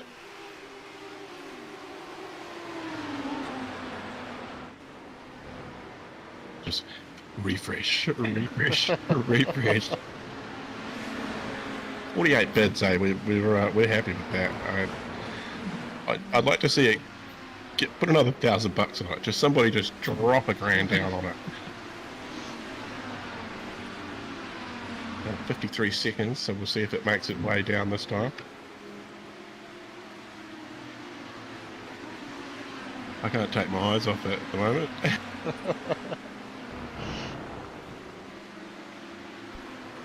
40 seconds. Benjamin Roberts, he's got what, over half a second lead to Hugo Allen. Then Christian Humanson is a little bit further behind, to just about 2.5 seconds. So these two just sort of moving away with it now. Yeah, I have a feeling these guys might be into the end of the race. They seem to be the quickest guys on track out of the whole field today, and I hope they are both into the end of the race, because if they are, this is going to give us an epic battle in the last hour for the lead.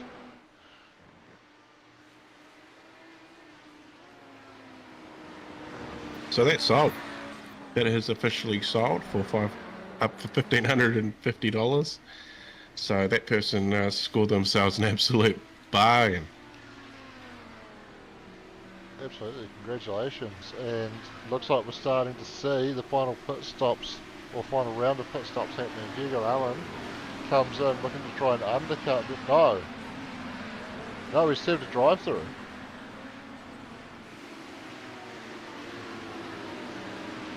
Alright mate, you probably dumped that trade me off. Copy that. There we go. So Hugo Allen serving a drive through there, was that a bribe? I don't think so, I haven't seen any new ones come through.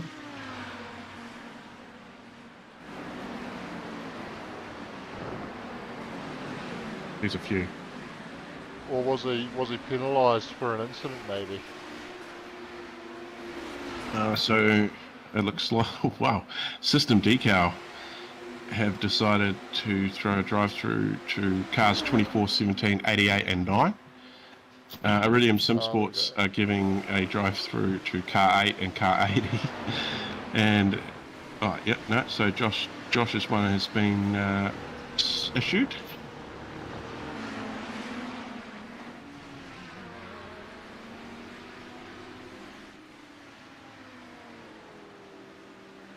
So I think someone needs to give a drive through to car 24 now. Yeah, well, I mean, I think they've been given one, but Andrew gave himself one. So I mean, yeah. Well, they need another one now because that was looking like it was going to be an epic battle between Ben and Hugo, and now Ben's just cruising out front. So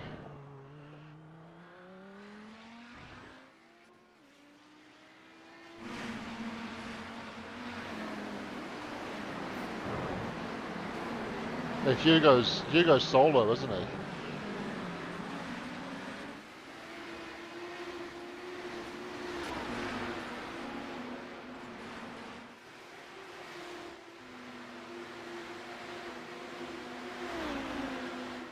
Anyway, surely someone's got to give a penalty to car 24 here. Yeah, 24 has been given one. 24, 17, 88 and 9. So Ben is in pit lane now. So is Christian Hermansen, car 80.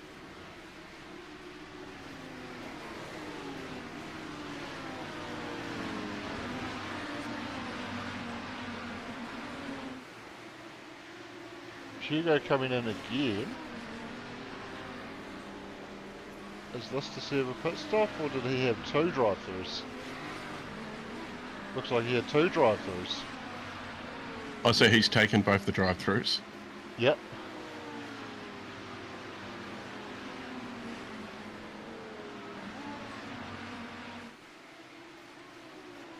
Well, either way, actually look who that leaves in P2.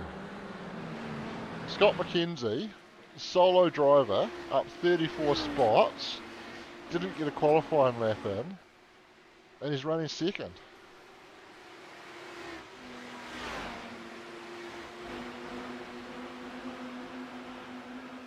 One less stop than Shane Hawkins in the lead, but I don't think anybody has filled to the end yet.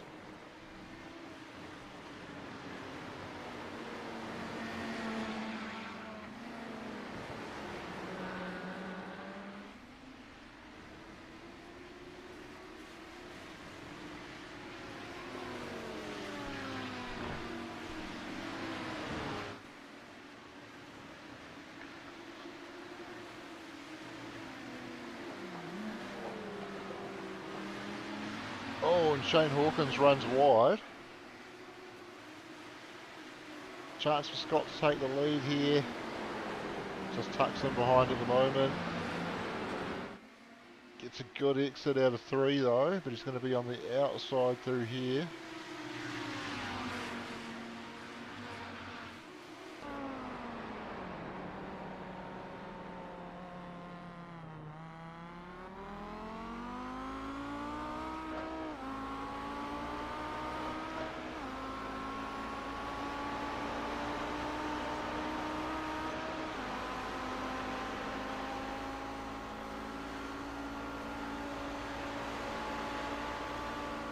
A good run on the draft up into the final sequence, and Shane just runs a little bit wide, left a little bit of a gap, but Scott just not quite close enough to go into it, and Scott getting into pit lane now, so he's going to get the fuel that he needs to get to the end of this race. Yeah, I was wondering if he would. So I was looking at the last lap pitted, and there's a few guys that are a lot closer than the ones at the front that came in around 150, lap 150, lap 151. So you've got drivers around them that come in 9 to 10 laps later. So yeah, it should be an interesting finish. Yeah, I'm very interested to see how it pans out. Trent Bennett, Scott's teammate, moves up into P2, but he's in a pretty tight battle with Carl Sampson. He's just gone deep into the hairpin. Loses about 3 spots in the end there. Could end up being 4 as well, as he's side by side with Matt Stevens. Looks like he's been able to hold him off.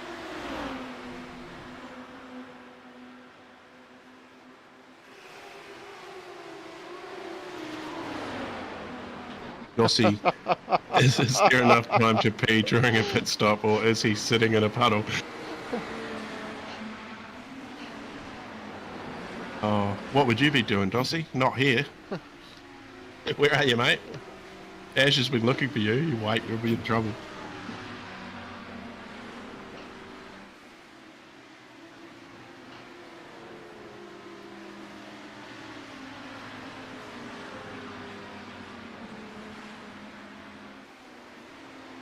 Trent Bennett getting into the lane to make his final stop now as well.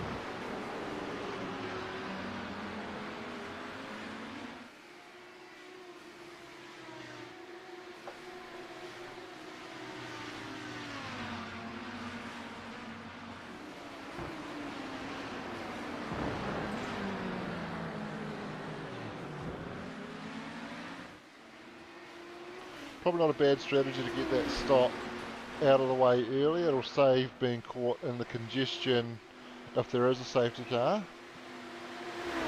Probably the only thing to be wary of if there is a safety car is that you don't get caught behind somebody who switches their brain off when the yellow comes out. Goes into cruise mode. Got another little total update just out of the stream. $751.98. So absolute legends, team. Absolute legends.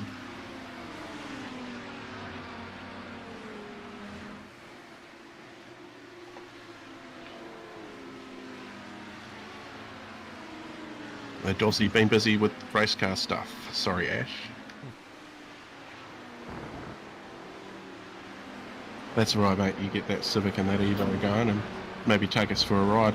We'll forgive. The Evo, please. Without breaking my back, Dossie.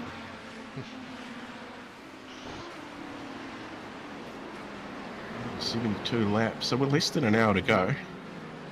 Exactly about 46 minutes and a certain amount of seconds. I don't think hopefully no more safety cars. We have seen a few late safety cars in the past that have been closest to the end.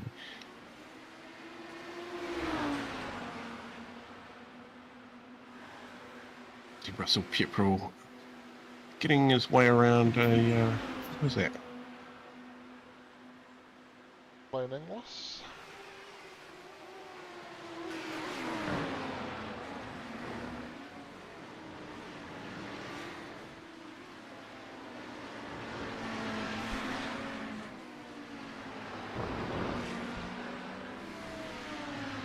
Hadley Boyce coming to pit lane now, so he's going to get his final stop done and dusted.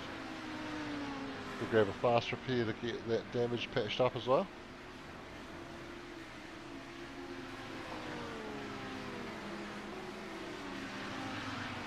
Or is he's doing a drive through actually, so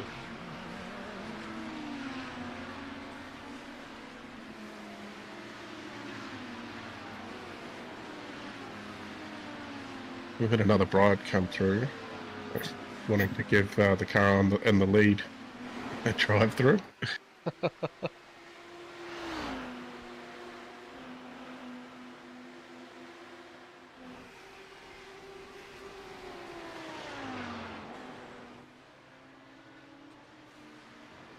it's a little bit like the old demolition derbies, eh? Like having that P1 next to your name also gives you a pretty big target on your back.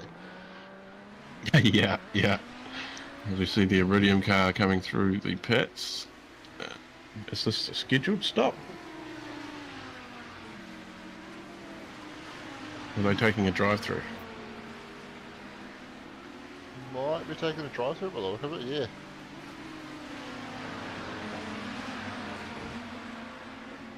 So Carl Sampson inherits the lead now.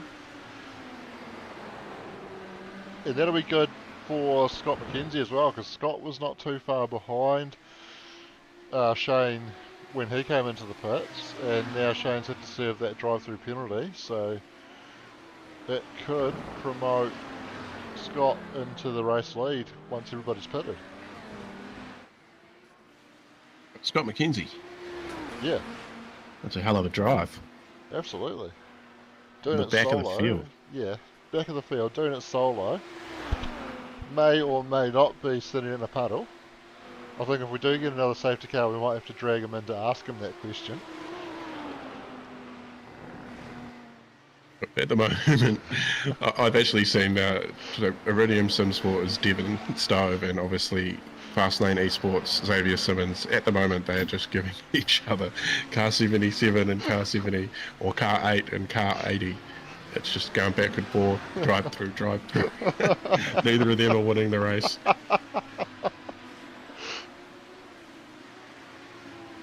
Oh, absolutely great watching. So yeah, adding the bribes to it was obviously a good idea, because we're not that far away now. $876.98. Someone needs to donate 2 cents just so I can stop seeing that 98 cents. It's a little much.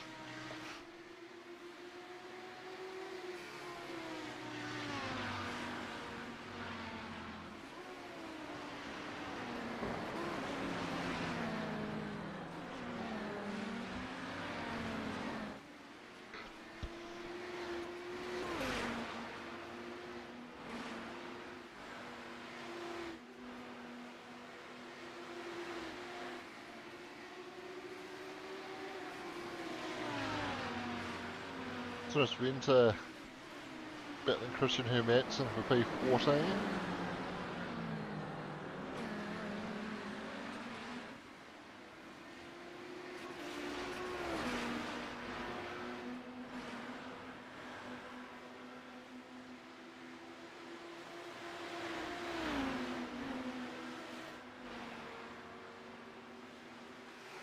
Well, Christian having a little bit of a blink there.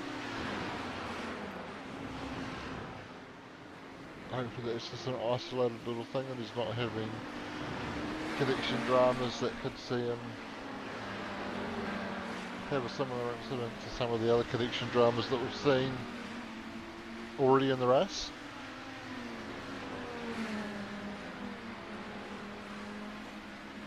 I think that was a lap car getting around Thomas there.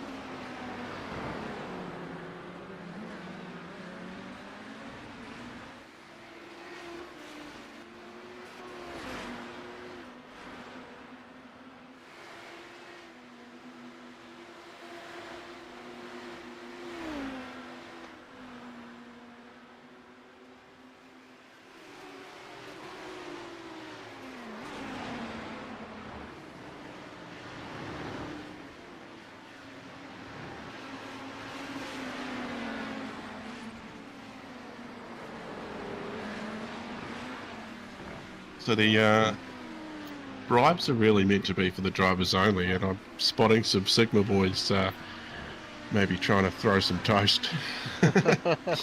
Well, we appreciate the donations, but it's for drivers only for the bribes. But I tell you what, you've done 2 for 527, so I could definitely maybe see something happen. But you might have to up it a little bit more than that.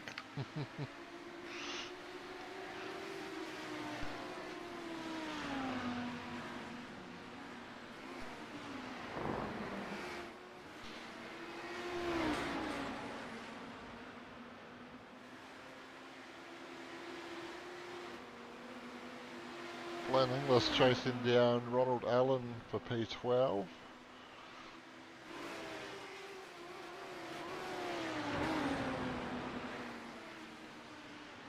So how many cars do we reckon are good to go to the end? Well, I think Blaine's about to be. Yeah, they run, or are they serving a penalty? Oh no, I didn't see 69 on that list. Trent Bennett, I reckon, is good to go. Scott McKenzie as well. Looks like maybe Jordan Sharpland, Ben Doherty, maybe Tom McCall.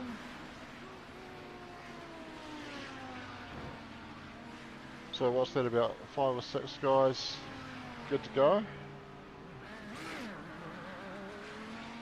Oh, we've had a $200 safety car yellow flag one come up.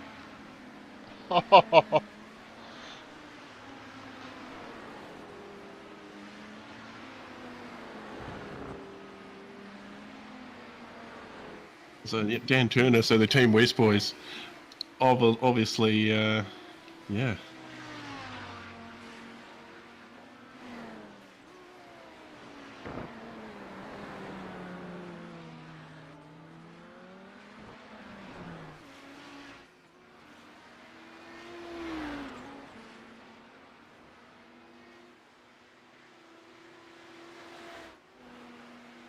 So I believe we've got a safety car, the first paid safety car.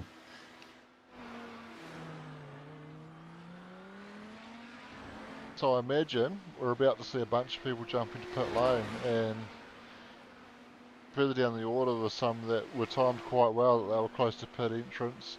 Trent Bennett being good to go to the end, jumping up. Scott McKenzie, who I was sure was good to go to the end, has come in again.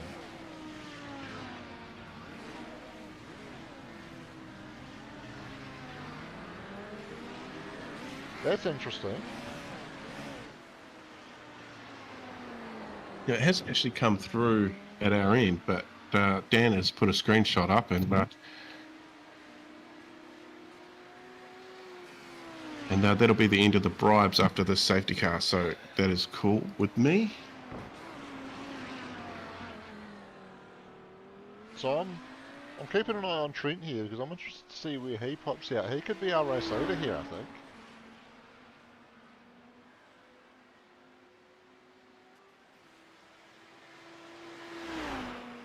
Although Russell Pepperell's staying out, he's going to jump to the race lead, but he was last in on lap 160. I think that's too early to get to the end.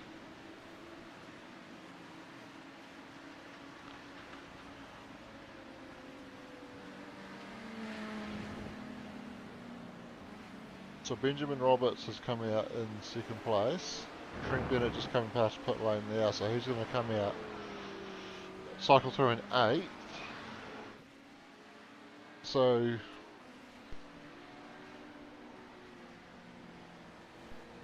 I can say with some confidence that from Benjamin Roberts down, they're all good to go to the end. Russell Pepperell last pitted on lap 160. We were around lap 170 when we got down into that 1 hour, 5 minutes to go. So for me, he's about 10 laps short there. That's a lot to try and save.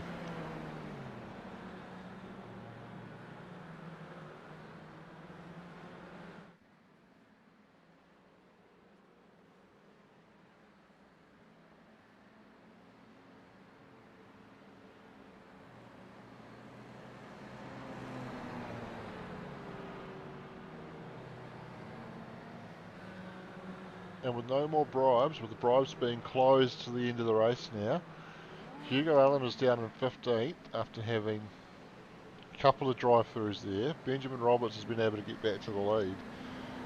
Aaron Gilbert, Benjamin Roberts able to get back to second, but I believe he is the first car that does not have to stop again. I cannot see Russell Pepperell getting to the end of this from where he last pitted, but I would be more than happy to be proven wrong.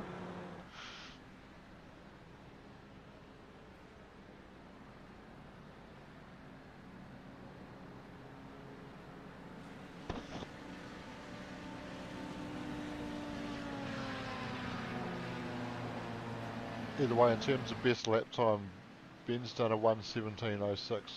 Russell's best lap is a 1:17.92, which would suggest to me that even if Russell is good to go to the end, he's probably going to be doing a little bit of saving, and his pace is slower than Ben's anyway, so I think we'll probably see Ben move to the lead before too long regardless. But wow, it's an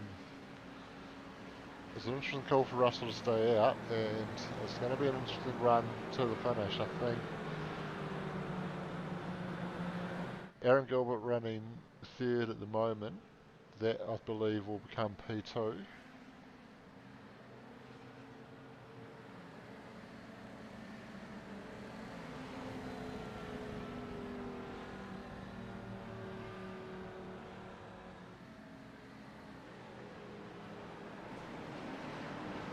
Certainly think Ben Roberts is in the box seat at the moment.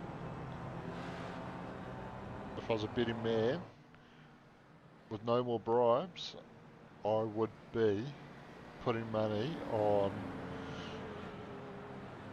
Benjamin Roberts to win this one.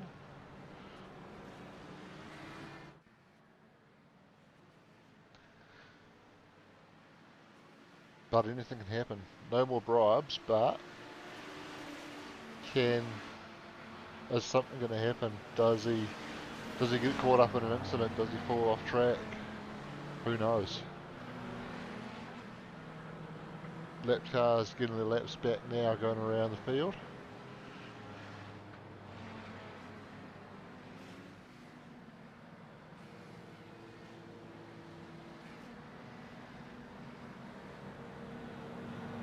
The old bank account's looking pretty healthy at the moment, which is great news.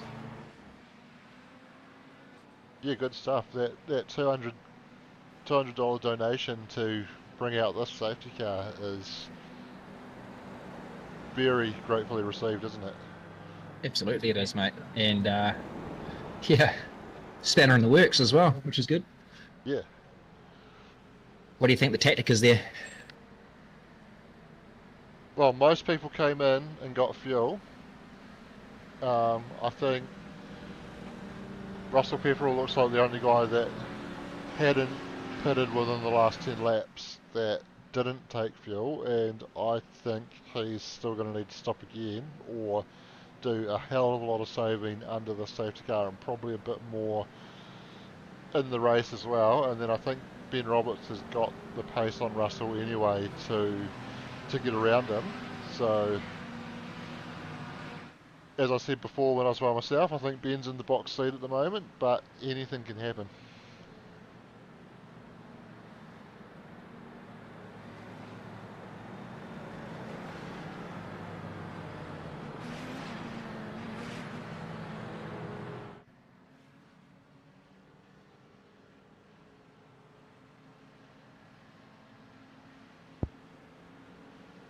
Looks like we're joined in the broadcasting lounge by Wayne Bloor, winner of the Bill Kilgour hat. Love it. Love it. So cool.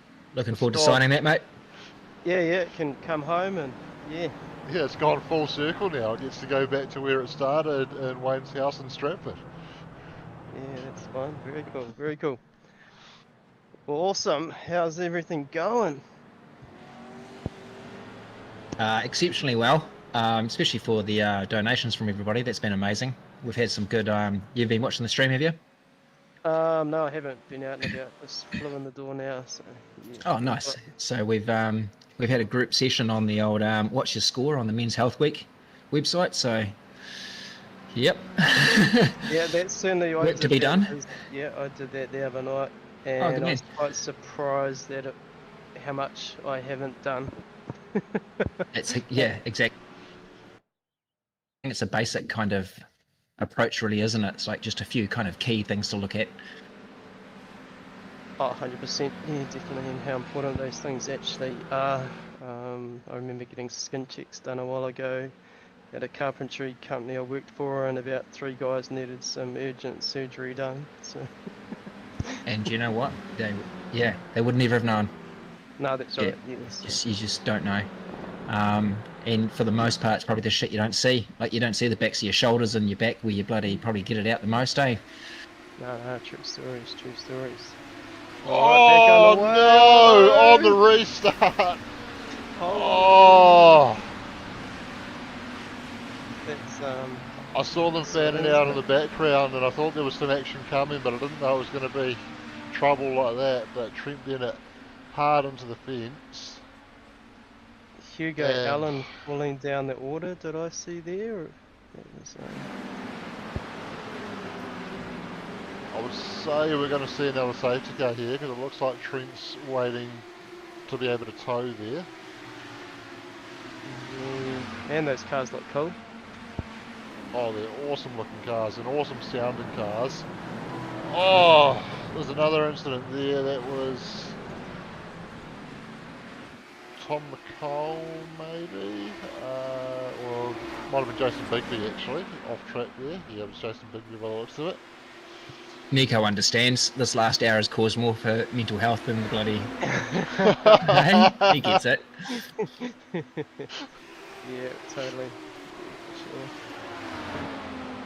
Yeah, oh, a bit of action though, eh? Keep the people watching. Excited. So Trent has towed. Looks like race control have made the call to allow him to do that without bringing out the safety car. 100 an hour to go. How's the gas? Have they got one more stop or we don't know? I believe everybody bar Russell Pepperell now in P2. Everybody else is good to go to the end. But if we are getting another safety car, which are they settling down into single file? So, no, looks like they're still racing. Oh, yep, definitely still racing. Jason Bigby going around and finding the tyres. Is this demo derby in the last half hour, Corey? What's going on? Fatigue setting in. Yeah. Everybody's keen for a piece of it. Bearsies. Bearsies, could be Bearsies. Bearsies. In the old team's chat there. Yep, covered the hat, Corey. Yep, that's mean. Can't wait for that to come home. You're wearing that backwards around the house? Yeah. Yeah, just try and figure out where to sign it and move it on next year. Very cool. It's good fun. Bill Cougar is pretty famous. If you look him up on the internet there, I don't know the exact data, but I do know he was the first person to build a naturally aspirated 1,000 horsepower motor to go down the drag strip. So, first person in New Zealand. So that was the whole idea. It's pretty notable. Backstory behind that, yeah. Very cool tool maker and engine builder. There we go. History. Well, you'll have to reach out to Bill. Say g'day. Tell him you got the hat. Tell him to go to turn 1. Oh, he lives about 7 minutes from here. Turn 1. Go to turn 1. There's a bit of action there. There's cars off everywhere. There was cars off everywhere. Oh, sure. Back in time. Hit live, Corey. Yeah. I believe that's probably what we saw on the restart, which I'm hoping that this is going to be the data on that. Yeah, it looks like it should be.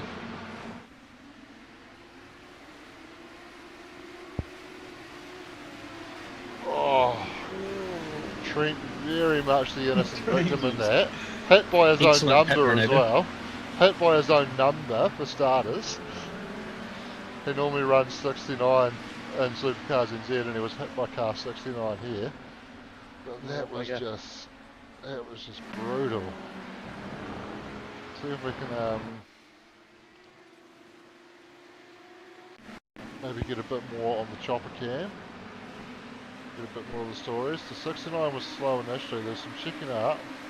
Oh, so 69 passed him before the control line, got on the brakes to try and give that back, and then got hit in the process. There we go, unpacked by Shane White. So what's happening, Corey? How are you feeling, buddy? Corey Round, what's you up to? I think just doing the seat shuffle. There we go. Here I am. How are you feeling, man? Oh, we're right. We're all right. We're near the shiny side now. We're at the better side of it. Just over half an hour to go. It's been a busy day, I can tell you. But about $1,100, almost $1,200 just raised through the stream with bribes and a few donations. Dan Turner gets a shout out. Paid for the only person to pay for a safety car, so that was $200 straight off the bat. So Up the Team West boys. Very cool, very cool. And you won a hat, mate. I hope you don't get caught wearing that. No, it'll go on display for a year. Yeah, I reckon it needs some sort of LED lighting added to the stand now. So maybe that's the next add-on, I reckon. Yep, easy. Yep. It's getting better and better each time, isn't it? No, it's very precious piece of Supercars NZ memorabilia there. And, Now that you've won it, Wayne. Everyone. Now that you've won it, I think you have to tell us what your auto bid was set to. $100. Oh, it was 100. I should have put 99 on it. Oh, I don't mind paying 100. It's all good. It's all good. Did you had an auto bid up to 100? Did you? Yeah, I did. Yeah. Yeah, I kept telling people that you did, so to bump it up. But no, I think Shane tried, and then I think he felt guilty, so he didn't do it anymore. Oh, it wouldn't have mattered. Oh, no, I just didn't want to risk paying more than I could afford if I won the auction. Well, that's why Wayne bid in the first place, because I had a bid up, and he's like, Corey can't afford the hat, so he put a bid on. Which is fair call. I'll get that.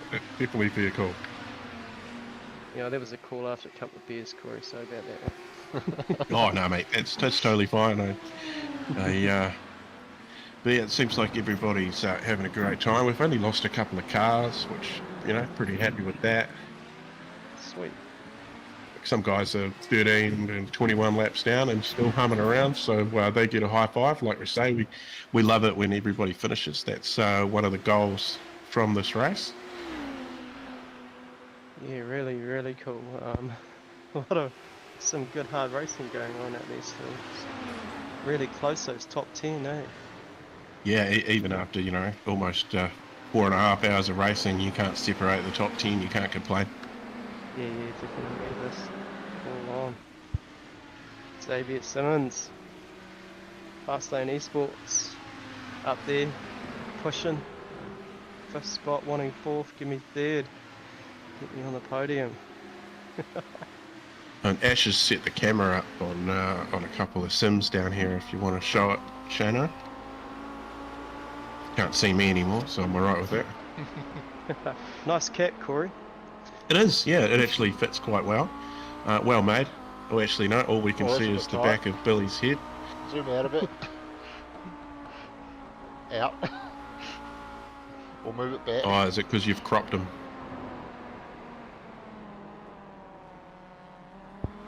Yeah, but I think if I uncrop it, if that's a word, I think if I take that back, then it's going to have other stuff on the screen there. Oh, there we There go. we go. Into it. Yes, so that's Morgan and Andrew, the two that have been racing down here at House all day. That was Billy, the back of Billy's head that we've seen before. He's racing with the KRF boys, Peter and Ants today. Very cool. Pretty mean setup there.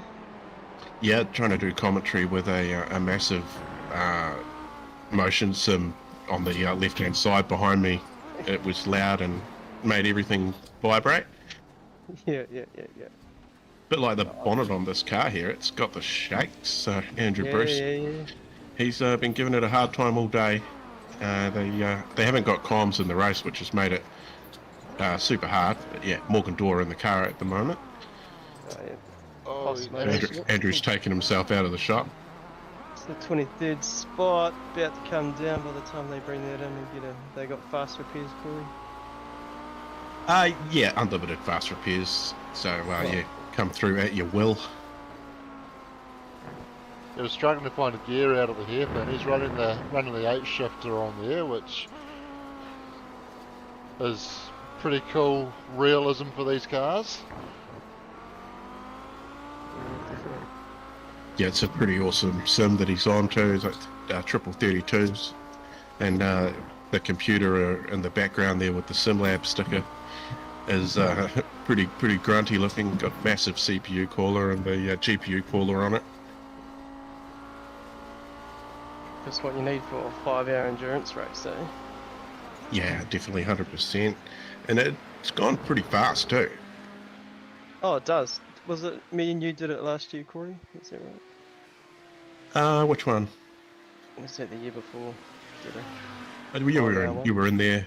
Doug did the stream, and somebody else. Was it another Gamma Flare car there having a few issues? That's a weird spot to go off the track too for that Gamma Flare car. Yeah, I think one of the Gamma Flare cars has been having some disconnect issues, and there might be another one there.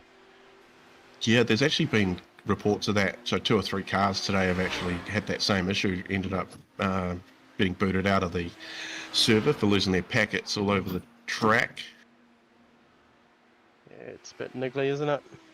And it seems to be not even just the usual, you just completely disappear off the track all of a sudden, and it seems to be they're actually freezing up on their end while the car keeps moving in the server and making contact with the wall, although Adam has continued on and brought the car back to the pits, so that would suggest to me that this is more just an incident or a driver error out on track that's led to that. So potentially, well, I suppose I can find out whether he's done that by himself or been caught up with someone else. Certainly side by side with another car here.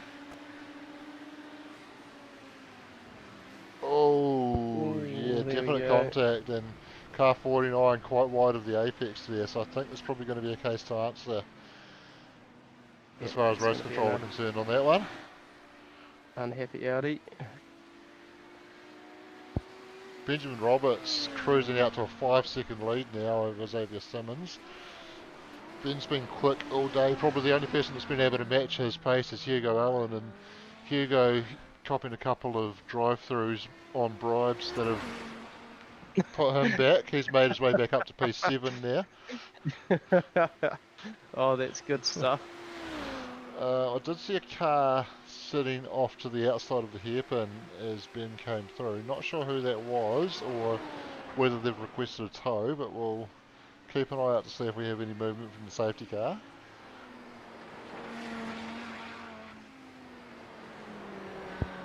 So who's got the cap at the moment? Chris Zalewski. Oh, yeah, cool. So yeah, he's been watching all day. Chris, he couldn't race. He had some commitments on, but he's still hiding behind something, watching on his phone, I think. So a total we've got $1,178.71 minus 50 US.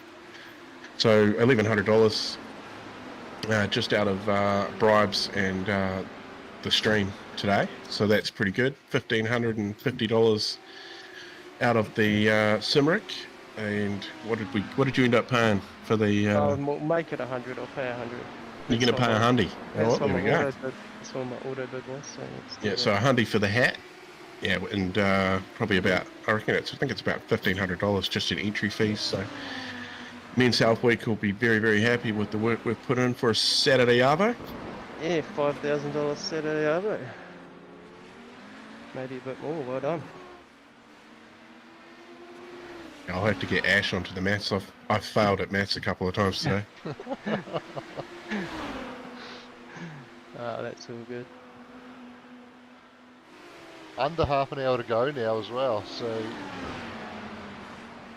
getting down to the dying stages, the last moments. This is when, if you're in those battles, you are going 110% to try and get that next spot, because it's all about now. It basically becomes a sprint race. The first 4.5 hours have been qualifying for this last half an hour sprint race. Yeah, 100%. And what have we got? So Hugo Allen has got a few cars to pass there, and then just a bit of pace to catch Benjamin, which is doable in this time. He's racing solo today. He is racing solo. Yeah. So 5 hours. Certainly, I think he's got the ability to get around the cars between himself and Benjamin at the moment. But on his best lap time, he's actually marginally slower than Ben. So I think Ben's probably got the pace to at least maintain the gap once Hugo does get through. So unless there's a safety car. Pity the bribes haven't come through. Oh, they've been turned off.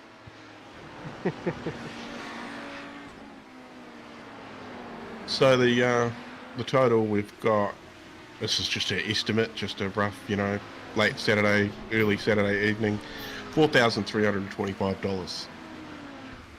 Oh, there we go. Certainly not to be scoffed at. Well done, Corey. Another successful event, and Yeah, definitely. We get to the 5 hours. I reckon it would look better on paper if we hit $5,000. So another $775 to go for that in the last less than half an hour. I don't think it's going to happen, but we were hoping to get more out of the sim rig. But someone's got themselves an absolute bargain, lucky bugger. that's good. That's good. How's old Macca and the boys going? Been a quiet day for them actually. I haven't seen a lot from them. They've just been floating under the radar. Who's in the car at the moment? Well, Sean's showing us in the car, but they might have. It actually looks like they've bailed. No, they parked it. Yeah. Unfortunately. You're all still in the chat there, so interesting. Kevin West, haven't seen Kevin out for a while. Sitting in the third spot, ripping around.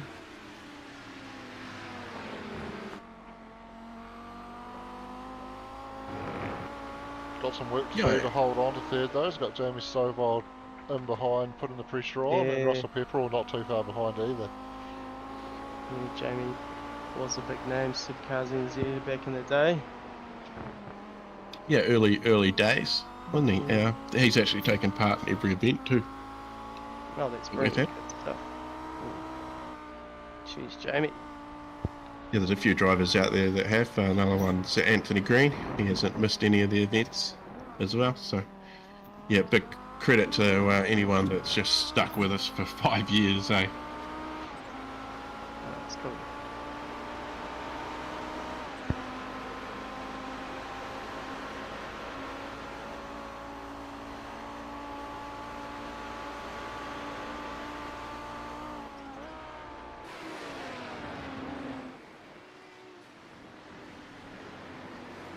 Certainly a very cool thing, and who knows, this might even open the eyes of some people watching and think, wow, I might give this a go, Looking at that sim rig on the right hand side there, it's the business, isn't it? Yeah, it is. The business. I'd actually forgotten that was still up there. As cool as it is to see that in the background, we probably don't need to keep that up. Oh, Well, we're not even looking at that car. It might confuse people. I'll chuck it. Oh, that was the wrong one. I'll chuck it off for now. We can bring it back later if we want to. That's cool. Just as I put the hat in front of it, eh? Yeah, I saw that. Yeah. Oh, I missed that. Hang on. Nah. Oh, it's not there now. I've sat back down. Don't make me get back up. Go on, Corey. No, it's been too. I've been outside and it's too cold outside. And I've got shakes, so they're not very nice. Looking forward to going home. Been a bloody big day, and thanks to you, Shano, for all the hard work you've put in, and everybody in the background that's helped out. It's a massive thank you to everybody that's joined the race too. So hopefully we'll get the podium to come in for a yarn.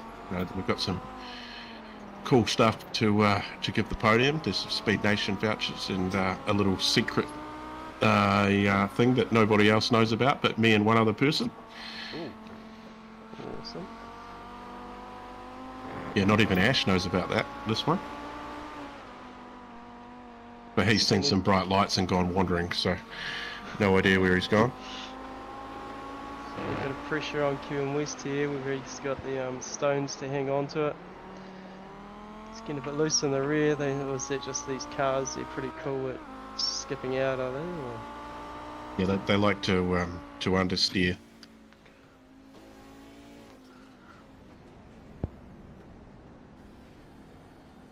Ooh, Oh! seriously bad re-entry. Oh my gosh. Who was that? I saw 27 on the side of the car. That was just incredible, wasn't it?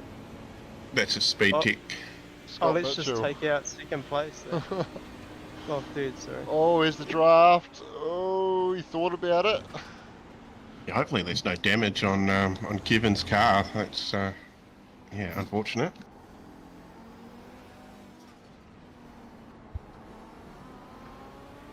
Bit of rubber on the screen there. So, bit of rubber on the track. 5 hours. It's looking pretty nasty on a few of those corners. Yeah, there's been plenty of rubber building up through this race. Fair bit of dirt and grass being dragged back onto the road from some off tracks as well. Certainly a lot of work to do on the track after this is over. Get the sweepers out. Yep. Get 5 hours of these Audis breathing fire on the track. We're almost at 15 minutes to go, and we will be crowning a 2025 champion. $300 worth of Speed Nation vouchers for first, 200 for second, and 100 for third. Funny. Yeah, we've got some button boxes we're going to do a random draw for, but we'll worry about that probably tomorrow or something like that. Me and Ash will catch up, sort something out after Wreckfest Sunday night. Cool. You guys still doing that? Yeah, that still goes strong. I'm not doing it at the moment, obviously, with no computer, but always good to go and let out the frustration on some people on a Sunday night, that's for sure. Awesome. She's all go up the front. Yeah, look at this. Oh, Hugo's just caught up to this battle, so he's making his way through and getting in amongst it. Jamie Stover getting loose there. I don't know whether there's a touch in Netcode or a touch in Hugo, but it's I think there was a wee right touch out. there. A couple of podiums for this event for Jamie Stover too. His normal partner not coming on board this time, but he's got Brenton Hobson with him out of the Synergy Sim Racing stables. Very cool. Look at this. I'd say Hugo would be a driver that would be very tough to defend against too, because he'll see the tiniest of gaps and he'll just go for it. He's got the draft. And here it is. Oh, and he is going for it. He's on the inside. Yeah, I'd say he's... Yeah, that's all Kevin West's issue now. Hugo Allen breathing fire right behind him. Benjamin Roberts up to 7 seconds on Simmons. So, yeah, just bumping out to 7.2 seconds back to Xavier, and then there's a whole gap back from Xavier back to Kevin West too. So these front two looking pretty safe at the moment. Kevin West, he's got Hugo Allen in his mirror, and it's a big mirror in these cars too, I think.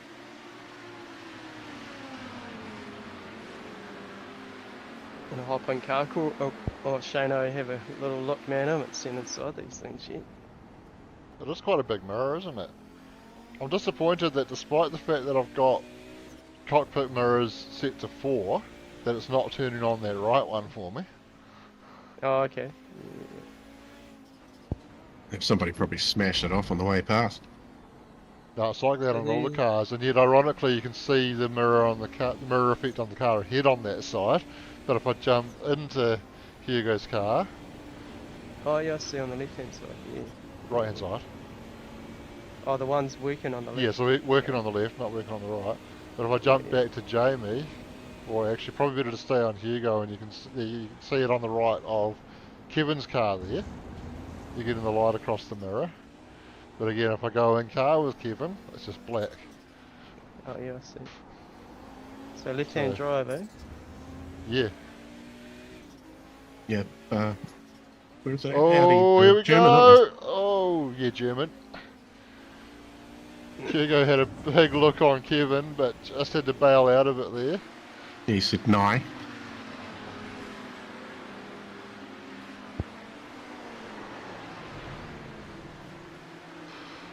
Vodka, Boris Yeltsin.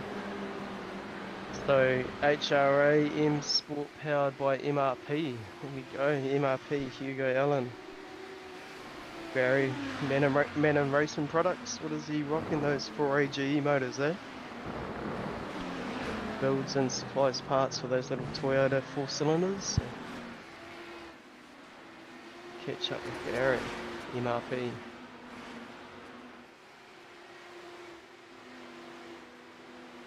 That's probably not what Hugo's running under the hood of this Audi though. Swap it out for a little 4AG.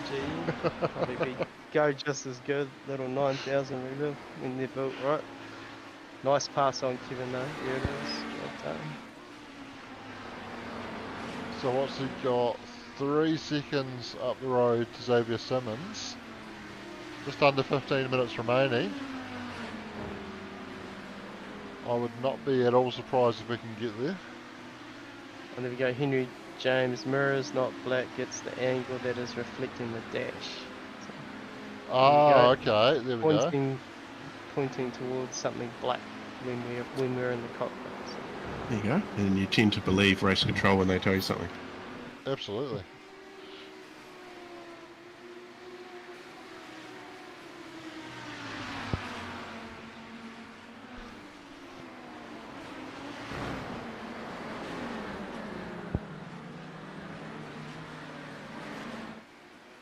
Elect car just in front there.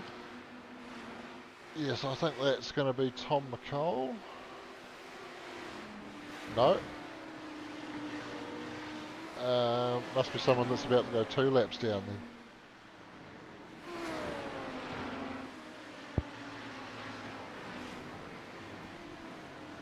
I understand the fatigue after 4 hours and 47 minutes and 55 seconds.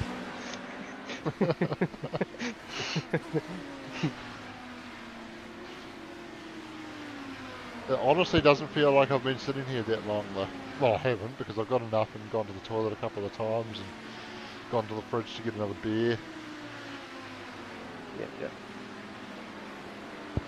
But it honestly doesn't feel like 5 hours or coming up 5 hours since we started this race.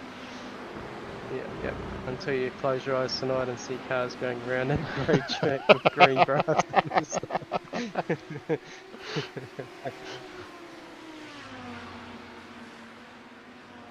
Done well, Shane. Very cool. Don't know about this tent though. It's a bit colder than the lounge, isn't it? Yeah, no heating up in her.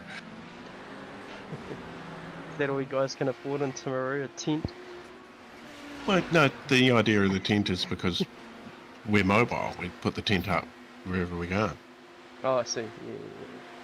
Yeah, but I mean, But you know, like we're up to our 50th event. We might move on to a trailer the next time, maybe. Right.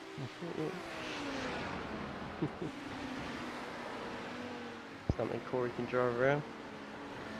Oh, not a trailer. Oh, 18 wheeler, like. Well, yeah, we'd put a truck in front of it. It'd be a Kenworth, wouldn't it? Oh, it has to be. Aaron Gilbert. Sorry, Wayne. No, you're right. Yeah, he was a regular on a Friday night for Piston Cup for a bit. Won all the races for a period of time. Yeah, sitting in 8th spot. That's right. Yeah, he's bloody quick. Sick of giving him money, actually. Bloody quick behind the wheel of a Legacy V8. Yep, definitely. Yeah, he's sitting in 8th spot here. Multiple winner of crop supports events as well. Yeah, fish. That's what I said before. Go fish. Yeah, I wasn't playing cards. I was shouting fish out. Yeah, cheers, Aaron. Get bored, come back.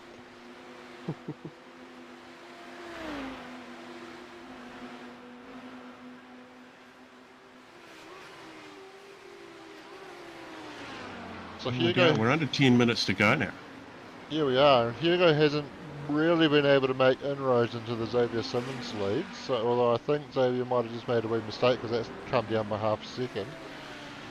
But I think more than likely the podium positions are pretty well locked in unless there is a bigger mistake coming from one of those guys.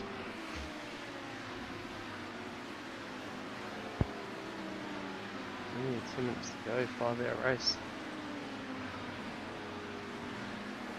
He's serious.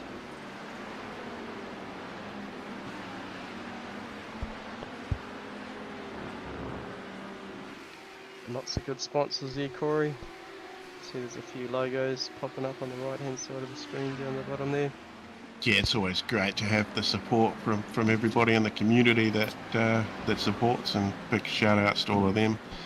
They've been rolling through there all day long, and as long with those donations there that you see scrolling along as well. Without all of that, there we go, Brett O'Keefe, $500. Wow. Holy moly, BJ. We give you 2 safety cards for that. Supercars NZ was going to run a hoodie auction, but we haven't, so we could probably throw $100 into that as well. So give me a bank account for that after the race for you, winners. And Yeah, there's a link in the description, and then you can have your name come across the screen, Wayno. But no, we will sort that out. You won the hat, so you need to talk to Steve. But we could, we'll talk to Steve, and just pay it straight to us, and then we'll tick it off the list. Yeah, cool. Yeah, Supercars NZ. Flick is a $100, and then a $100 for the hat, which is from me. So. From DSA. Yeah, why not? Sounds great. Oh, a bit loose in the rears, getting off track there in 6th. So that 500 from BJ must take us over or pretty close to the 5k mark, does it? 4,825. Oh, so we need another $185 then. Yeah, Well, so Wayne's 100. Another 100, yeah, another 100 for Supercars NZ, so what's that, 49? So another $85. So yeah, we need $75. $75. There you go, chat. We need 75 more bucks to take us to 5k. And I did say that about half an hour ago that I'd be pretty stoked with that.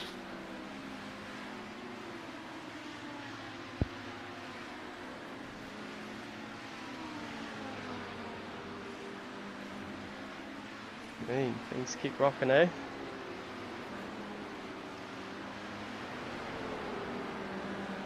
Happy for you, Corey. I know you get a bit of an anxiety about how this is going to play out and how many drivers you got.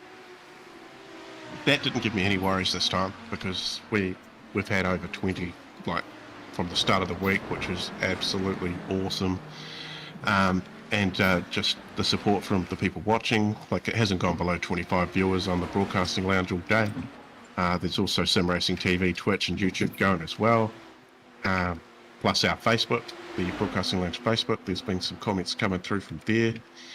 It just couldn't have gone any better. 35 starters, absolutely stoked. And if we get it up to 5k, I'll be very, very, very, very happy. Very cool.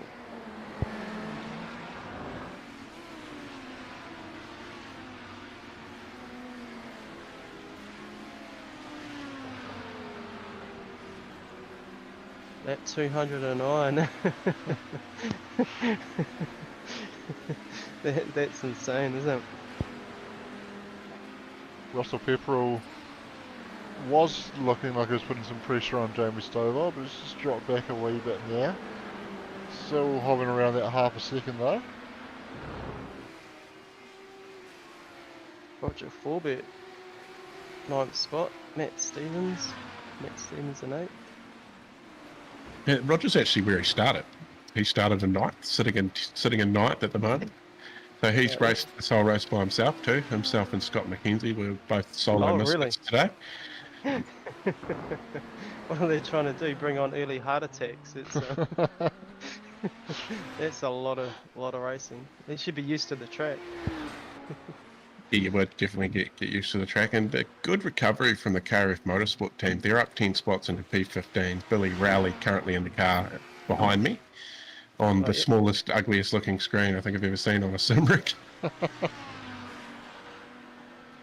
He was on a nice ultra wide, 49-inch ultra wide before, and he's moved off to a screen half the size but twice as fat. There you go. Bit banged up, but still doing it. 15th spot, 4 minutes to go.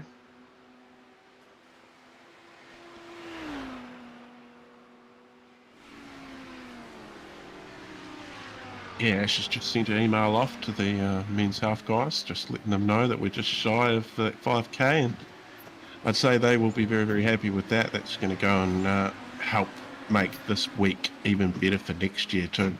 And I would say, with how well this one's gone, I'd say we'll be back again for Men's Health Week next year as well. And yeah, it's where are we going to go? What are we going to be in? That's all one of those questions that we'll mull over the next 12 months. Looks like we just had another 50 come through as well, so we must be only 25 away now. Oh, another 50. Have you guys got a bit of live on there? Do you? Yeah, down the bottom of my screen there where it says donations, that those names and numbers rolling across, those are the donations coming in. Okay, so Breno O'Keefe was the second, so So sort of goes through an order. Yeah, so it's the most recent Robert ones Henry? first, and it only shows up to 10. So once you've got more than 10, it knocks the last one off each time a new one comes in. Oh, okay, I see. Cool. Yeah, cheers So we just need $25 more. Who is going to give us $25 more in less than 3 minutes? Well, if you don't get it, Supercars NZ to throw another 25 in the hat. No, I want to get it in there before it ends. Anyone out there? 26 viewers. We're at $4,975 raised. Let's make Men's Health Week great again and get that to 5k.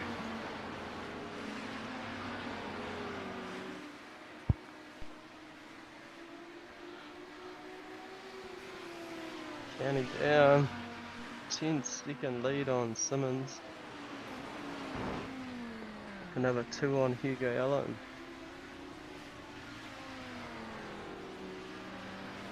Yes, so Hugo has been able to knock a second off that gap to Xavier, but only a couple of minutes to go. I think it's going to be a bit too far to get there.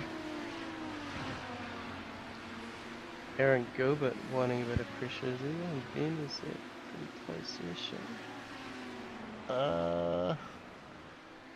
Within the second, but a little bit of a gap there. Just keeping an eye on the data there, don't want to miss anything.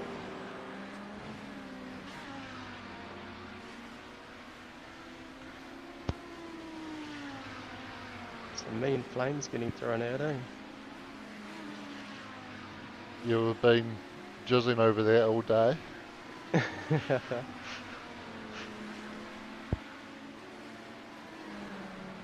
1 minute to go. I think Ben's going to get around to start one more lap, and that will be the white flag next time around.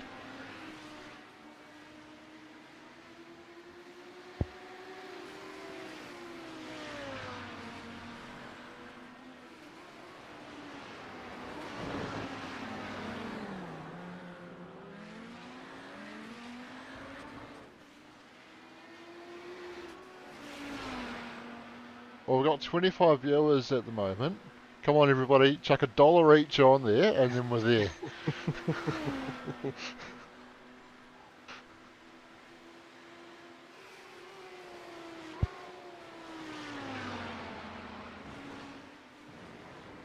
Yeah, certainly not catching him. Jump on the leader, eh? Yeah, we're on the final lap now as the time ticks down to 5 hours now. Hey, if you're a spectator, what do you put to message all teams? Pass. That's good. Don't know if you can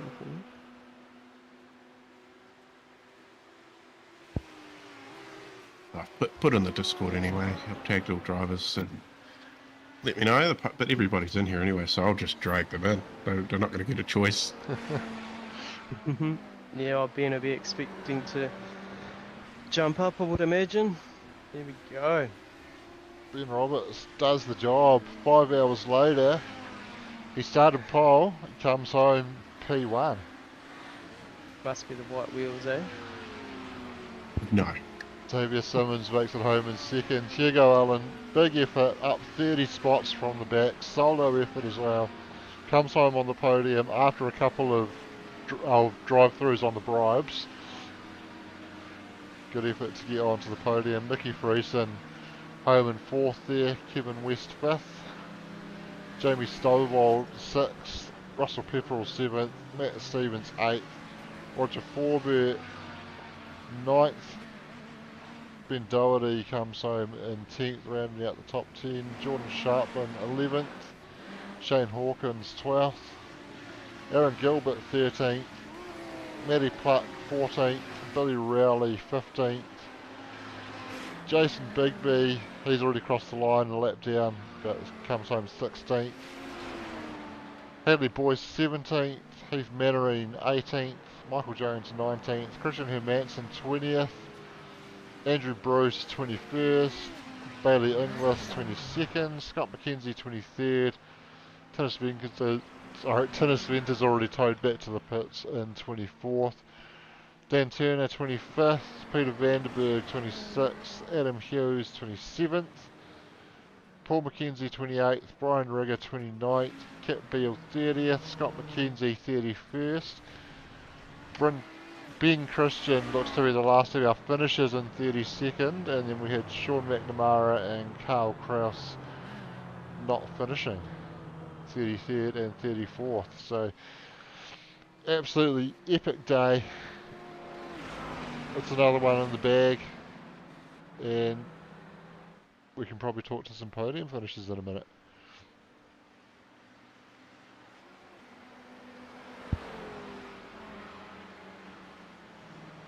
Sounds really good. Where's Mr. Kitchen? I'm here, just sort of yarning in the background. So Ash is here. Yep, we've got Ash in, just waiting for, see if we can get Ben Roberts dropping into the... Yeah, these guys are second, the ones that are in there. That's the three Fastlane boys. So they're second. Well, I see Ben and Andrew down in their chat, so we can probably just drag them up, eh? Yeah, you want to talk to the winners first, or should we start in third? I think we go first, second, third, right? All right. Oh, apparently I don't get to drag people up. Oh, that's a me job. I tell you what I'm going to do. I'm going to move their chat closer to ours. Okay. Oh, to have the control. The way he's sitting there on the start-finish line, it looks like he's waiting to be dragged in anyway. Waiting to do a burnout, that's what he's waiting to do. Go for it. Light it up. Boys. Oh, g'day. How you going? Congratulations. You've nabbed yourselves a win after giving yourselves a drive-through, starting on pole and absolutely flying out there. Congratulations, lads. Thanks very much. Yeah, all credit to Daiso for the drive-through. Doing a bit of a wheel spin and then landing on us, so we went with it. What the hell? It's only fair, isn't it? And you still managed to get yourself a victory. How was the race for you? Talk us through it. Yeah, race was a lot of fun. Yeah, this is a favourite car in iRacing and probably one of my favourite tracks, so I was really looking forward to this one. And when Daiso said he'd come and do it with me, it was a bit of a load off because 5 hours in this thing is a lot. So yeah, all in all, yeah, it was a really fun experience and it was for a really great cause. So I'm happy.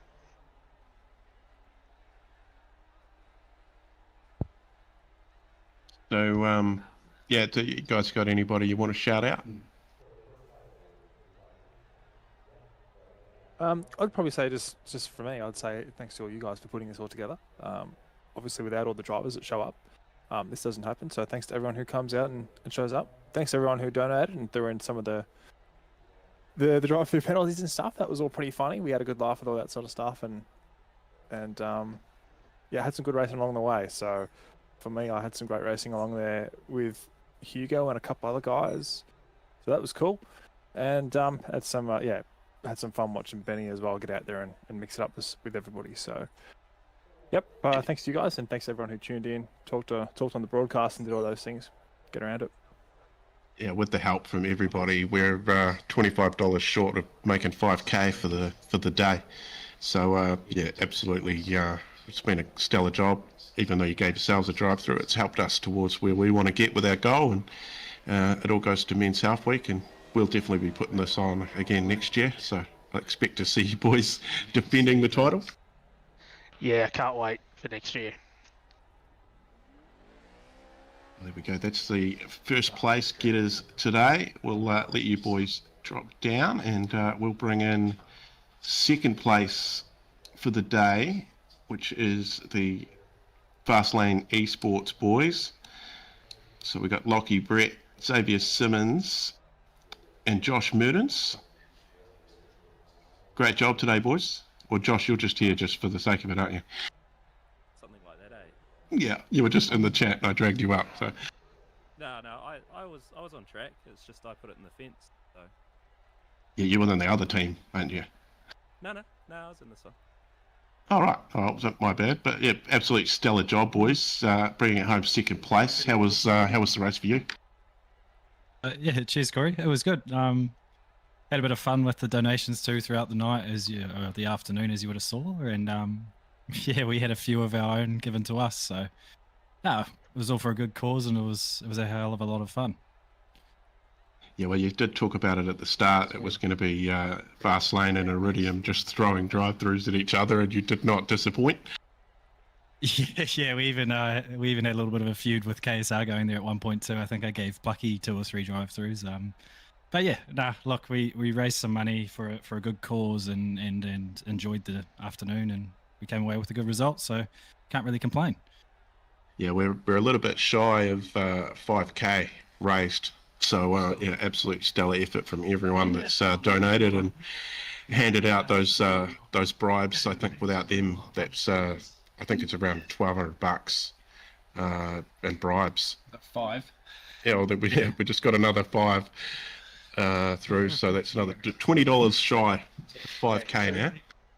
Oh, that's wicked, eh? No, that awesome job by you guys. Obviously, thank you to Ash and yourself, Shane and Wayne, and everyone that helped in the live stream, and yeah, just a big thanks to the OSR guys for running race control too. Yeah, heck of an event. Yeah, absolutely. Anything from you, Shano? I think we've pretty well covered it off there, and thanks for the thanks from you guys as well. We appreciate it, and thanks for showing up and giving us something to talk about.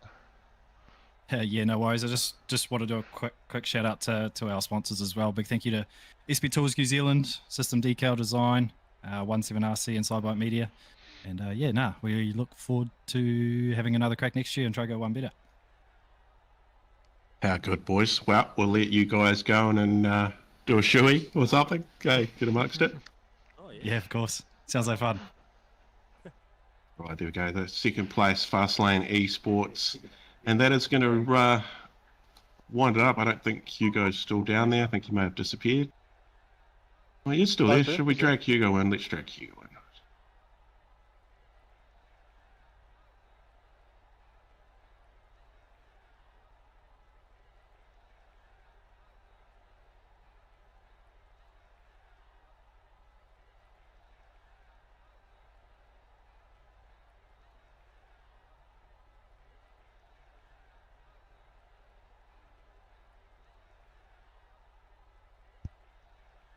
You there, Hugo?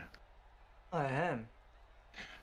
Well done, mate. Second or third place for you. You started off the back of the grid, driving solo, and made yourself up 30 spots and got yourself onto the podium. And how was that for you?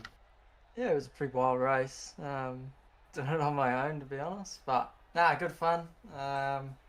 I was pretty hyped up. I thought I was doing good, and then I kept getting hit with the drive-through, so that was interesting. But all part of the game, and yeah, hope it was a good race to watch. It was a great race to watch. We did have a question come through about the solo drivers. Did you go to the toilet, or were you sitting in a puddle? Nah, Well, we won't talk about that on air. Enough said, I think. Yeah, that's All for a enough good said. cause, mate. All for a good Yeah, cause. correct. So we're just shy of 5k raised Oh, for the awesome. event. So myself and Ash are absolutely stoked with the turnout. You know, 35 cars. That's our best turnout for one of these events, and we couldn't have done it without everybody that got involved. So, you got anybody you want to shout out, bud? Yeah, just big thanks to Barry from MRP as always. He's always supported me with my sim stuff and my real racing career as well. So big thanks to him, and then big thanks for you guys for putting it on and giving me the invite. Really enjoyed it. Well, you got in at the right time, didn't you? And you managed to nab the pay it forward from somebody that couldn't make it. Yeah. So, yeah, that got you along Snuck for the in. race. Easy. Too good. Awesome. Well, there you go, Hugo Allen, third place. Thank you very much, mate. We'll plop you down. You can go and maybe wash yourself off. Thanks, mate. All the best.